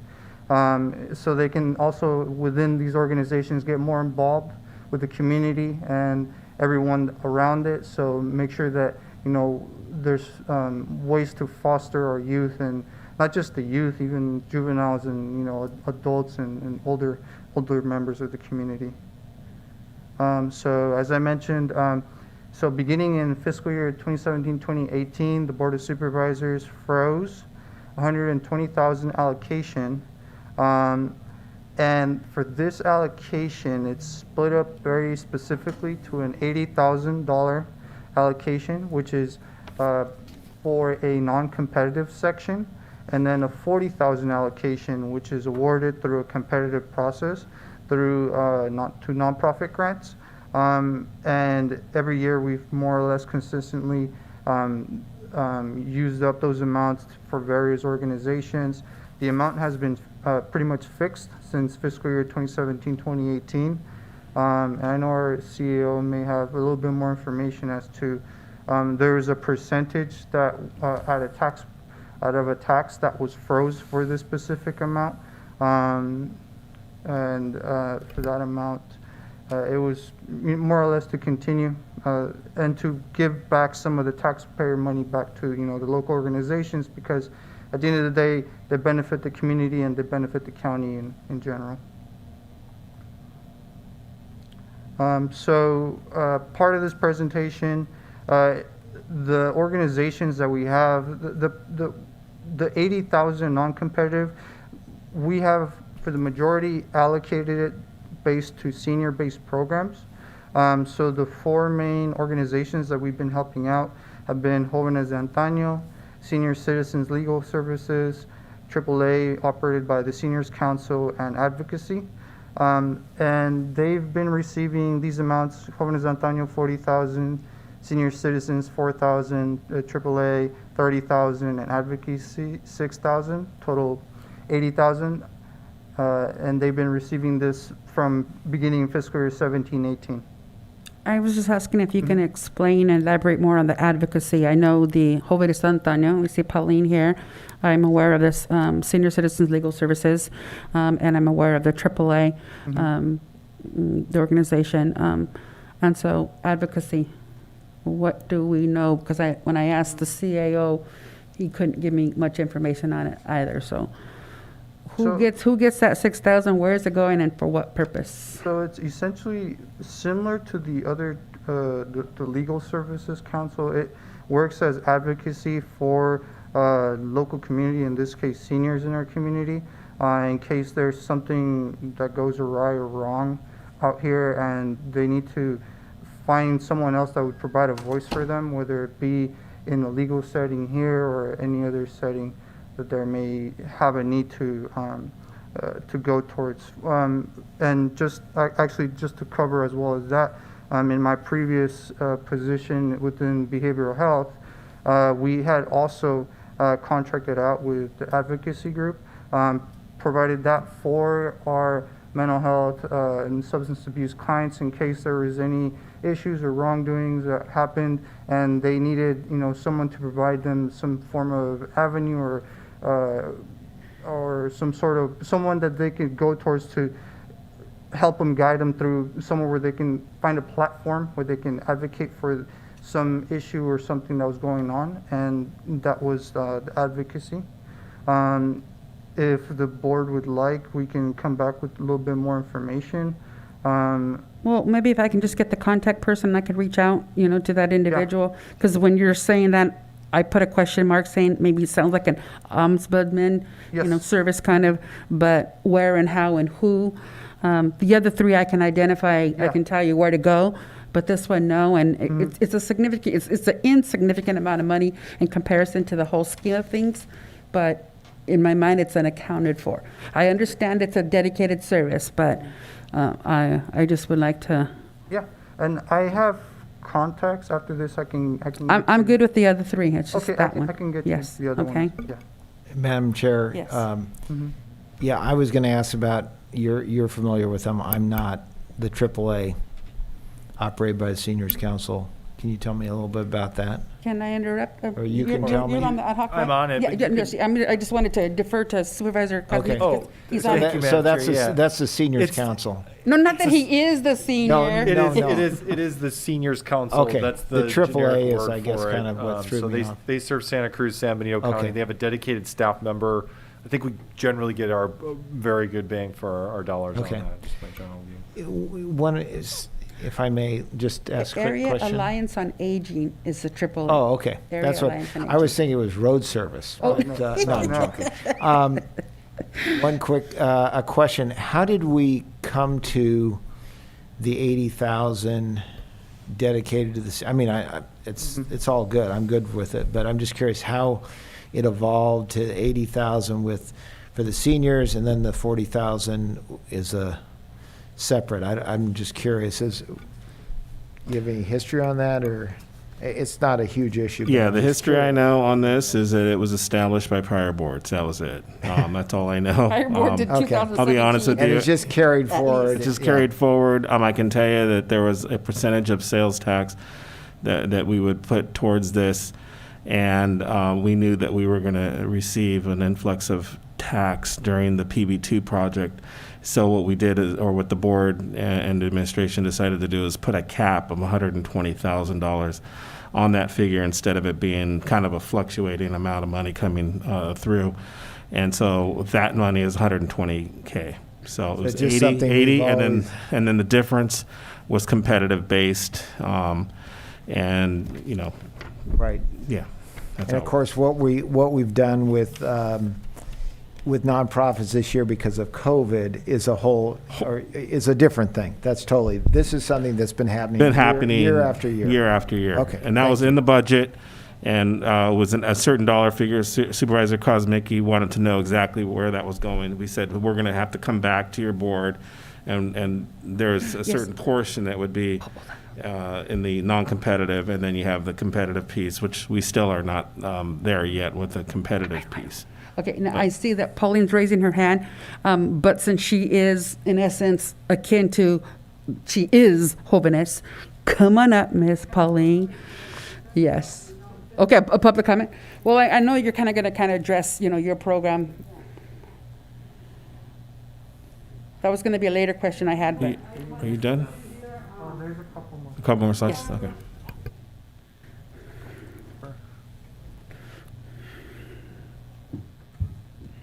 Okay, thank you.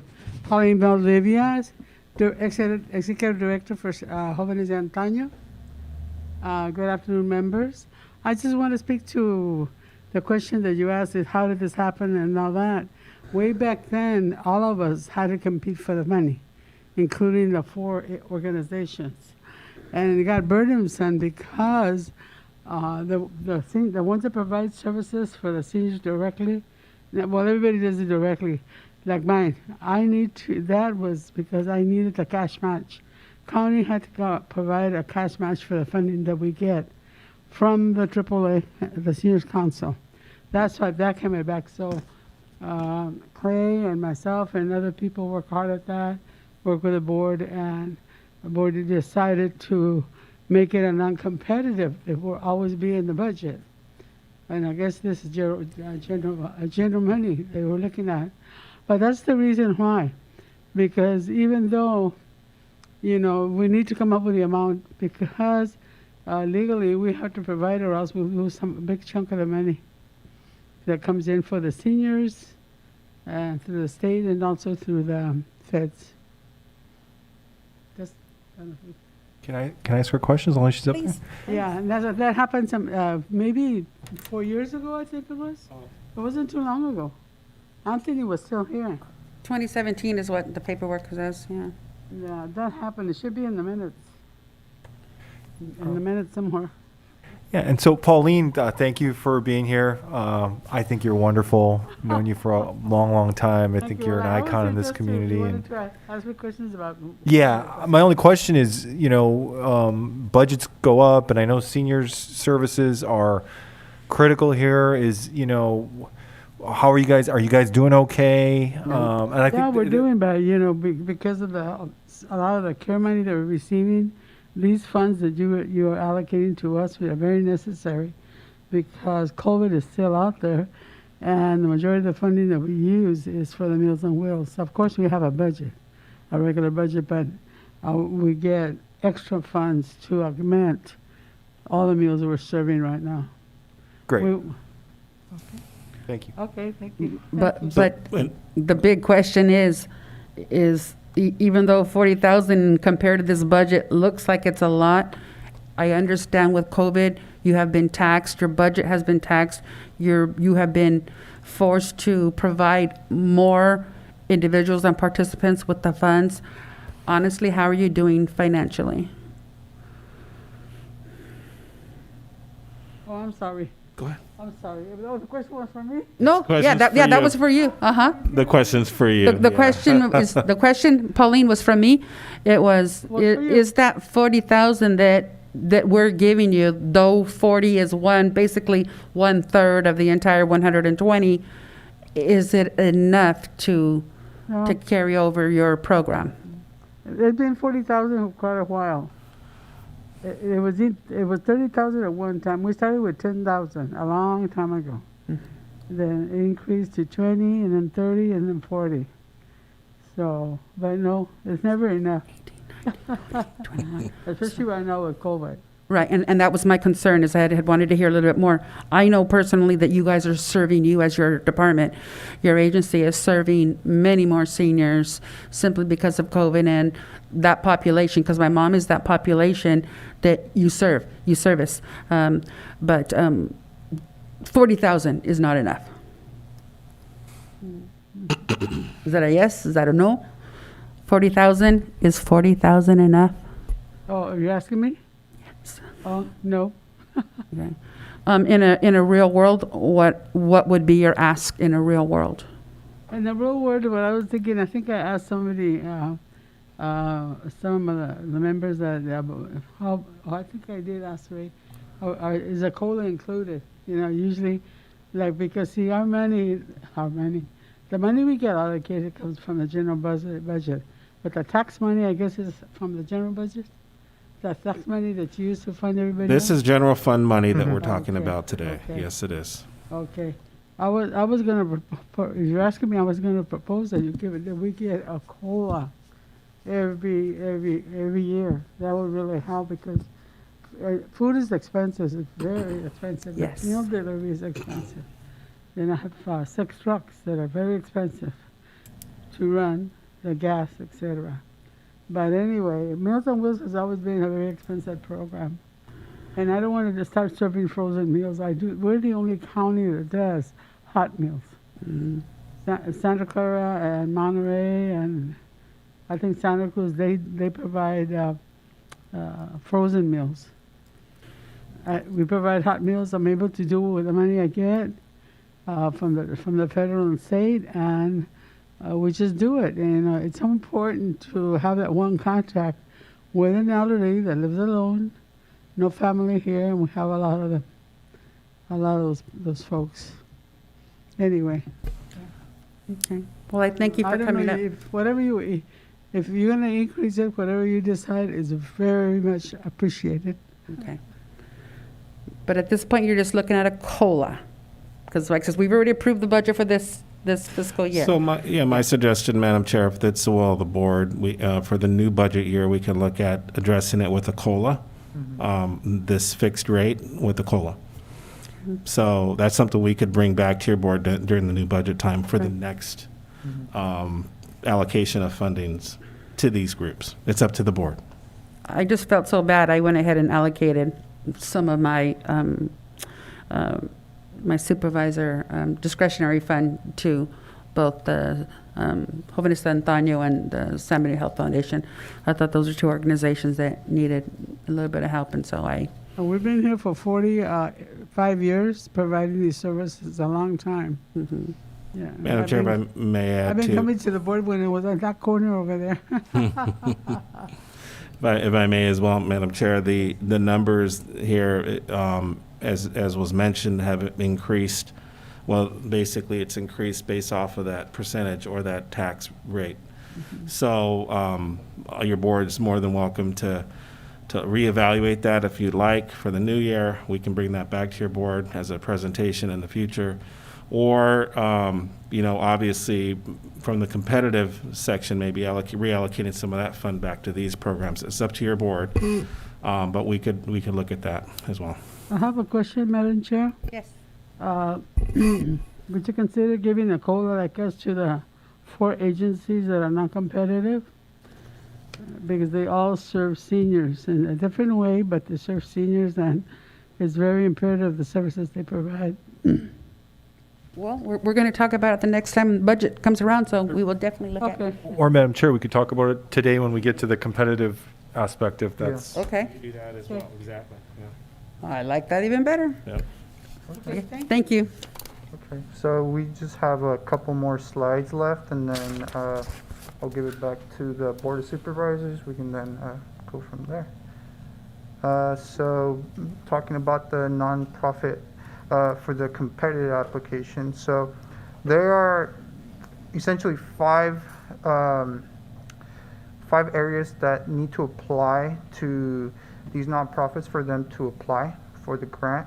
The first one is that they must be targeting a population which serves at least one of our categories. It's either they're serving youth, disabled, economically disadvantaged, or senior citizens, or others, which could be members of the community that are having substance abuse issues or need protection services or advocacy services or any other area that may be needed. The second factor is that the organizations benefit our residents in San Benito County. We don't want an organization that could be based out of Gilroy and taking benefits from the county over there. So specifically benefit, and the majority of the services are for our San Benito County residents. We want them to be the beneficiaries of it.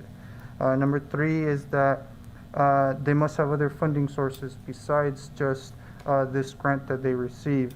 We don't want it so they're so reliant on this grant process and application that if for some reason we have a year where there's no funding available and we're really strapped, if we have to cut the funding in a specific area and it ends up being that we have to cut this grant application, that the program will no longer exist. We want to make sure that they are more or less self-sustaining, and the funding that we provide helps increase the services they provide or helps them out even more so we can reach out even more members of our community. Number 4 is that they must show proof that they're committed to their targeted population, that they're actively engaged with our community and other organizations in the county, as well as reaching out to through different avenues, whether it be if they have a website or pamphlets or having different campaigns that are involved with raising funds and making sure that they're well established and the community is aware of these organizations that are here providing services for everyone. And number 5 is pretty much what cuts out a lot of different organizations is there must be a nonprofit 501c organization. If we get any other organization outside of it, a for-profit company or anything in between, those don't meet the qualifications for this. So if they do meet the qualifications for this, there is a packet, an application packet that gets completed. Those application packets are then graded and they're then discussed within a granting committee. The committee is made up of 5 members. It's made up of 2 Board of Supervisors, our CEO, a representative from Health Human Services, and then a fiscal representative either from the auditor's office or the administration office. So that way we have more or less a good rounded table of people that have different backgrounds and information on it, specifically our Health and Human Services side of it, with essentially providing that human services side of it an aspect to our local communities with their engagement with the homeless shelter and various other services that they provide here in the community. And after the items are then scored, we essentially award the $40,000 to who we get graded, who gets graded, essentially the highest, and who we deem that that we want to award this grant money to, and we then bring that back through the Board of Supervisors as an item where we essentially the organizations are made aware of, and we tell them essentially who's going to be getting awarded this funding at a later time.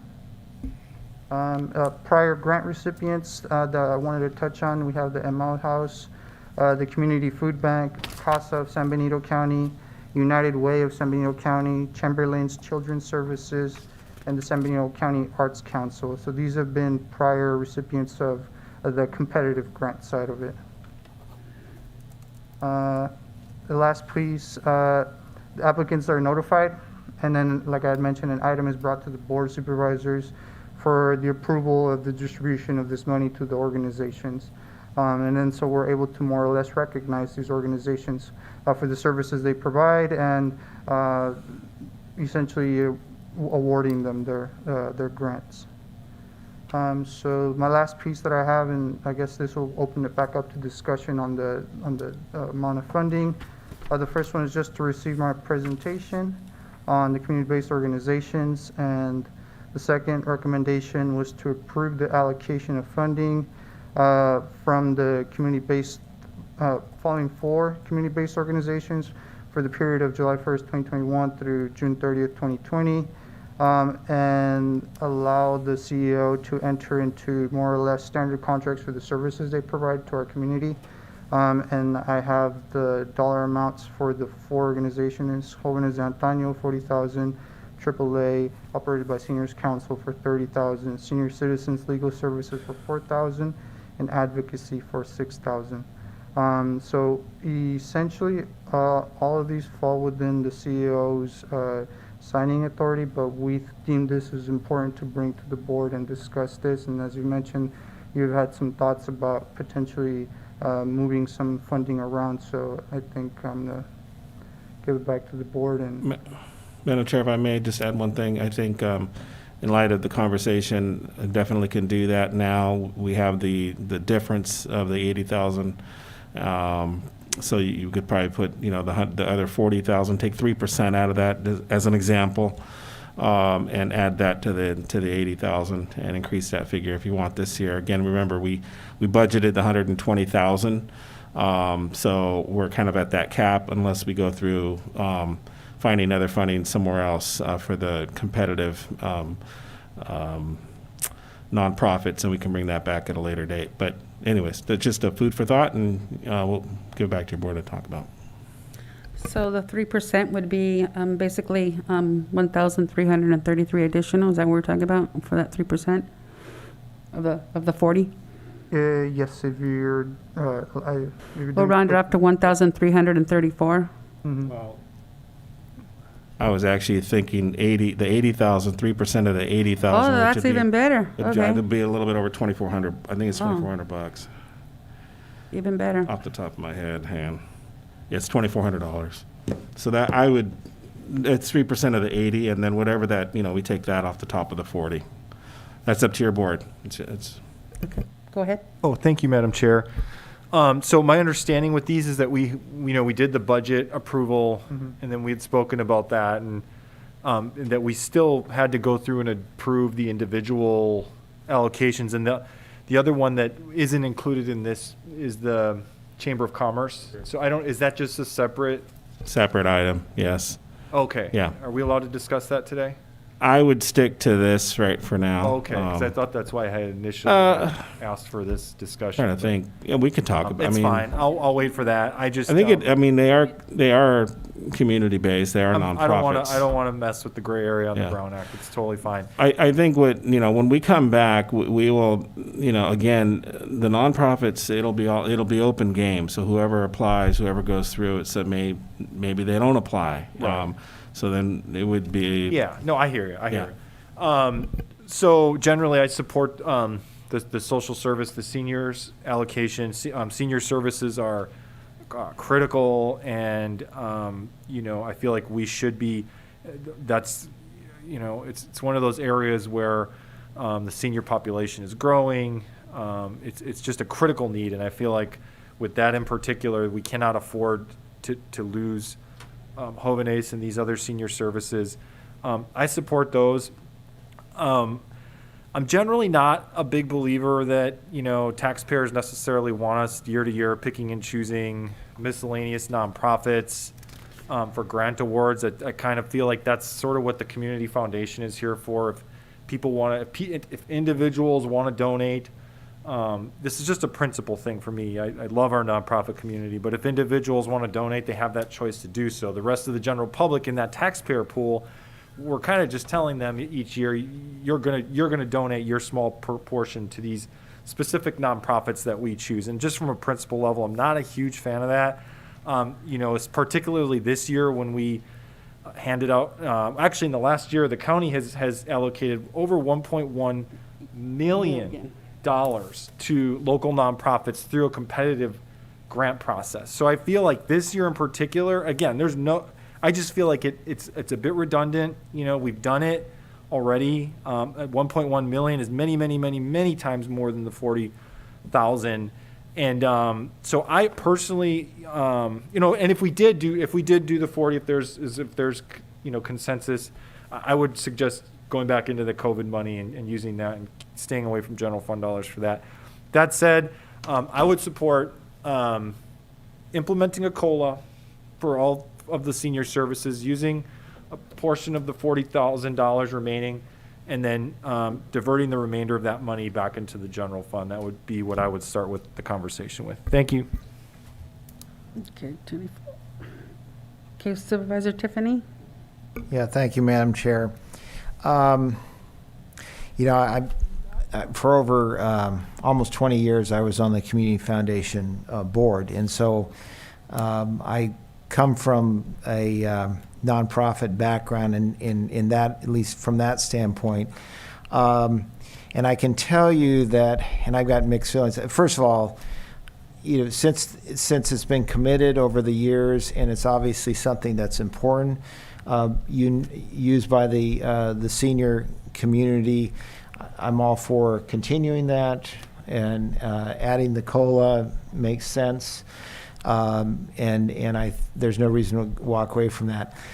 But I got to tell you, the 40 or whatever it works out to be, less than $40,000. I know that the feeling among the nonprofit community, I couldn't speak for everyone, was having the board of supervisors and, you know, some staff people having to go through the process of vetting and all this for what is frankly a relatively small amount of money in the whole scheme of things. I'm just not sure it's the best, you know, use of the county's time to go through that process when there's already, you know, nonprofit organizations like the Community Foundation and like the United Way, that's what they do.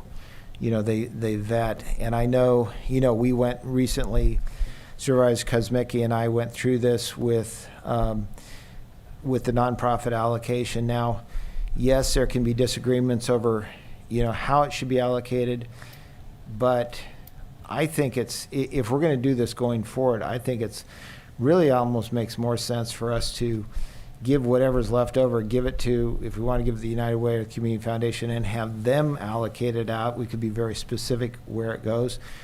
Or maybe we just make a decision that we're going to give additional money to specific organizations. I've mentioned before that I thought that we should give regularly to community outreach, which deals with the homeless.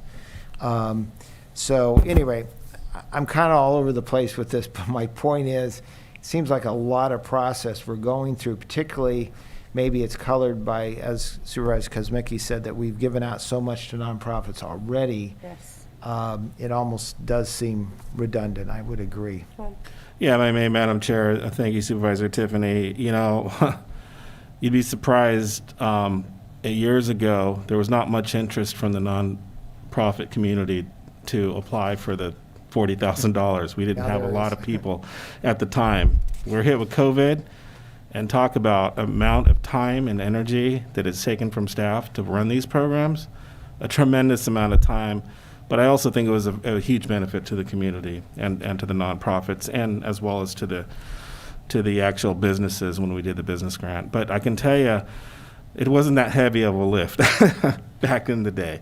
I mean, if there's going to be that much interest, it's probably good to hand it off. But, you know, I think Supervisor Kosmicki's point's well taken. We have the ARPA money right now that we could potentially use that now, maybe through the end of 2024 while we have the money, and then maybe reevaluate this in 2024 with general fund tax, you know, sales tax money. But that's up to your board. I have a question for you. What is the amount of people who do, or organizations that do, of the nonprofits that do apply on a regular basis? Are we talking 5, 10, 20? Yeah, it was a small amount. I think it was under 10, if I recall. It's been we've been doing this over the last 2 years, the nonprofit. So that's been kind of taking our time. So honestly, I have to look at the numbers again, what we did before. But it's a small amount, small number, very small. Yeah. Well, I recall last year when we were looking at the awarding the businesses, not the nonprofits, but the business, some of the money, the COVID money that was given, and we were looking at 200 plus applications. It was time consuming. I spent over 100 hours looking at all the applications and then rating them, and then the faux pas that we had while rating them, and then the way we set up a grid. We had some people that were awarded inappropriately, I might add. You know, the top dollar figure when they were open the entire time during COVID. It's just the way we broke it up. There were too many novices and too many cooks in the kitchen, and it kind of spoiled the whole process. And so that's a concern I have. But I'm looking at, this has been going on for at least the last 5 years. And I don't know, I can't guesstimate as to who might be applying this year. I would hate to steal that opportunity away from them and then defund it all of a sudden. So I would like to keep like the status quo of still having the residual. I do like your suggestion there about giving the 3% of the 80,000 to each of the 4 organizations. So that would be 2,400 times 4. It's 9,600. The balance would then be 30,400. Let's leave that as in a grant for this fiscal year. And then if we are going to absorb it back into the general fund, then we use the ARPA money to cover the $30,400. Yes. Yes. question. You said 2,400 times 4. Wouldn't it be 3% COLA of each of those amounts, which would be, Well, I was just in looking other at words, the, I was looking at 2,400 on 40,000, but it would be, on 6,000, it would be, well, whatever. 24, it's 3% of 80,000, 96, I get the 96, 2,400 times 4. No, it's 2,400 total. It's $2,400. It's $2,400 total. We'd break it out between the four. Divide it up? Oh, that's We nothing. divide it up Yeah, between the next four. year they'll get 3,000, and then the year after that, That's right. 3,500, and it adds up over the years. We would ratio base it out, the Okay. $2,400 to what those numbers are for the other ones. That's what we would do. Yeah, I would just be concerned if I were one of the nonprofits saying, hey, we have that opportunity still to go for that competitive grant, and then all of a sudden we, sweep it away on the decision that we make today. So that's Yep. just what I'm going It's to up to kind of your board. concerned. Yeah. But if we give them a year of notice that we're not going to be doing it next year, the same format, then at least they've been put on notice. Madam Chair, just to follow up on that, again, we did just allocate $455,000. All the same nonprofits are the same ones that would apply for the $40,000. So literally, and we're going to have a presentation on October 12th. Yes. Where Gary Burns is going to talk about the $455,000. So we're actually in the process of allocating 10 times this $40,000 amount. So I don't think the nonprofits would really bark at some sort of mishap on our part. We're It's a handing out- non-issue. I believe it is. Okay. I mean, we're giving out 10 times that amount. So this is money that could go potentially back into the general fund, and that's what I'm thinking about, is just those precious general fund dollars. That's all. Thank you. Okay. Yep. I was under the impression we're giving them 3% each of the 80,000. And then COLA adds them next year. It's up to your board if you want to allocate. If we're reabsorbing that amount back into the general fund because of what has been given already to the nonprofits, then I'm okay with 2,400 this fiscal year and then COLA on top of that after. It's up to your board. Supervisor Hernandez, I'm sorry, we've all been talking up here and I totally forgot you. I agree with the majority sentiment of the board. I think the 3% off the 80,000 is fair. Okay. Up to you. That 3% of 80,000 for each organization, or is that 3% You guys give of us the direction. 80,000 It's up to your board. I'm trying to see where I could get Peter as a buy-in here. It's your. And then it sounds like we're going to put the residual back into the general fund. Yes. We just need clarity from your board. Yes. What do you want to do? I'll make a motion if you like. Please do. I'll make a motion that we approve the $80,000. Did we- Oh, I'm so did we do sorry. it- did we do public comment? Did we not No, do we public comment? haven't. We did. I apologize. Hold Public that comment. Sorry. And I don't think Gabriel was quite finished, were you? No, I've pretty much gotten to the end. There has to be some payback from sitting here all this time.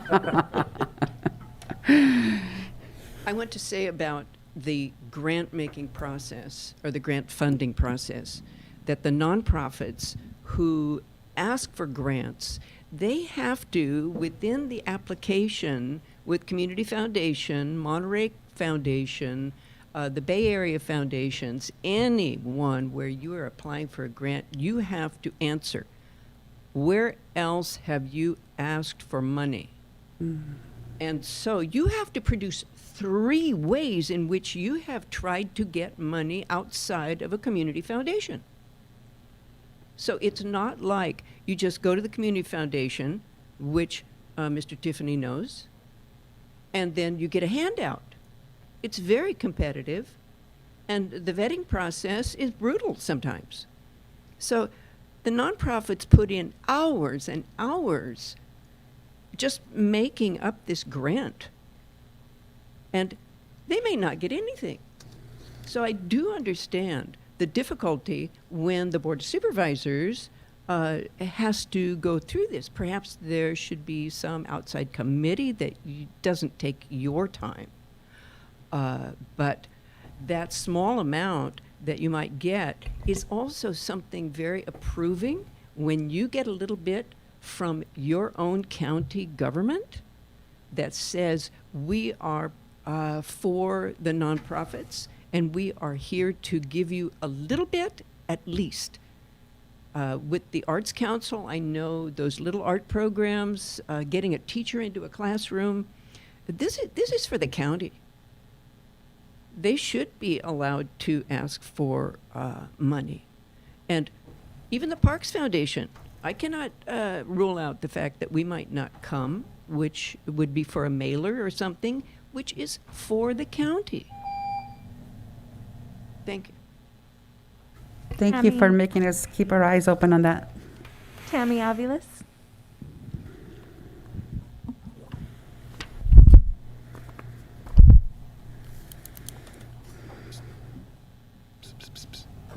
Hello. Hello. Should get one more. I'm Tammy Aviles. Thank you. I'm Tammy Aviles, and I was listening in, and I just wanted to address the 40,000 for Jovenes and the Seniors Council.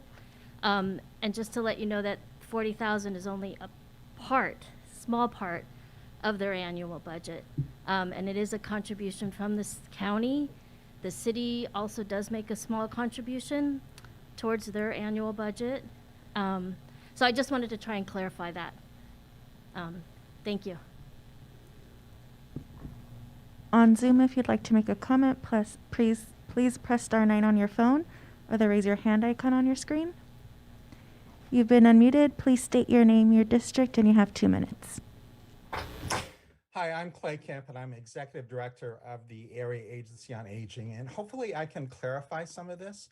And I think some of the points that Ms. Eglin were spot on, but to expand on it a little bit, and part of why the county is investing funding in these programs is the greater provider of services for older adults in the county, besides county direct services, are agencies that fund through the Area Agency on Aging, and that's us, and that's why we're funded.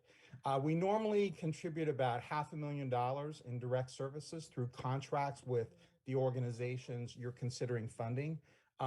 This year with COVID, that number is up closer to 750,000, just because there's a lot of COVID dollars and huge need in the community right now. So we're a major funder, and to get those funds, it's a federal mandate that we have local government match to the funds that come in. So when you think about funding the AAA at 30,000 or Jovenes at 40,000 or any of these funds, realize that that is leveraging between 500 and 750,000 per year. And that's just, it's just a smart investment.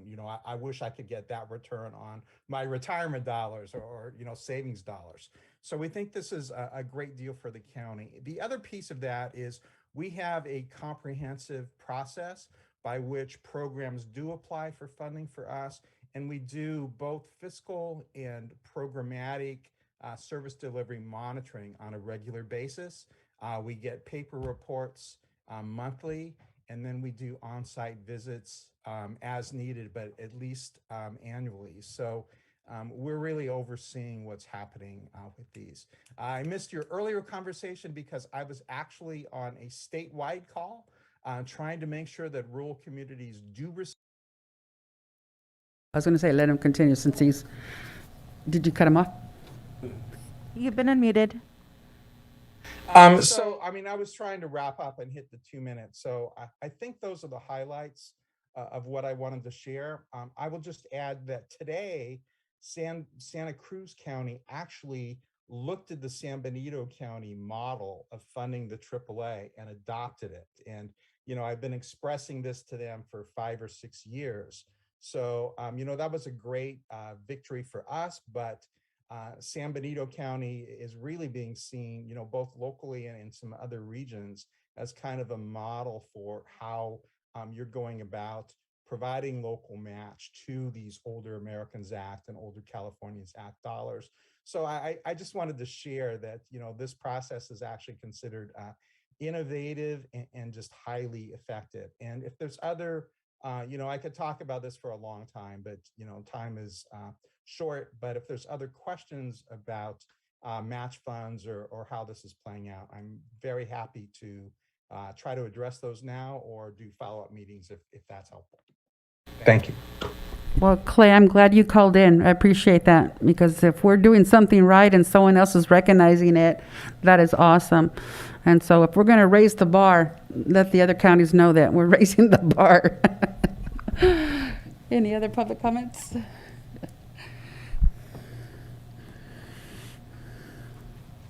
Sorry, no. Okay. All right, so then what is the will of the board then at this point? We've had a few different discussions. And I do know that, you know, the process of that grant, the residual, I still would like to leave it on the table for this year at least. But what is the will of the board? Madam Chair? Yes. Can I make a motion? Yeah, and before I get the support, I just reiterate, we just gave $455,000, so I'm not sure I don't think anybody's going to complain. The motion I have is to approve the $80,000 amount for the senior, all the list of the senior organizations, to implement a COLA that we maintain from year to year to make sure there is stability in budgeting, and to circumvent for at least this year the $40,000 allocation, and divert that back into the general fund for this fiscal year. The residual? Yes. Okay. Yes. And The COLA will be 3%, up to 3%. Or would you like to tie that to like CPI? CPI? That's what I would like to do. Mhm. Sorry, I wasn't clear on that. That would be great. And also authorize the CAO to enter in signed standard service agreements? Yes, as said, thank you. And that COLA would apply to this year? Yes. So we would, in this case, we would add the 2,400, the 3%, or would we do a CPI? Well, again, we can do CPI. We could do Western Region CPI for that number if you want to do that this year. Or we could do Or a we do flat amount 3%. this year and Yeah. then. What, suggestion, just 3% Do 3% this year? this and year, then and then CPI the Yep. following years. Sounds good. Okay, good enough. Yeah. So yeah, how much are the agencies getting? We have a motion on it, and we don't have a second yet, but we keep talking. So 80,000 plus the 2,400 spread proportionately across those four? So you're dividing the 24 by 4 then? Yeah, but it's proportionate to the amounts, in other words. Yes. Okay. Yeah. Yeah, Okay. however that works. So Yeah. each 40,000 would get plus 3%. Yes. I see that. 30,000 plus 3%. Okay. Yes. Okay. Yeah, I hear what you're saying, Madam Chair, but again, I think part of it's because Mickey and I just went through this with a lot of county staff, as well as Community Foundation United Way, gave out a lot of money. I think it makes sense to bring the $40,000 back, so I'll second that motion. Okay. So we have a first and a second. Supervisor Hernandez, I don't know if you have chimed in, but I'm about to take a vote. I'm ready to vote, Madam Chair. Okay, good. All right, so all in favor? Aye. Aye. Okay, you got a 4-0. Okay. Okay.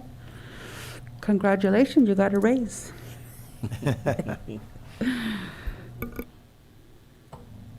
And you got your COLA too. Okay, so next item. I'm all ready to take a break. I'm Madam sorry. Chair, if I may, we're going to go ahead and give a quick presentation on this, just a couple of revisions on this item, and then we have, I know the ad hoc, the vaccination, COVID ad hoc has a small just update as well, which we can put on the screen. So, but I'll go ahead and start off with Jennifer Fischette, our clerk of the board. Good afternoon, Madam Chair, Board of Supervisors, and members of the public. I am here to present today on the committee ad hoc discussion and appointment options of committees. Just a friendly reminder to anybody who would like to view the committees and ad hocs, they are on our county website under the Clerk of the Boards page. Updates and reports. Your board had requested this item to be on every agenda. We did have an internal meeting on September 21st with myself, Chair Gonzalez, Barbara Thompson, County Counsel, and our CEO, Ray Espinoza.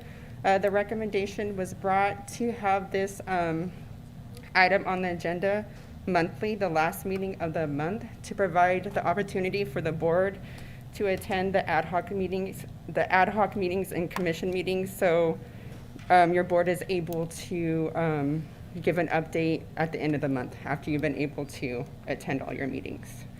And just a reminder that it's a brief update and report only. Any in-depth discussions of any ad hocs or committees should be placed on the agenda for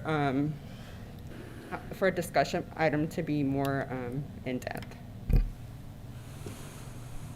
If your board would like to discuss this, if there's any objections, or if your board wishes to proceed with this being on the agenda monthly. I wanted to have you go to your presentation, and you have a hyperlink in your Yes. presentation, and I appreciate that. Thank you, because I used that. Or maybe you have it on the staff report. Where's your hyperlink? It's in the very beginning of the PowerPoint. Okay, there, right there. Okay. So it takes you directly to the county webpage, and not only does it have the responsibilities of the commission, thank you, because I've been looking for that, but then it also shows who's sitting on it, Yes. and so forth, and that's just, it's perfect, because the community is telling us in general that it's hard to find things, it's hard to navigate on the county webpage, the way you guys have things set up, and And staff is still in the process of updating this. We seeked out information of all the committees, for example, when they meet, where they meet, the times, if they have any internal websites, for example, local task force, it takes it to their site, which provides the meetings, the minutes and the agenda. So we're in the process of updating for this for all the committees. okay, good, yeah, this was awesome, because I went through it, spent about an hour going through, looking at each of the different committees and the chairs to show what was on there. You can see the vacancies that are there, so that with the community. I know that we've been having issues with being able to fill the vacancies and having an issue with quorum, and I know there's a discussion that's going to follow shortly, but this was just so beneficial, not only to have the hyperlink, but then to be able to print out the responsibilities. Yes. So that way, when I'm talking to someone in the public, because I have 2 vacancies, you said you had 1, I have 2, and then I have 2 individuals that, should be replaced because they've already retired or they've expressed interest otherwise, and so it looks like I might have 4. And so I need my District 5 residents to come forward and come and serve on committees and ad hocs for us. We really do need that. But anyways, I'm gonna let you continue. I just want to say Okay. thank you. And we also have our ad hocs, and every ad hoc we have the supervisor that it's appointed. Okay.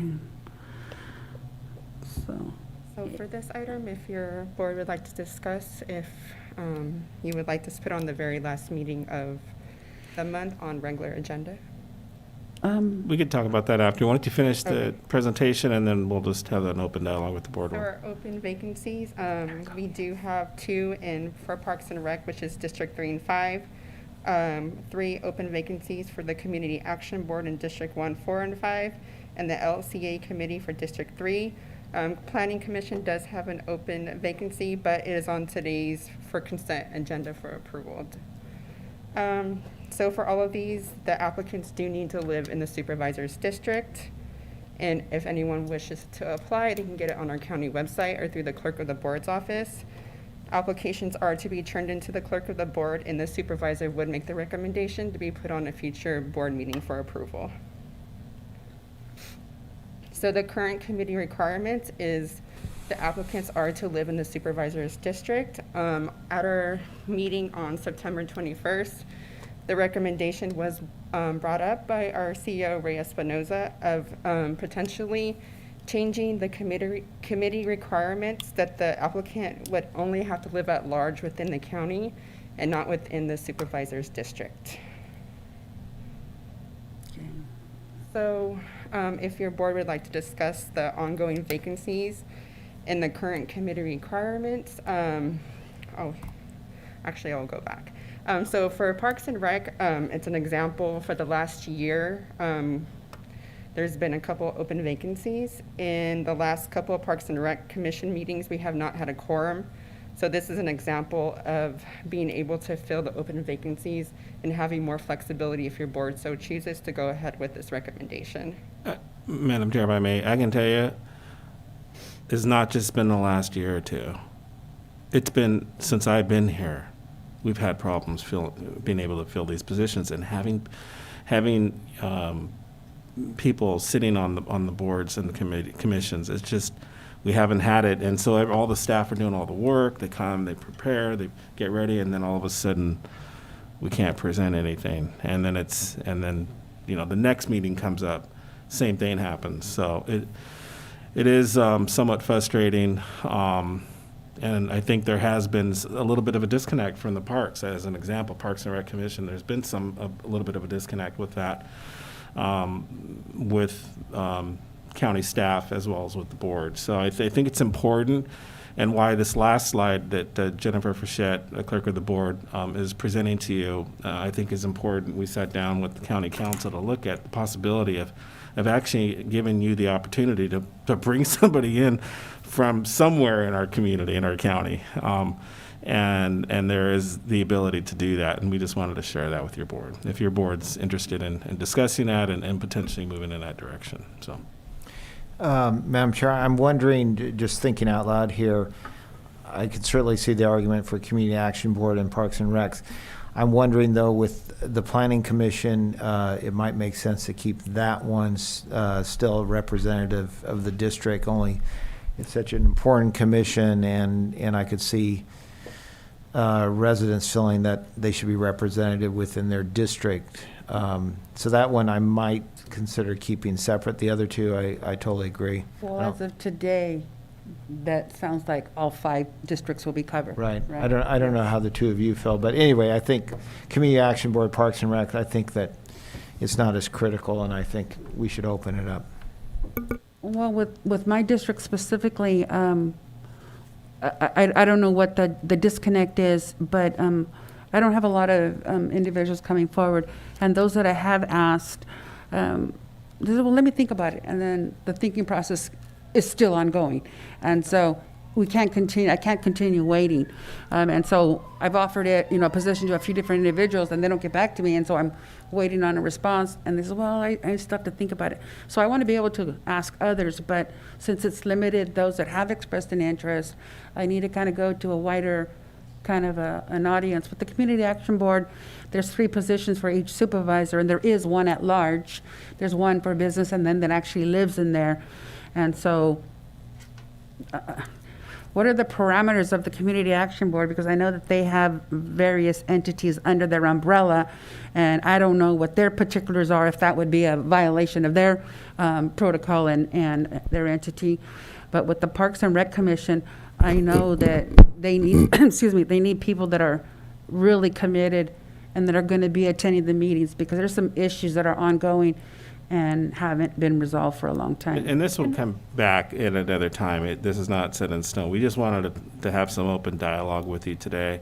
I think these are really good points. We could probably delve into this some more. I don't know, I'm sorry to cut you off there, Barbara Thompson, but if you want, go ahead and comment on the community The action. Community Action Board's a bit unique compared to the Parks and Rec Commission and the Planning Commission, which are both established by ordinance. The Community Action Board actually has that requirement, I believe, set in their bylaws. So one thing that the board could do, if it chose to do so, is refer that back to the Community Action Board for their consideration, whether they wish to change their bylaws, and hear their recommendation on it and their ideas about their membership.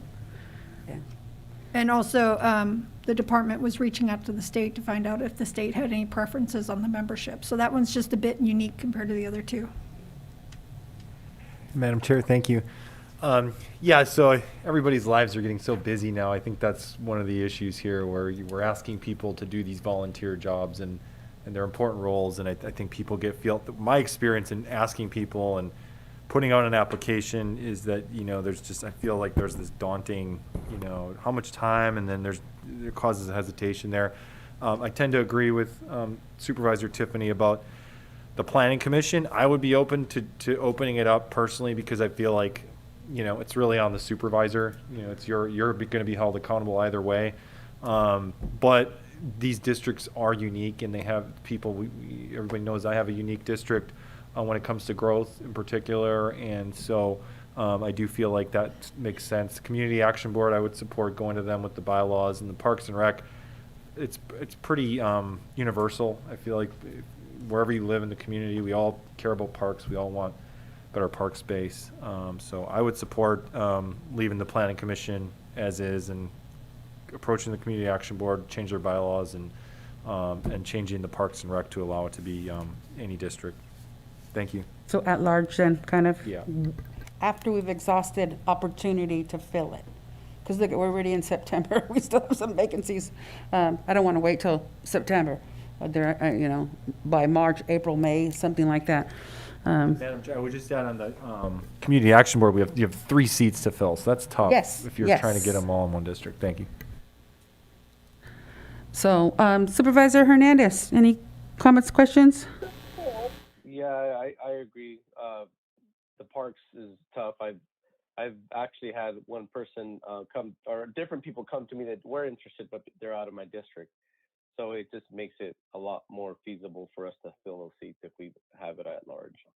Thank you.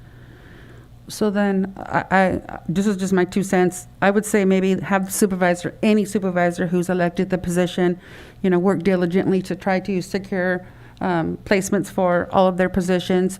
And at this point right now, we're looking at specifically the Park and Recs, not the Community Action Board, not the Planning Commission, but for going outside at large to see if there's somebody interested, correct?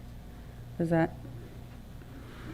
Again, like I said, we'd have to, if you give us direction, that's great. We're gonna have to come back. We'll have to change the ordinance. We'll have to go through some Right, to the some other work. We'll have to go through some work. The Community Foundation will Okay, take so it then back. just take it as a conversation piece then right now with no. Conversation, with you're no- giving us a little bit of staff Okay. direction. We'll go to work and we'll come Okay. back later. Okay. Well, now, we didn't go to the public, and so, or did I? Did we? We did. Well, we are also going to have the board members actually give an update real quick, and then we can go out, if it's all right with your board. Okay, and then we that's can go to fine. All right, so we have a presentation, ad hoc, vaccine ad hoc. Oh, yes, you said that.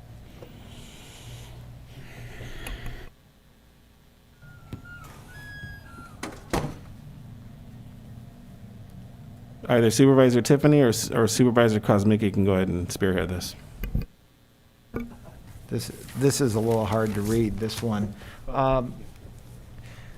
So it shows that the currently, and actually I believe there may be a slightly update from this one. It shows, I think, 65% current rate total vaccinations, but It's 69 now. Yeah, The other one didn't, 69 yeah. and 78 is where we're at. 69 and 78. And one of the things that we discussed the ad hoc level, which includes the doctors as well as county staff and Supervisor Kozmicki and myself, is that we are looking at the people that have only gotten one vaccination and have not gotten the second.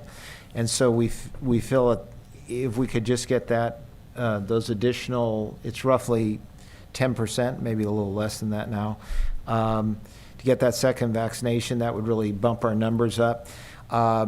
When you look at it, particularly in some of the younger age categories, it's where we see that second dose is they haven't gotten it for whatever reason. So we did discuss how to do more targeted outreach to those age groups, and whether it be working with groups like the Youth Alliance or other community-based groups that work directly with youth, or doing other things, doing more social media on some of the social media platforms that the younger people particularly are on.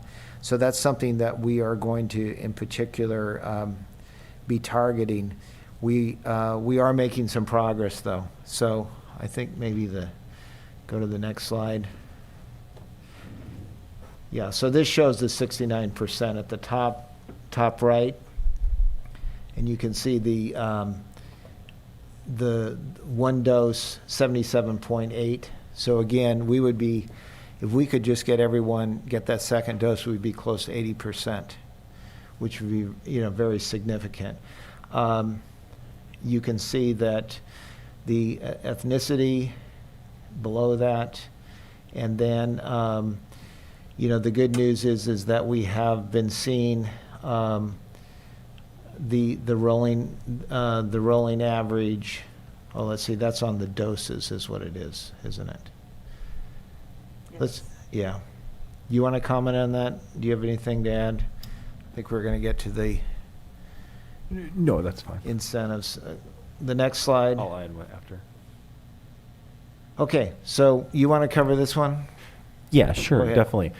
So first off, I thought that, and I don't hit the numbers, I don't see the number up here, but as of last Friday, I thought it was pretty monumental that we passed the 1,000 mark for the number of people who have received the incentive. So we were 40% of the way through last week. That number has since gone up. You know, we're 8,600 or so more dollars since then, or 8,000 or so more dollars since then. We did discuss one of the things that came up with the incentives in particular, because we're running through it. It looks like we're probably going to run through this program maybe roughly at the end of next month if the trend continues.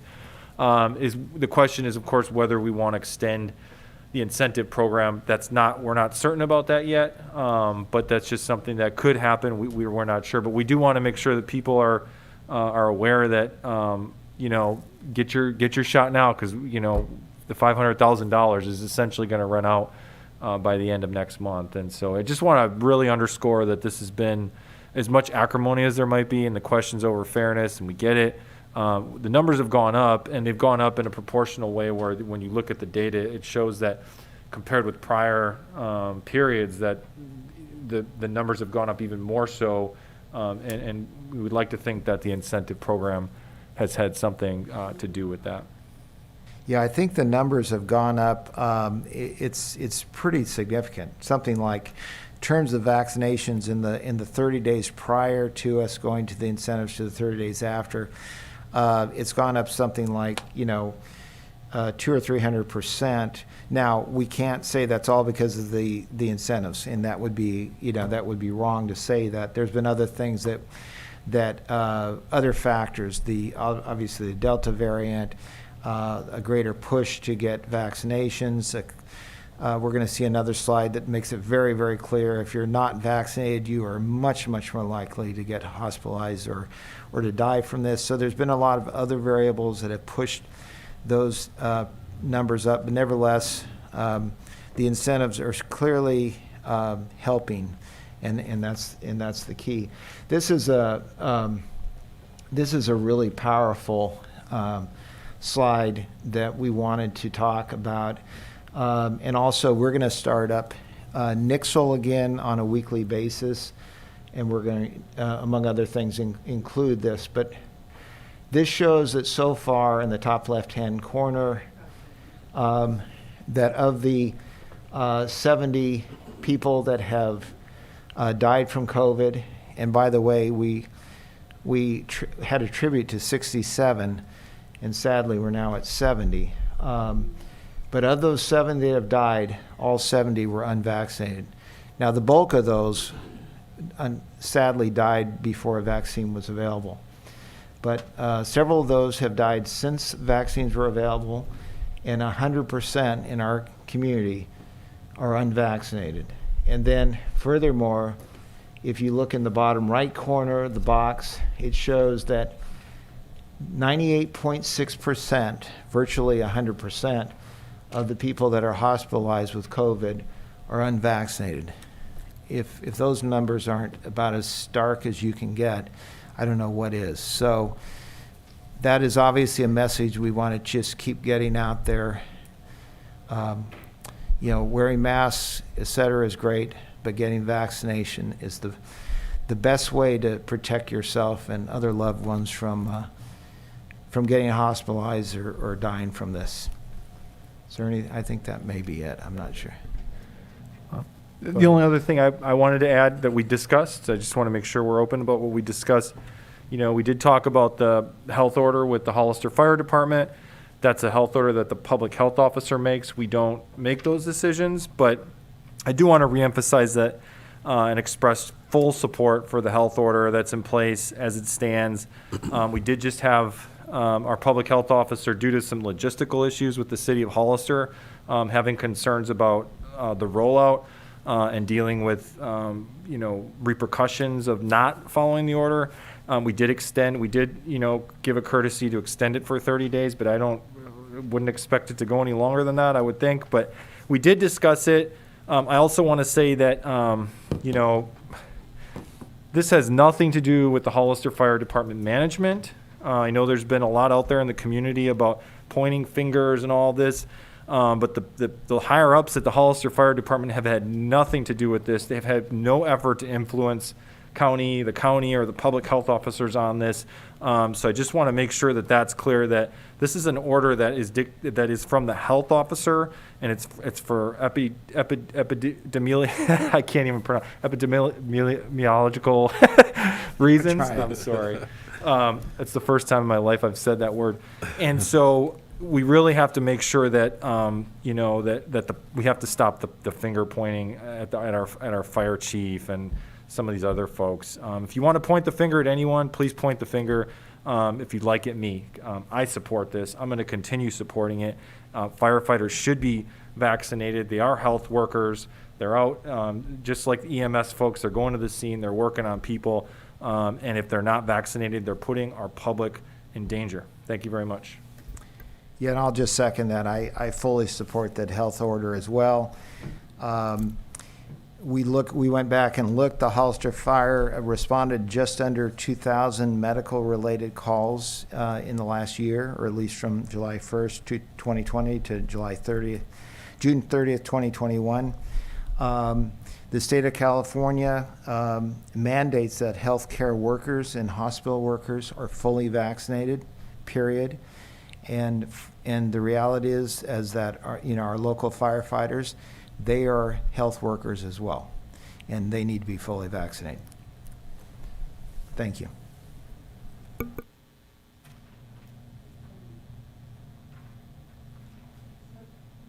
Supervisor Hernandez? Yeah, I don't. Thank you, Madam Chair. Just to be clear, and I'll just leave it at this. Having a vaccine doesn't stop spreading the virus. If it was true, then no one in that room would be wearing a mask, because everybody. So just to be clear, so to somehow assume that this is going to stop, it's at that point we're playing politics. But I'll just leave it at that. Thank you, Madam Chairman. Well, I appreciate the update, especially the reflection of the numbers that have increased since the $200 incentive went into effect. And I know not everybody in the community approves of it, but I see that there's a positive side, and I'm going to bank on the positive side and the positive outcome to the community, as opposed to a positive COVID test. In terms of the enforcement, I know that within the schools, and I know statewide and elsewhere, we're looking at huge gatherings with relationship to sports and participation. Are we as a county, are we, you, not we, but we as you as a ad hoc, looking at any that? I mean, is that a conversation that's on the table? I know that whenever anything happens in Monterey County, I'll share it. And I know at one point that they were looking at the mandated mask indoors. It didn't pass. It didn't pass on the emergency basis, and then I do not even believe that it passed, period. And so I'm just trying to see where we're at with the Delta variant, and then the Mu. Was it Mu? The Mu was the second one that came up, right? Or the most recent, not second, but the most recent. Is that something that we're looking at? Madam Chair? That discussion we've had discussions about Monterey County. I will say that, I don't want to speak for Supervisor Tiffany or anyone else on the board, but I think there's a belief that sort of edict would have to come from the health officer, considering we can't have to take politics out of these decisions. And so that's a public health consideration, and I think it's based on, where our numbers are going. And I know they're keeping a close eye on our numbers and following those and using data as the basis for that. Okay. Thank you. Okay. Well, I'm not trying to invite trouble. I just want to see, because I do know that we were scolded from the community because I remember, I personally said, well, we're not going to mandate vaccines. And then it came back to us, well, B, you lied. And so I hear that everywhere I go, B, you're a traitor, you lied. And I'm like, oh my gosh, what could I say? I'm doing what I think is right, but. Well, and I think that this is a very fluid thing. I mean, this is a pandemic. It's a living, unfortunately, virus. Things change, and you have to respond to. It evolves. It evolves. You have to respond to what is necessary to protect the people and do what's right for the greater good. I think it's as far as whether indoor masking and other things, that's really probably would come from the public health officer.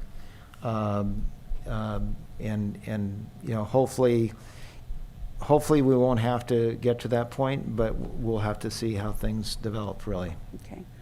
Well, I like the idea of this, not just this item, but ad hocs in general, and any kind of committee that are monthly on the agenda at the end of the month, and that way the month has concluded or nearly concluded, and then it gives the opportunity for an update.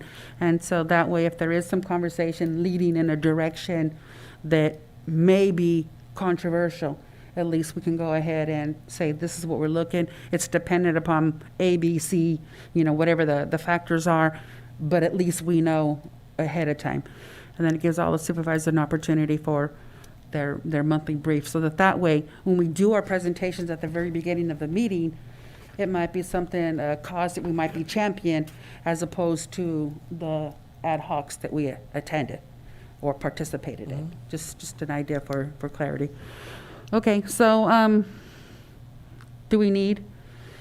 Accept the report? I'm looking at it. It's up to your board. If you had more to talk about with the other ad hocs, fine. If not, open up to the public for comment. Okay. One, Madam Chair, on the 3CE Community Choice Energy Board, we're looking for a new Community Advisory Committee member. These are the residents, the citizens there's several layers for 3CE, and this was what used to be Monterey Bay Community Power. Community Choice Energy. So we're looking for a new member specifically from San Benito County, and I've been tasked along with the city rep of recommending filling that role. So anybody out there that's interested in serving on this very, very important committee, please contact me on my cell phone, 831-207-0077. Email me, Supervisor Kosmicki at cosb.us, and we'll get going on that. Thank you. So clarification, so Yeah. that's countywide, it's not any Countywide, particular- yep. Okay, so countywide, citywide, some like Yeah. even the city, okay. So it's- Particularly environmental issues, conservation, and, energy that's clean energy, basically. Okay, thank you. Any other supervisor wants to make? Yeah, if I might, I'll try to make this really quick. I went through these, and it is amazing. I know we all talk about this, but the number of committees and stuff that we're all involved in. Supervisor Kosmicki and I both are on the Library Ad Hoc Committee. We did have a meeting last week, a productive meeting with the library resource people looking at a new library. In fact, I'm going to mention this as a potential agenda item here later. So, but we did have a meeting there, and I think it was productive, and looking at ways to move this forward as far as a new library and prepare us for a potential state grant at the first of the year. So anyway, I'll bring that up here later. Just a few other things. Economic development, we obviously heard about cannabis today. Continuing, we'll be looking at 1% sales tax potentially on the ballot in the future, as well as other things. COG, I was going to mention that we're looking at the ARENA regional housing need allocation that goes through COG in our county, which helps us plan for affordable housing. And so that will be coming forward. There was an update on Highway 25, the environmental impact report for that, at least for the first section. The section heading up to 156 and 25, And also that intersection, that's going to be, the EIR is going to be kicking off this fall. Currently, this is unfortunate, but currently the current plan shows that it's going to be 10 years before that's actually built out. We're looking for ways to shorten that up, at least by a few years. I'd like to see it by more, but by at least a couple of years. But that's what happens when you're dealing with Caltrans in the process. As far as both Supervisor Kuzmicki and I mentioned that there were some Zoom meetings with landfill expansion people. Again, I want to emphasize that we do need to get more education out there. Looks like the environmental impact return, the draft report for the landfill expansion, is probably maybe about 90 days out, we hope. Maybe a little bit longer. Mike's shaking his head. Sometime after the first year, we'll say it that way. So we're looking forward to seeing that. LAFCO, there is a joint presentation that now is set up for October 27th, which is going to include the Board of Supervisors, the Hollister City Council, and the San Juan Bautista City Council. A presentation made by LAFCO and Bill Nicholson, our Executive Director. I think that will be a very worthwhile presentation to learn more about LAFCO, which does stand for Local Agency Formation Commission. I can never remember what it stands for, but that's what it stands for. I looked it up. And then lastly, I will just say that we're talking about trips. I have a very short one, and CAO Ray Espinoza is going as well, and I believe Supervisor Hernandez may be as well. But in Monterey is the annual meeting of RCRC starting tomorrow through Friday, which is the Regional Council of Rural Counties. We are going to, on their consent agenda, we are going to be hopefully approving a new JPL in the consent agenda focused on broadband, which is great. And so I'll be attending that meeting. Thank you, Madam Chair. All right, Supervisor Hernandez?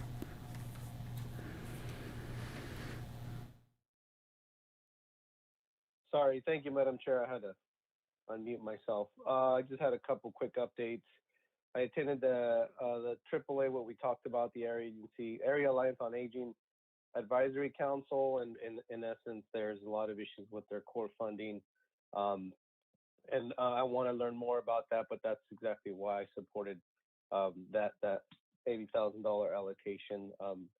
I believe, yeah, we need to do better about supporting our locals and supporting the needs of our own community. And then I had in the COG meeting, there's a Clean California grant program, has to do with cleaning streets. So it's $296 million for litter abatement and beautification. They did give a brief update on the 25 expansion project, and they put out a schedule. I didn't get necessarily confirmation it was firm, but nonetheless, I guess with this stuff, none of it's really firm. But in general, it's mentioning by spring 2031, the construction would be finalized. And obviously before that would be right away of certification, the design, and the final EIR. The arena housing, they did mention. It was kind of alarming to see that, the market, that basically, especially with the new push with the governor trying to increase housing all across the state, it looks like there's going to be pressure. And we have right around 2,000 homes that are going to be market rate pushed into our community. And obviously, I agree with the low income and even the moderate income housing, but obviously not clarity on how that's even going to be a plan to make sure that happens. And then the final thing I was going to mention is the $750,000 grant presentation. So it was exciting to hear that we're moving forward with that grant, and ultimately I wanted to thank RMA Director Mike Chambliss with ultimately staging it and giving us kind of a timeline and expectation of the community to know when that regional park is going to be built out. But last thing I was going to mention is I have actually a conflict with my schedule, so it looks like I won't be able to attend the RCRC. So hopefully you guys have a lot of good info to bring back to us after you come back, Supervisor Tiffany. Thank you. So on that note, am I going to the RCRC since, did we register Supervisor Hernandez? Did we pay for him? Would it be feasible to? We can talk after the meeting. Yeah, substitute out, yeah, okay. All right, so, I'm looking at my calendar and I don't see very many in terms of the committees I've been, but I know I've been busy.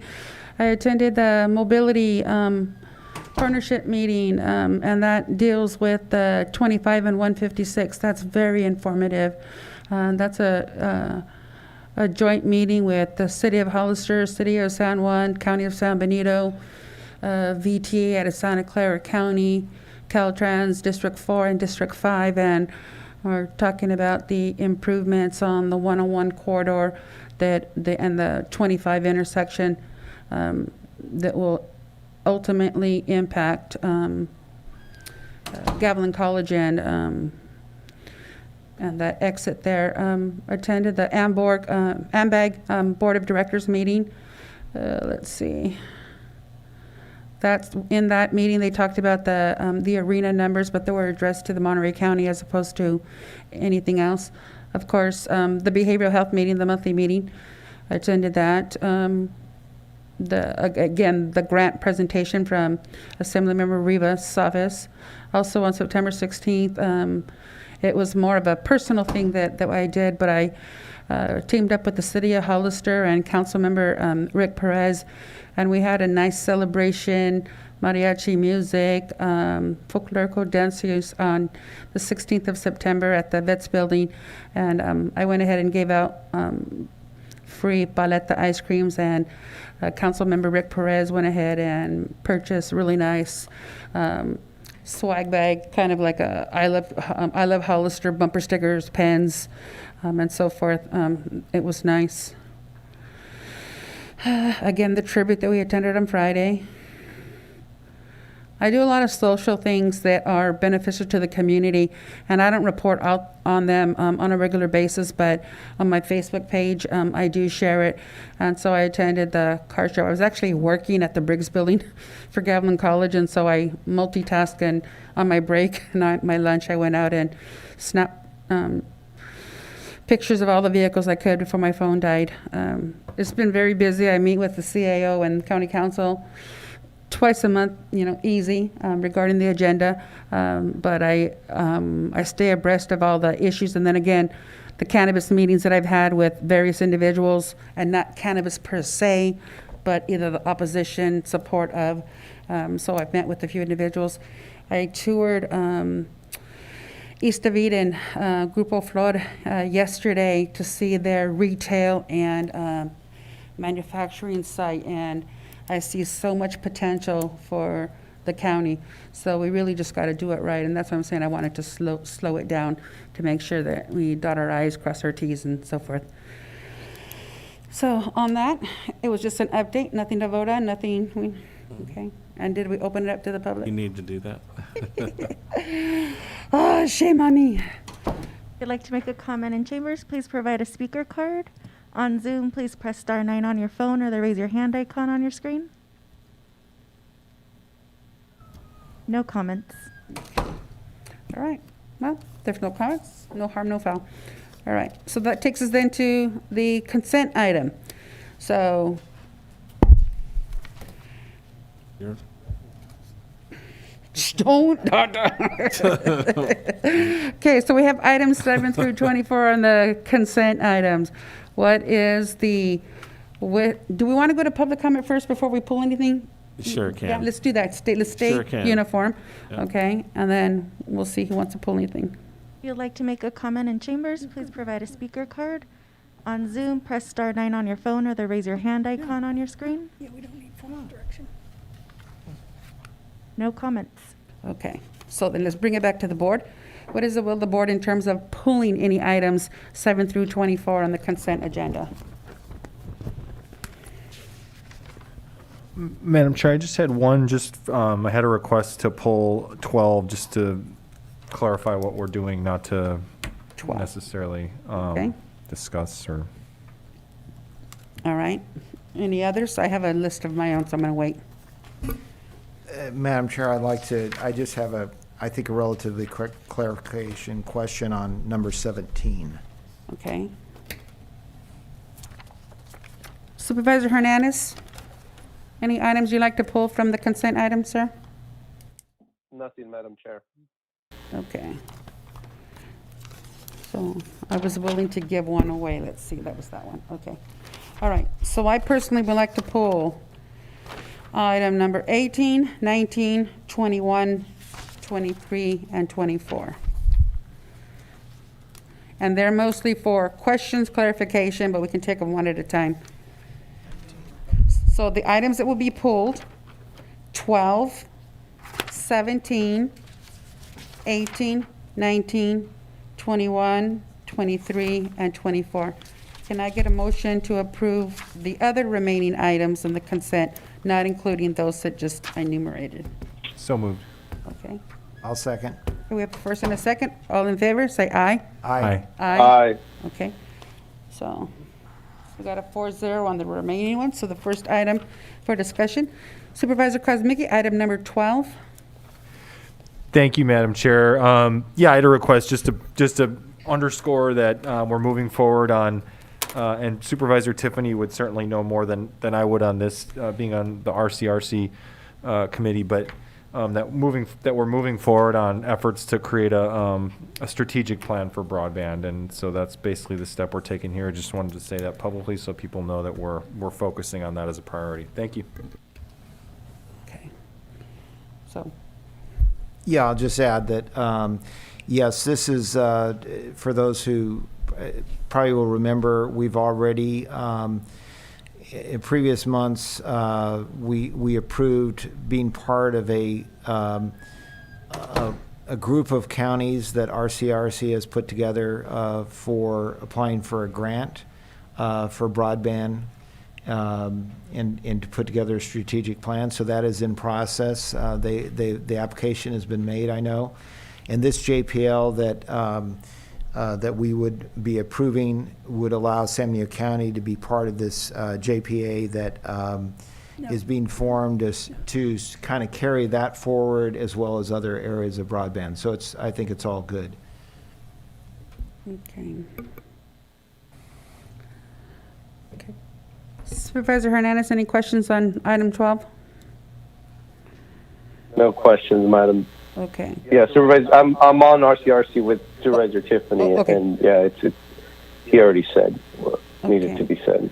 With regards to broadband, Senator Ana Caballero had SB 28 there that had been signed by the governor, and so that was basically, let me go to the article. It was basically, it came out on Facebook yesterday, the 27th, and basically what that was going to do is be a tool that the state would then be able to see utilizing the entities, the business entities that already have deliver a service, a video service to residents. So in essence, there is a plan to see where the voids are of non-service versus the locations and the individual residences that are receiving it. So the state the PUC is requesting that these individual companies, we're talking about Verizon, Charter, but those that provide an internet service, broadband service already, and that have a line of sight service that is actually at a residence, get a map so that we can see. It looks like it might be the first in possibly treating broadband as a utility. Now that's my hope. That's not where it's at yet, but that's my hope, that the state can recognize the need for broadband and it becomes treated like a utility, water, gas, power, where it doesn't become an issue. Everybody's entitled to, everyone gets at the same level of service, and then it becomes a non-issue for everybody, at a fee and a cost that's, affordable. And so that's the only thing I wanted to add on broadband. But it was SB 28, Ana Caballero. Yeah. Okay, so do you have any questions specifically from administration for that? No, ma'am. Okay. So then what is your will of this I item? move to approve as recommended. Oh, yeah. Go ahead. Public comment? Well, We so already did it before. we did it before. Okay. Thank you. After, I believe that the board already called for public comment before. We did, in general? Yes, okay. So now we'll take your move. We know who you're looking for. Go ahead. I move to approve as recommended. I'll second. All in favor for item number 12, say aye. Aye. Aye. Aye. 4-0 on number 12. That takes us to item 17. Supervisor Tiffany. Okay, so my question, and I don't know who might be available to speak to this. Tracy's on the Okay, phone. Yeah. so, and I know I'm sure there's a reason for this, but I just want a clarification. Under the background, it says that that basically we approved already $50,000 for the period July 1st, 2021 to September 30th, 2021.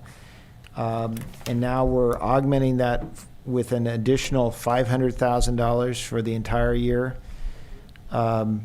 Obviously, $50,000 for 3 months or so versus $500,000 for the full year. There's a huge difference there. So I just want clarification there, better understanding what we're doing. And then also, and this is addressed in the background, but we clearly don't go to an RFP every year. It looks like we're going every 3 to 4 years. And it states that we're going to be going to an RFP next year. So I'm just curious about the reason for the timing with how we go out to get bids on this. Those are my questions.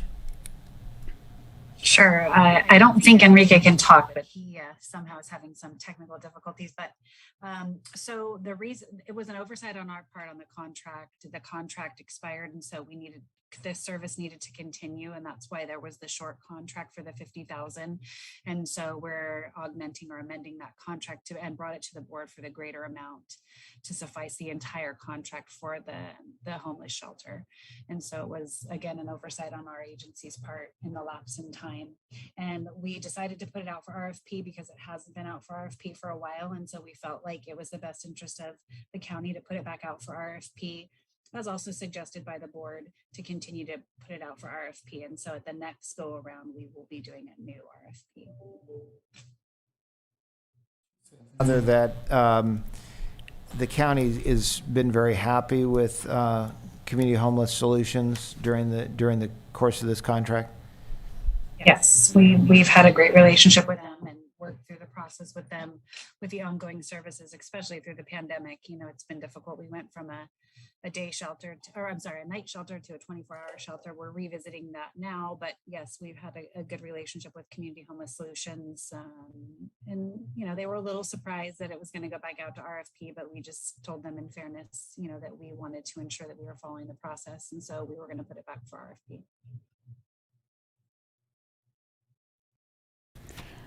So any other questions or concerns regarding this one from the board? Okay, so I see and hear none. So what is the wish of the board on this item? Madam Chair, I'll make a motion that we approve and authorize the chair to sign contract amendment number 1 with Community Homeless Solutions in the amount of $500,000. Okay. Second. Okay, so we have a first and a second. All in favor? Aye. Aye. Aye. Aye. So we have 4-0 for item number 17. Okay, the remaining items are those that I pulled. So, Tracy, are you still on the line with us? I sure am. Okay, good, great. I asked for this one to be pulled, and I spoke with Dr. Geller directly today, is I have concerns about waiving the voters registration requirement in terms of being in California. So can you explain why you want the waiver? And I'll kind of explain why I would prefer not. Sure. So myself, Deputy CAO Edgar Nolasco, and County Council Irma Valencia all worked on this item.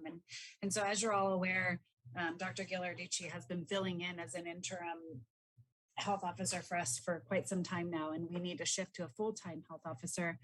Dr. Gellert has been the deputy health officer, However, he resides in Texas. His goal is to move here, and I believe that he is in the chambers and can address the board as well. But part of the requirements to have a full-time health officer are some of those requirements, but there is the ability to waive that requirement. And Irma from County Council can also comment on that. She has a little bit more knowledge on that. And so we're asking that we waive that so that we can appoint him to be the full-time health officer and allow Dr. Gillarducci to be our deputy health officer, and as he has another job as well.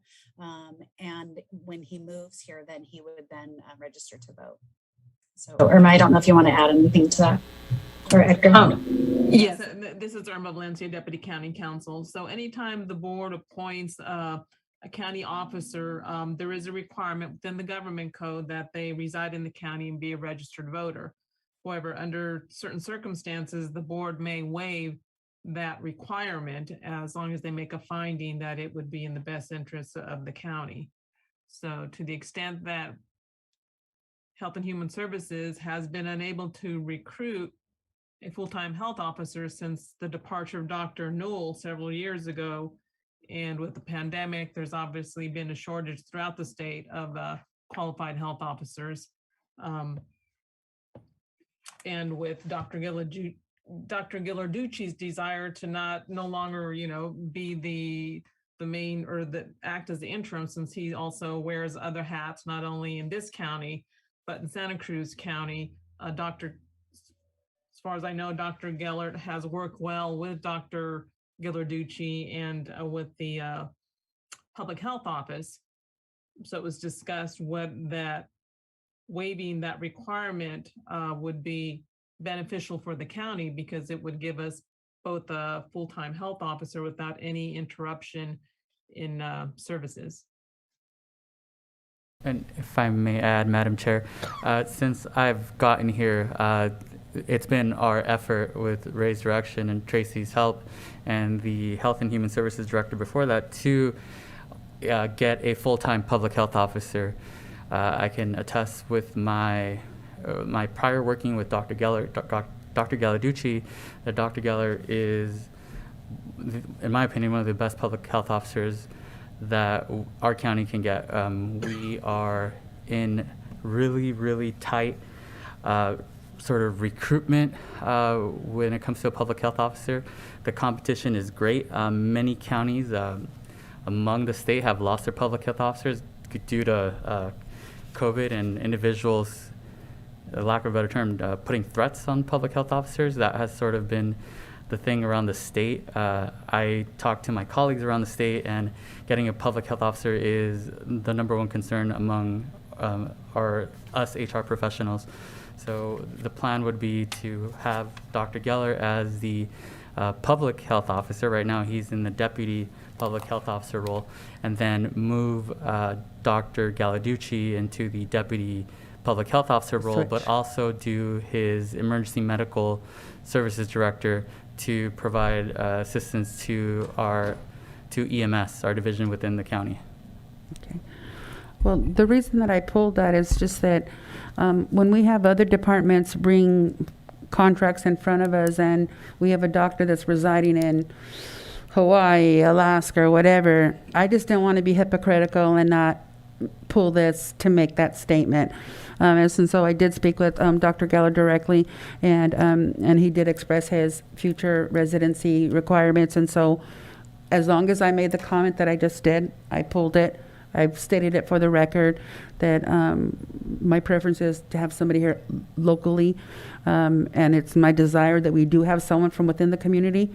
And since nobody has come forward, and we do have Dr. Geller, and he sounds like he's coming, highly recommended. You've been doing the job. And so I will withdraw my opposition to this, but I just wanted to go on the record that I highly desire residency in California. And I understand this is for voter registration for the county of San Benito, but again, it's akin to me saying we have a local doctor. And so he's heard my concerns directly, so I'll remove them. So on that note. And Madam Chair, Yes. maybe since we have it, maybe Dr. Geller. Would you like to address it? I don't know if you want to. Address the board and just. You're welcome a little bit of his You're welcome to background. share whatever you want to share, or not. Wouldn't want to put you on the spot. I already did this morning, so. Well, thank you for the opportunity to speak to the board. We've been in a crisis since this pandemic began, and we've had to adapt in public health and society in general. And the past 10 months 12 months that I've been working with the county have been very rewarding for me. There's a great public health team here. I am interested in leading it. I think there folks on the team are interested in me coming and leading it. My desire would be to be a local resident and live here and serve as the health officer. There are, the usual logistical barriers of housing and that being quite tight, the market here in San Benito County. But until that happens, I can't permanently relocate. My intent is to be here regularly and to be in the state 50% of the time, and to be working closely with the team as I have been over this last 10 to 12 months.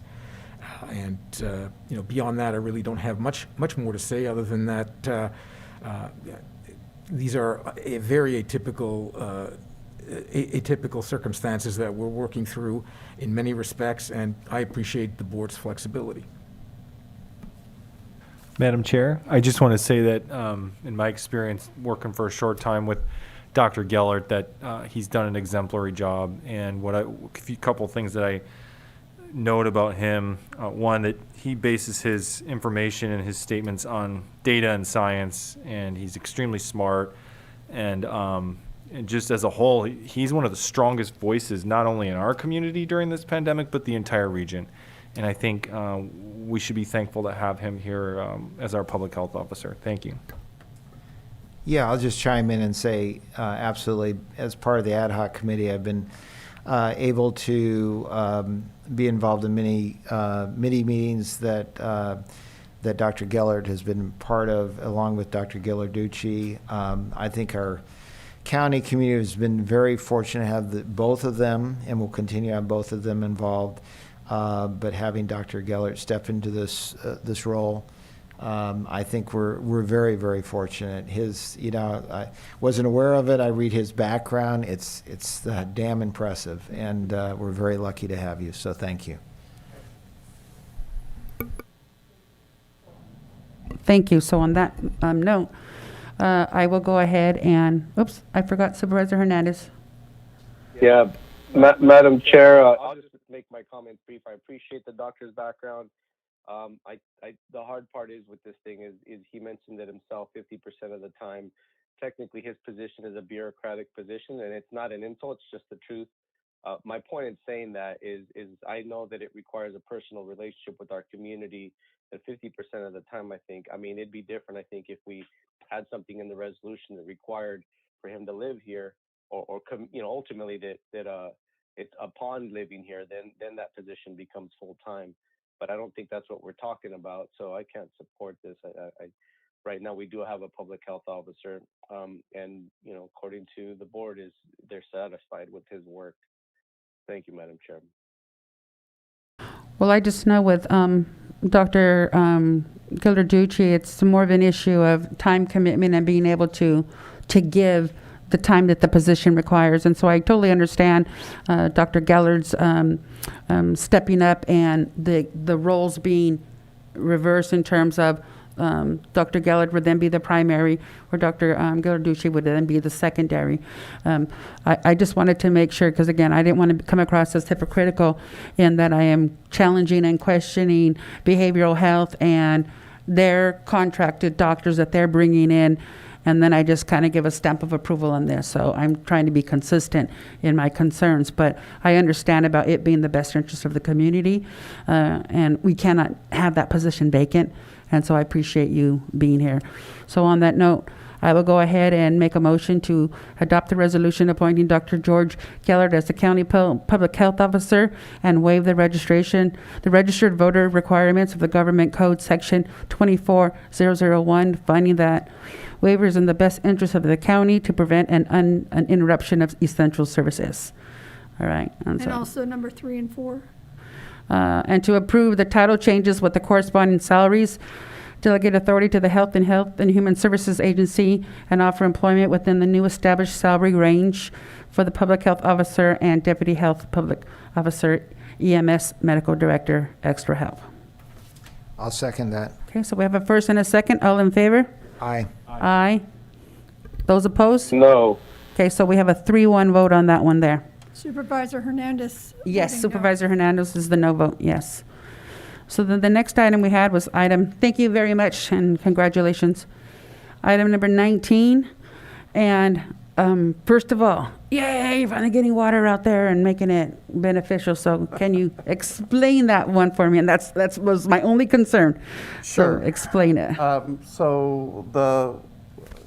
Over a year ago, when I was still over at the city, I received a phone call from my utilities manager letting me know that your well was broken and that the county was requesting us to turn the water back on for Vets Park. And I said, no problem, just make sure somebody goes down and opens an account.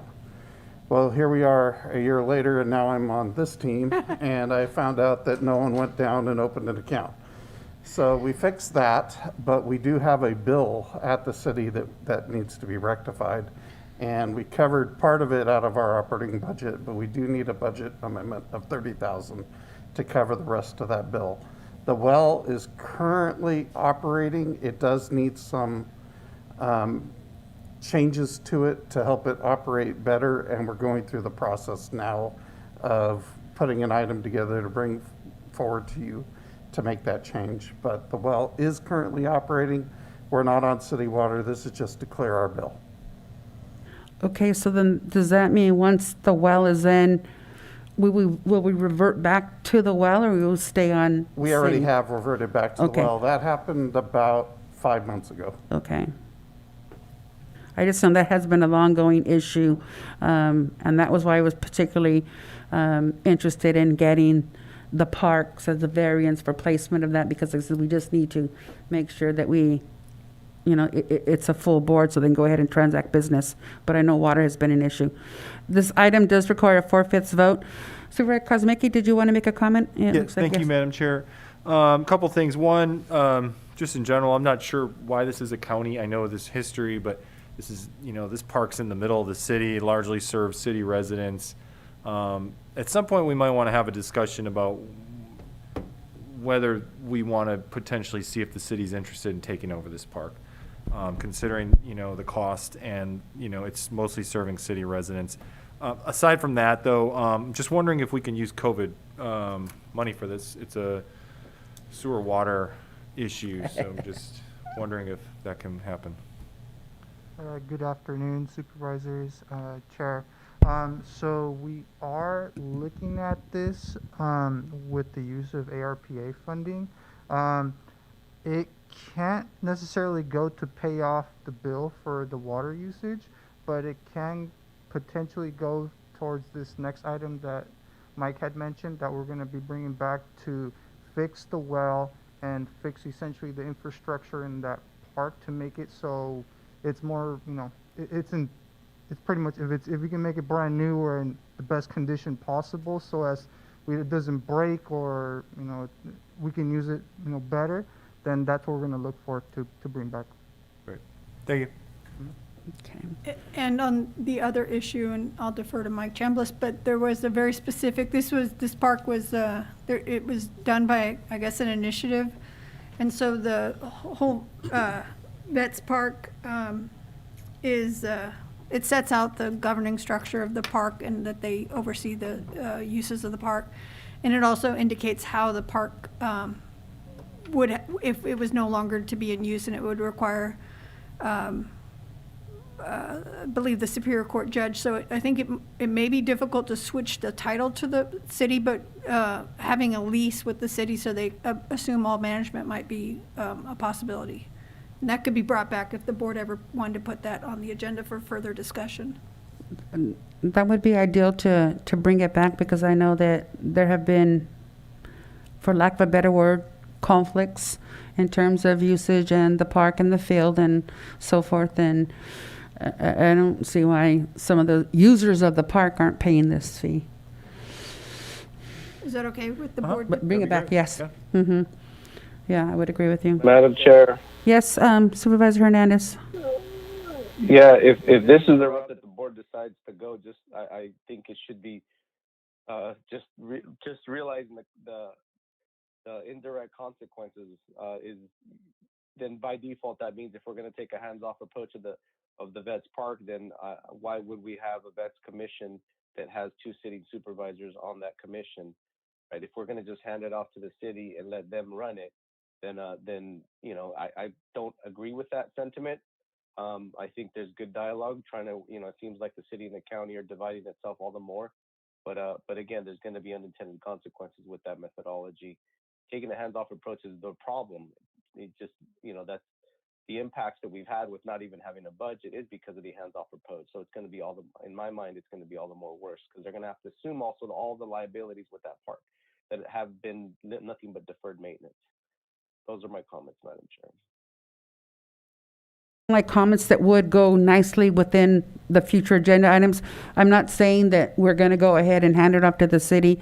I kind of put a little question mark on my notes, decommissioning it in terms of county obligation and possibly looking at the city, but that conversation hasn't been had yet. That would be a future agenda item, it sounds like. And then the comments you just shared, I would love to hear them reiterated and expanded upon at that meeting, okay?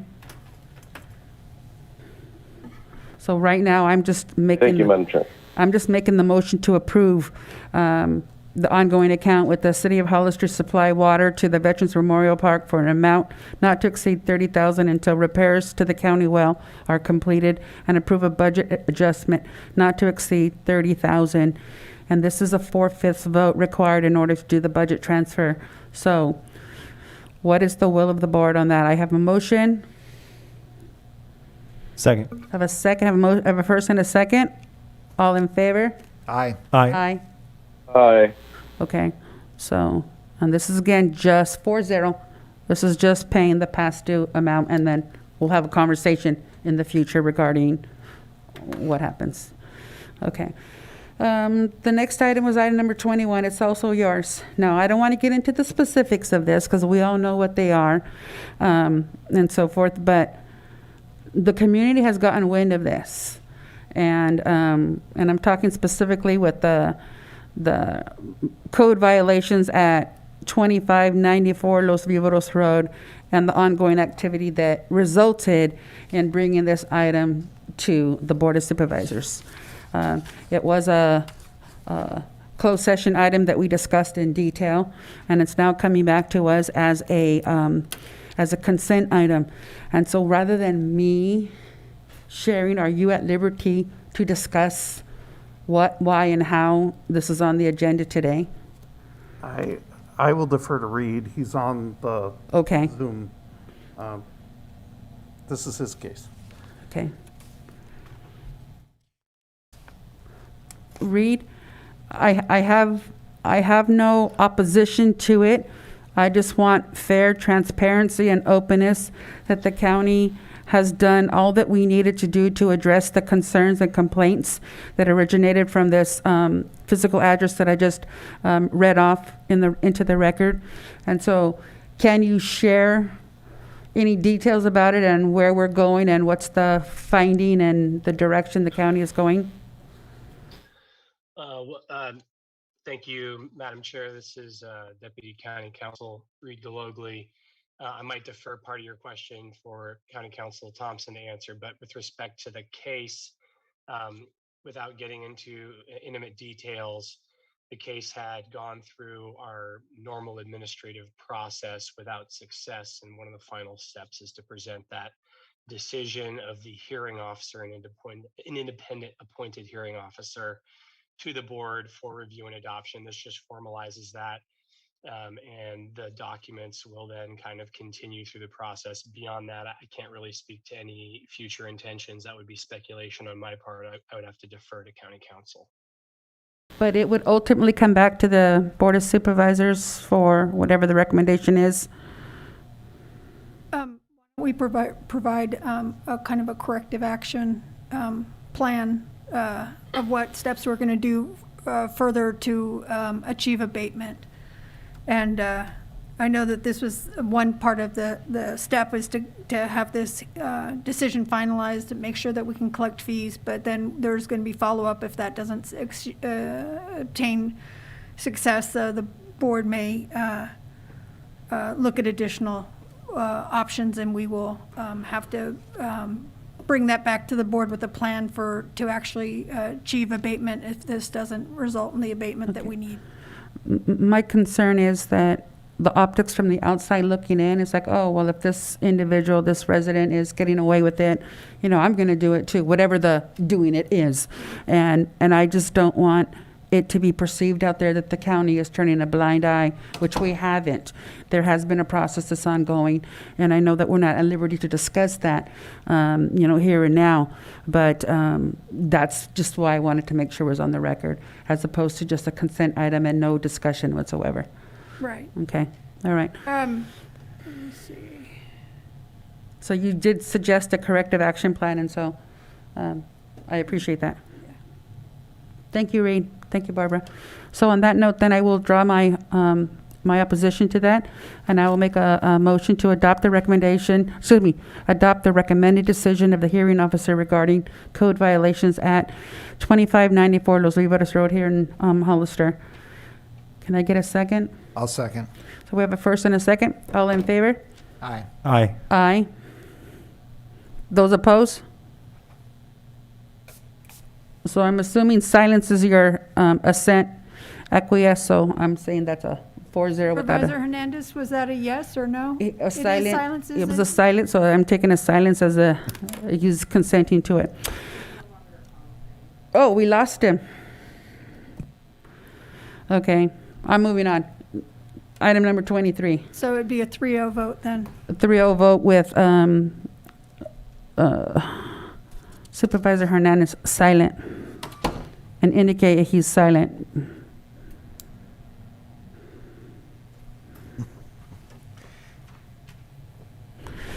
Okay, so item number 24. Item number 23 is a... Oh, 23, sorry. That's okay. It's a 2-year contract with the Integrated Waste Task Force. So that would be the 3 agencies, the county, the 2 cities, to do sharps collection in certain locations. State law is changing when it comes to sharps collection. The state's about to require drug companies to provide that service. But there's a gap, and this covers that gap for us. The county share of this contract is $6,300 per year, and it is a 2-year contract. I do have Selena on the line if we need to go into any more detail for you. No, that was sufficient. One of the reasons I pulled this is because, again, we live so close to the Monterey Bay, and everything flows to, you know, the bay. And I do know that there have been some concerns about needles in places where kids, families congregate. And I just want to make sure that with this sharps solution and this contract, that we are not adding to that complication of waste going in the wrong direction. They are being fully disposed of in a proper manner. Oh, yeah. This is to avoid that problem. Right, okay. Again, I just need to go on the record for that. Okay, yeah, I just had some concerns that this wasn't gonna happen and we weren't contributing to that. Okay, so then, that was all my concern, so I don't need Selena to chime in. I will go ahead and again withdraw my opposition to this, and I will make a motion to approve the 2-year contract with Sharp Solutions for regional agency Sharps collecting programming in the amount not to exceed $40,000 for 2 years. County portion is $12,600 for 2 years, and $6,300 for 1 year, contingent upon approval from all members of the JPA. And when do you plan to get the JPA, everybody agree to it? Selena has that scheduled. I'm not. Okay. I don't know. That was actually already approved at our last task force meeting. Okay, so then we're the sole holdup, huh? Okay, no longer then. So there's my motion. Can I get a second? Second. Okay, so I have a first and a second. All in favor? Aye. Aye. Aye. Oh, good, Peter, you're Aye. back. Thank you. 4-0 for item number 23. And then item number 24, what was my question on that one? Okay,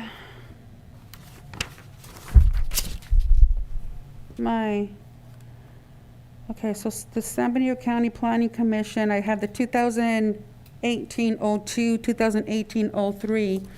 And then it looks like I have 869,755.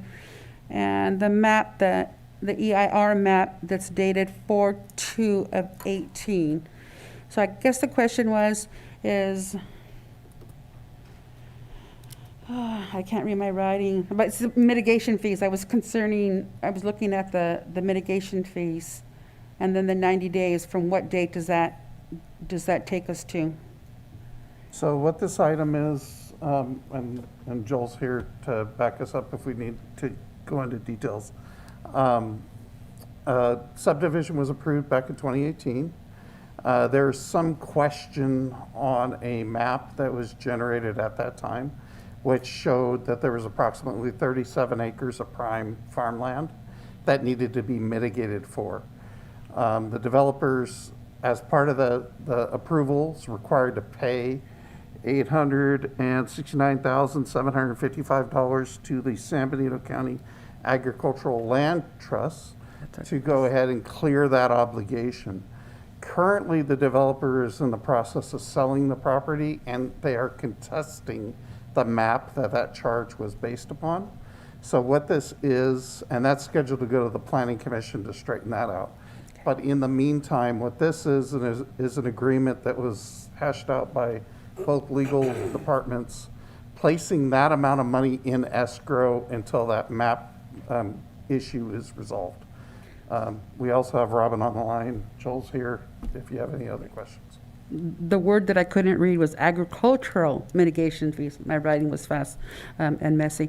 So we're putting the money, Joel, the money is set aside then to resolve that, right? In the process of Until it's resolved. the sale. Okay. All right. And so nobody can get to it until that issue is resolved. That's dealt with in the escrow agreement. It gives them a certain amount of time to file the application to amend to remove that condition of approval and mitigation measure. There may be another change that they want to make relative to whether or not the roads are dedicated to the public or remain private so that they can be gated. Those are things that we're working out with them. So right now, is that fact silent in terms of county documents, the roadway?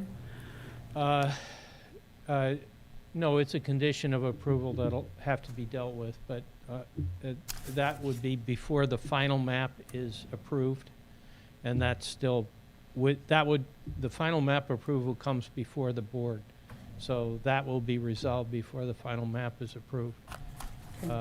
I have no idea how that would affect the transaction. Just this issue of the ag mitigation fee is the only issue I think that's involved with the escrow, primarily because it deals with the amount of money involved. When I read this agenda item and the documents that were attached, it just kind of made me think, had we had something similar to this in place for Cielo Vista and the sewer treatment plant, we would not be in this situation. Had Stonegate had something similar to this as to their water issue, we as a county wouldn't be in this situation. I kind of use analogies to kind of understand and grasp, and so that's kind of how I saw it. Well, I mean, the problems with community service areas and facilities, capital facilities related to those is really a separate issue. But we'll be bringing it to a meeting to you soon. I know. Yeah. Can't wait for that, yes. Okay, so then I just needed the explanation. So again, I'm going to go ahead and withdraw my opposition to item number 24. And I will make a motion for ratification to provisionally approve escrow instructions securing agricultural mitigation fees required by the certified EIR and conditions of approval for subdivision TSM-15-94 promontory/buffs, and authorize Michael Chandler to approve escrow holdback agreement subject to county council approval. File number 790. If I may, I would strike that because the board is, what we were talking about is having staff provisionally approve it and subject to ratification by the board. And since instead we're submitting it directly to the board, we should remove the provisional language. Okay. Just approve, yeah. All right. So ratification and approve. Would you say and approve? Ratify? Yeah, you can strike the ratification. Okay, and so the just to provisional approve then, approval. okay? Yeah. All right, so I amend my motion per staff recommendation to approve the escrow instructions and then carry on to the end.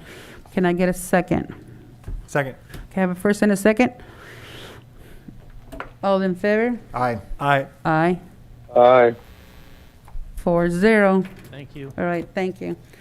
Okay, so before we adjourn for the day, I would like to, Future forgot- agenda.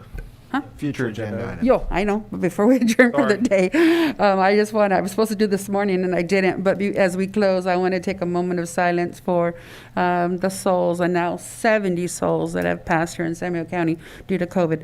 So let's go ahead and go to the future agenda items. I know that there were a few as we were talking today throughout the course of the day. So we'll start with Supervisor Tiffany, go to Supervisor Kosmicki, and then go to Supervisor Hernandez. Thank you, Madam Chair. I mentioned this briefly in my ad hoc committee reports. I mentioned that Supervisor Kosmicki and myself, as part of the library ad hoc, met last week, and with the Coalition for a New Library people, as well as briefly with Nora from the library. And you know, what we'd like to do, and with the support of a second supervisor, I would like to ask that we get this on a future agenda, the sooner the better, and to direct staff that they look at working to put together a plan for moving forward with a new library. Specifically, you know, currently we have a library plan that I believe is something on the order of $60 million, which I think the coalition and others agree is just not realistic for our county. And but there has been discussion at the ad hoc and otherwise to maybe making some significant you know, still have a new library in its place, and there's various decisions to be made about the property that's there, and I think it's time for us to look at this more closely as county staff working with the coalition and with the library, with Nora. And what I know time is tight, but I would love to see us get something together for, you know, for possibly a state grant, if there's money available at the first of the year, something that's shovel-ready that we can have, you know, our lobbyists and people like Assemblymember Rivas and Senator Caballero be supportive of. So anyway, that's I'll be your what I would second. like. Okay, so I'll be your second supervisor. Thank And you. you said time is of the essence. Are you looking at October the 12th or October the 26th? Well, October 12th may be too soon, I would think. What's realistic, do you think? I guess my question, so there's a lot here that you're asking. Yeah, I know.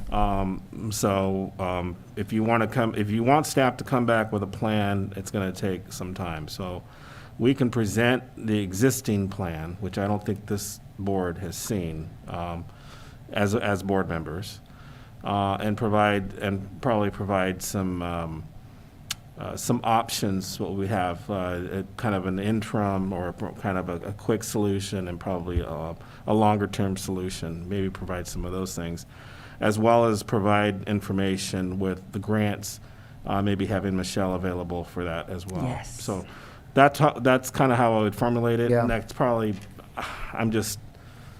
I would say the last meeting in October. So that's November 23rd?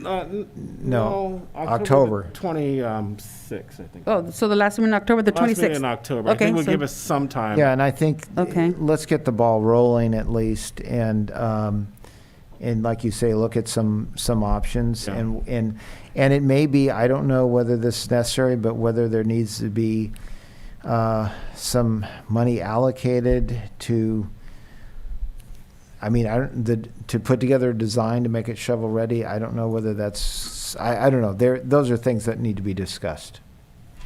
Yeah. That's a big ask, but it's an admirable ask.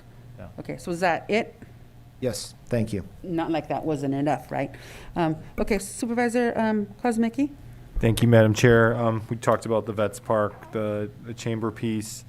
The one that I wanted to bring up today was, so trash in our community is becoming more and more of an issue.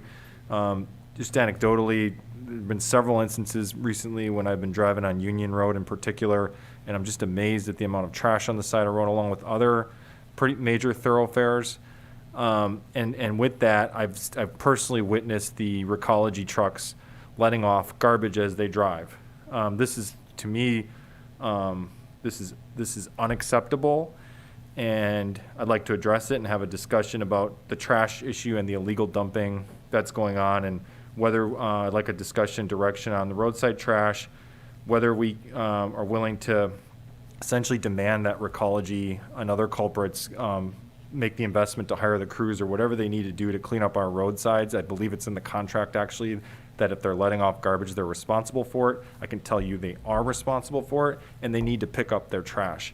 And then also consider, along with that, strengthening our illegal dumping ordinance. I got a call recently, right when I was making calls after witnessing another Recology truck about a resident on Salinas Grade Road, and I think there's a lot of history with Salinas Grade in particular with illegal dumping. And, Yes. And so I'd like to have an open discussion about how we're finally going to address trash and illegal dumping. Thank you. Okay, so I have Vets Park, Chamber of Commerce, and trash in the community. And Madam Chair, I would support getting the litter Okay. issue on the agenda.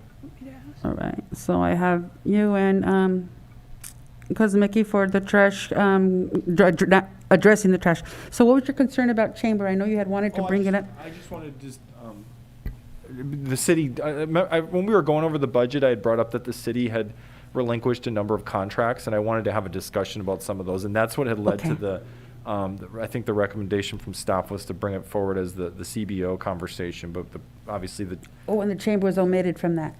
Yes. Okay. So you understand what he's asking for?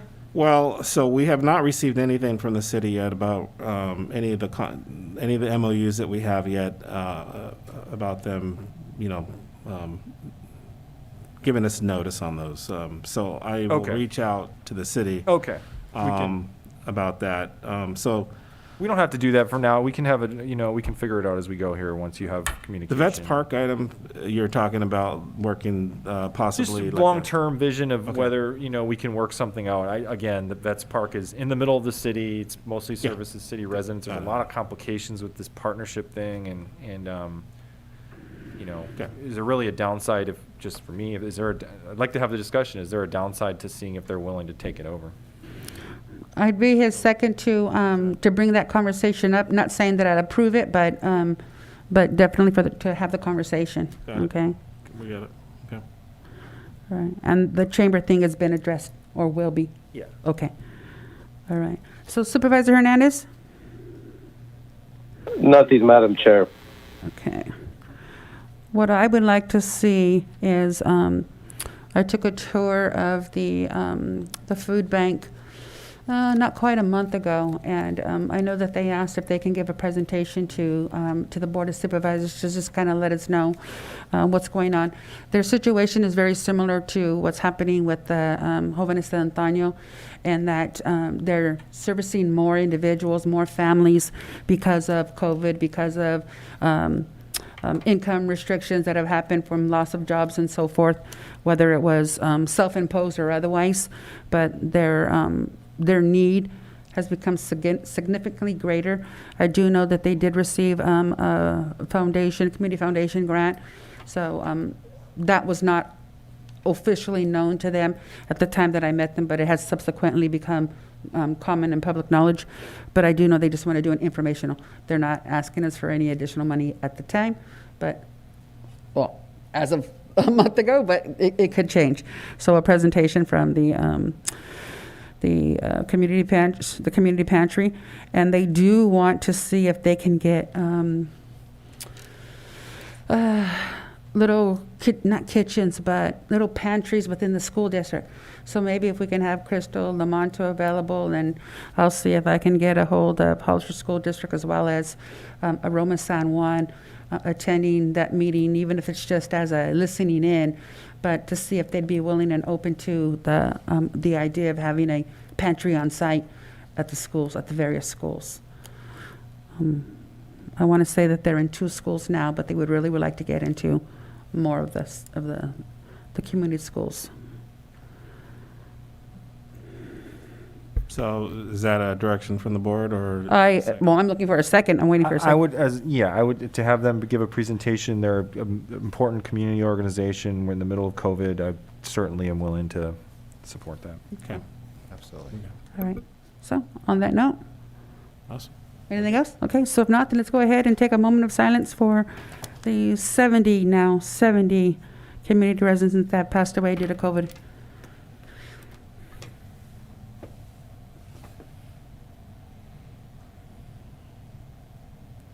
All right, I will entertain a motion to adjourn whenever somebody's ready. So moved. Okay, can I get a second? Second, and on a happier note, I want to wish you a happy birthday. I'm a year older. B. Happy B Happy Day. birthday, B. Thank you. I know my kid says, what are you going to do tomorrow? I says, I have a board of supervisors meeting. I don't know what you guys are going to do, but. 30. Bless you, my son. All right, so all in favor to adjourn? Aye. Aye. Let's go. Have a great one, people. Thank you. 4-0.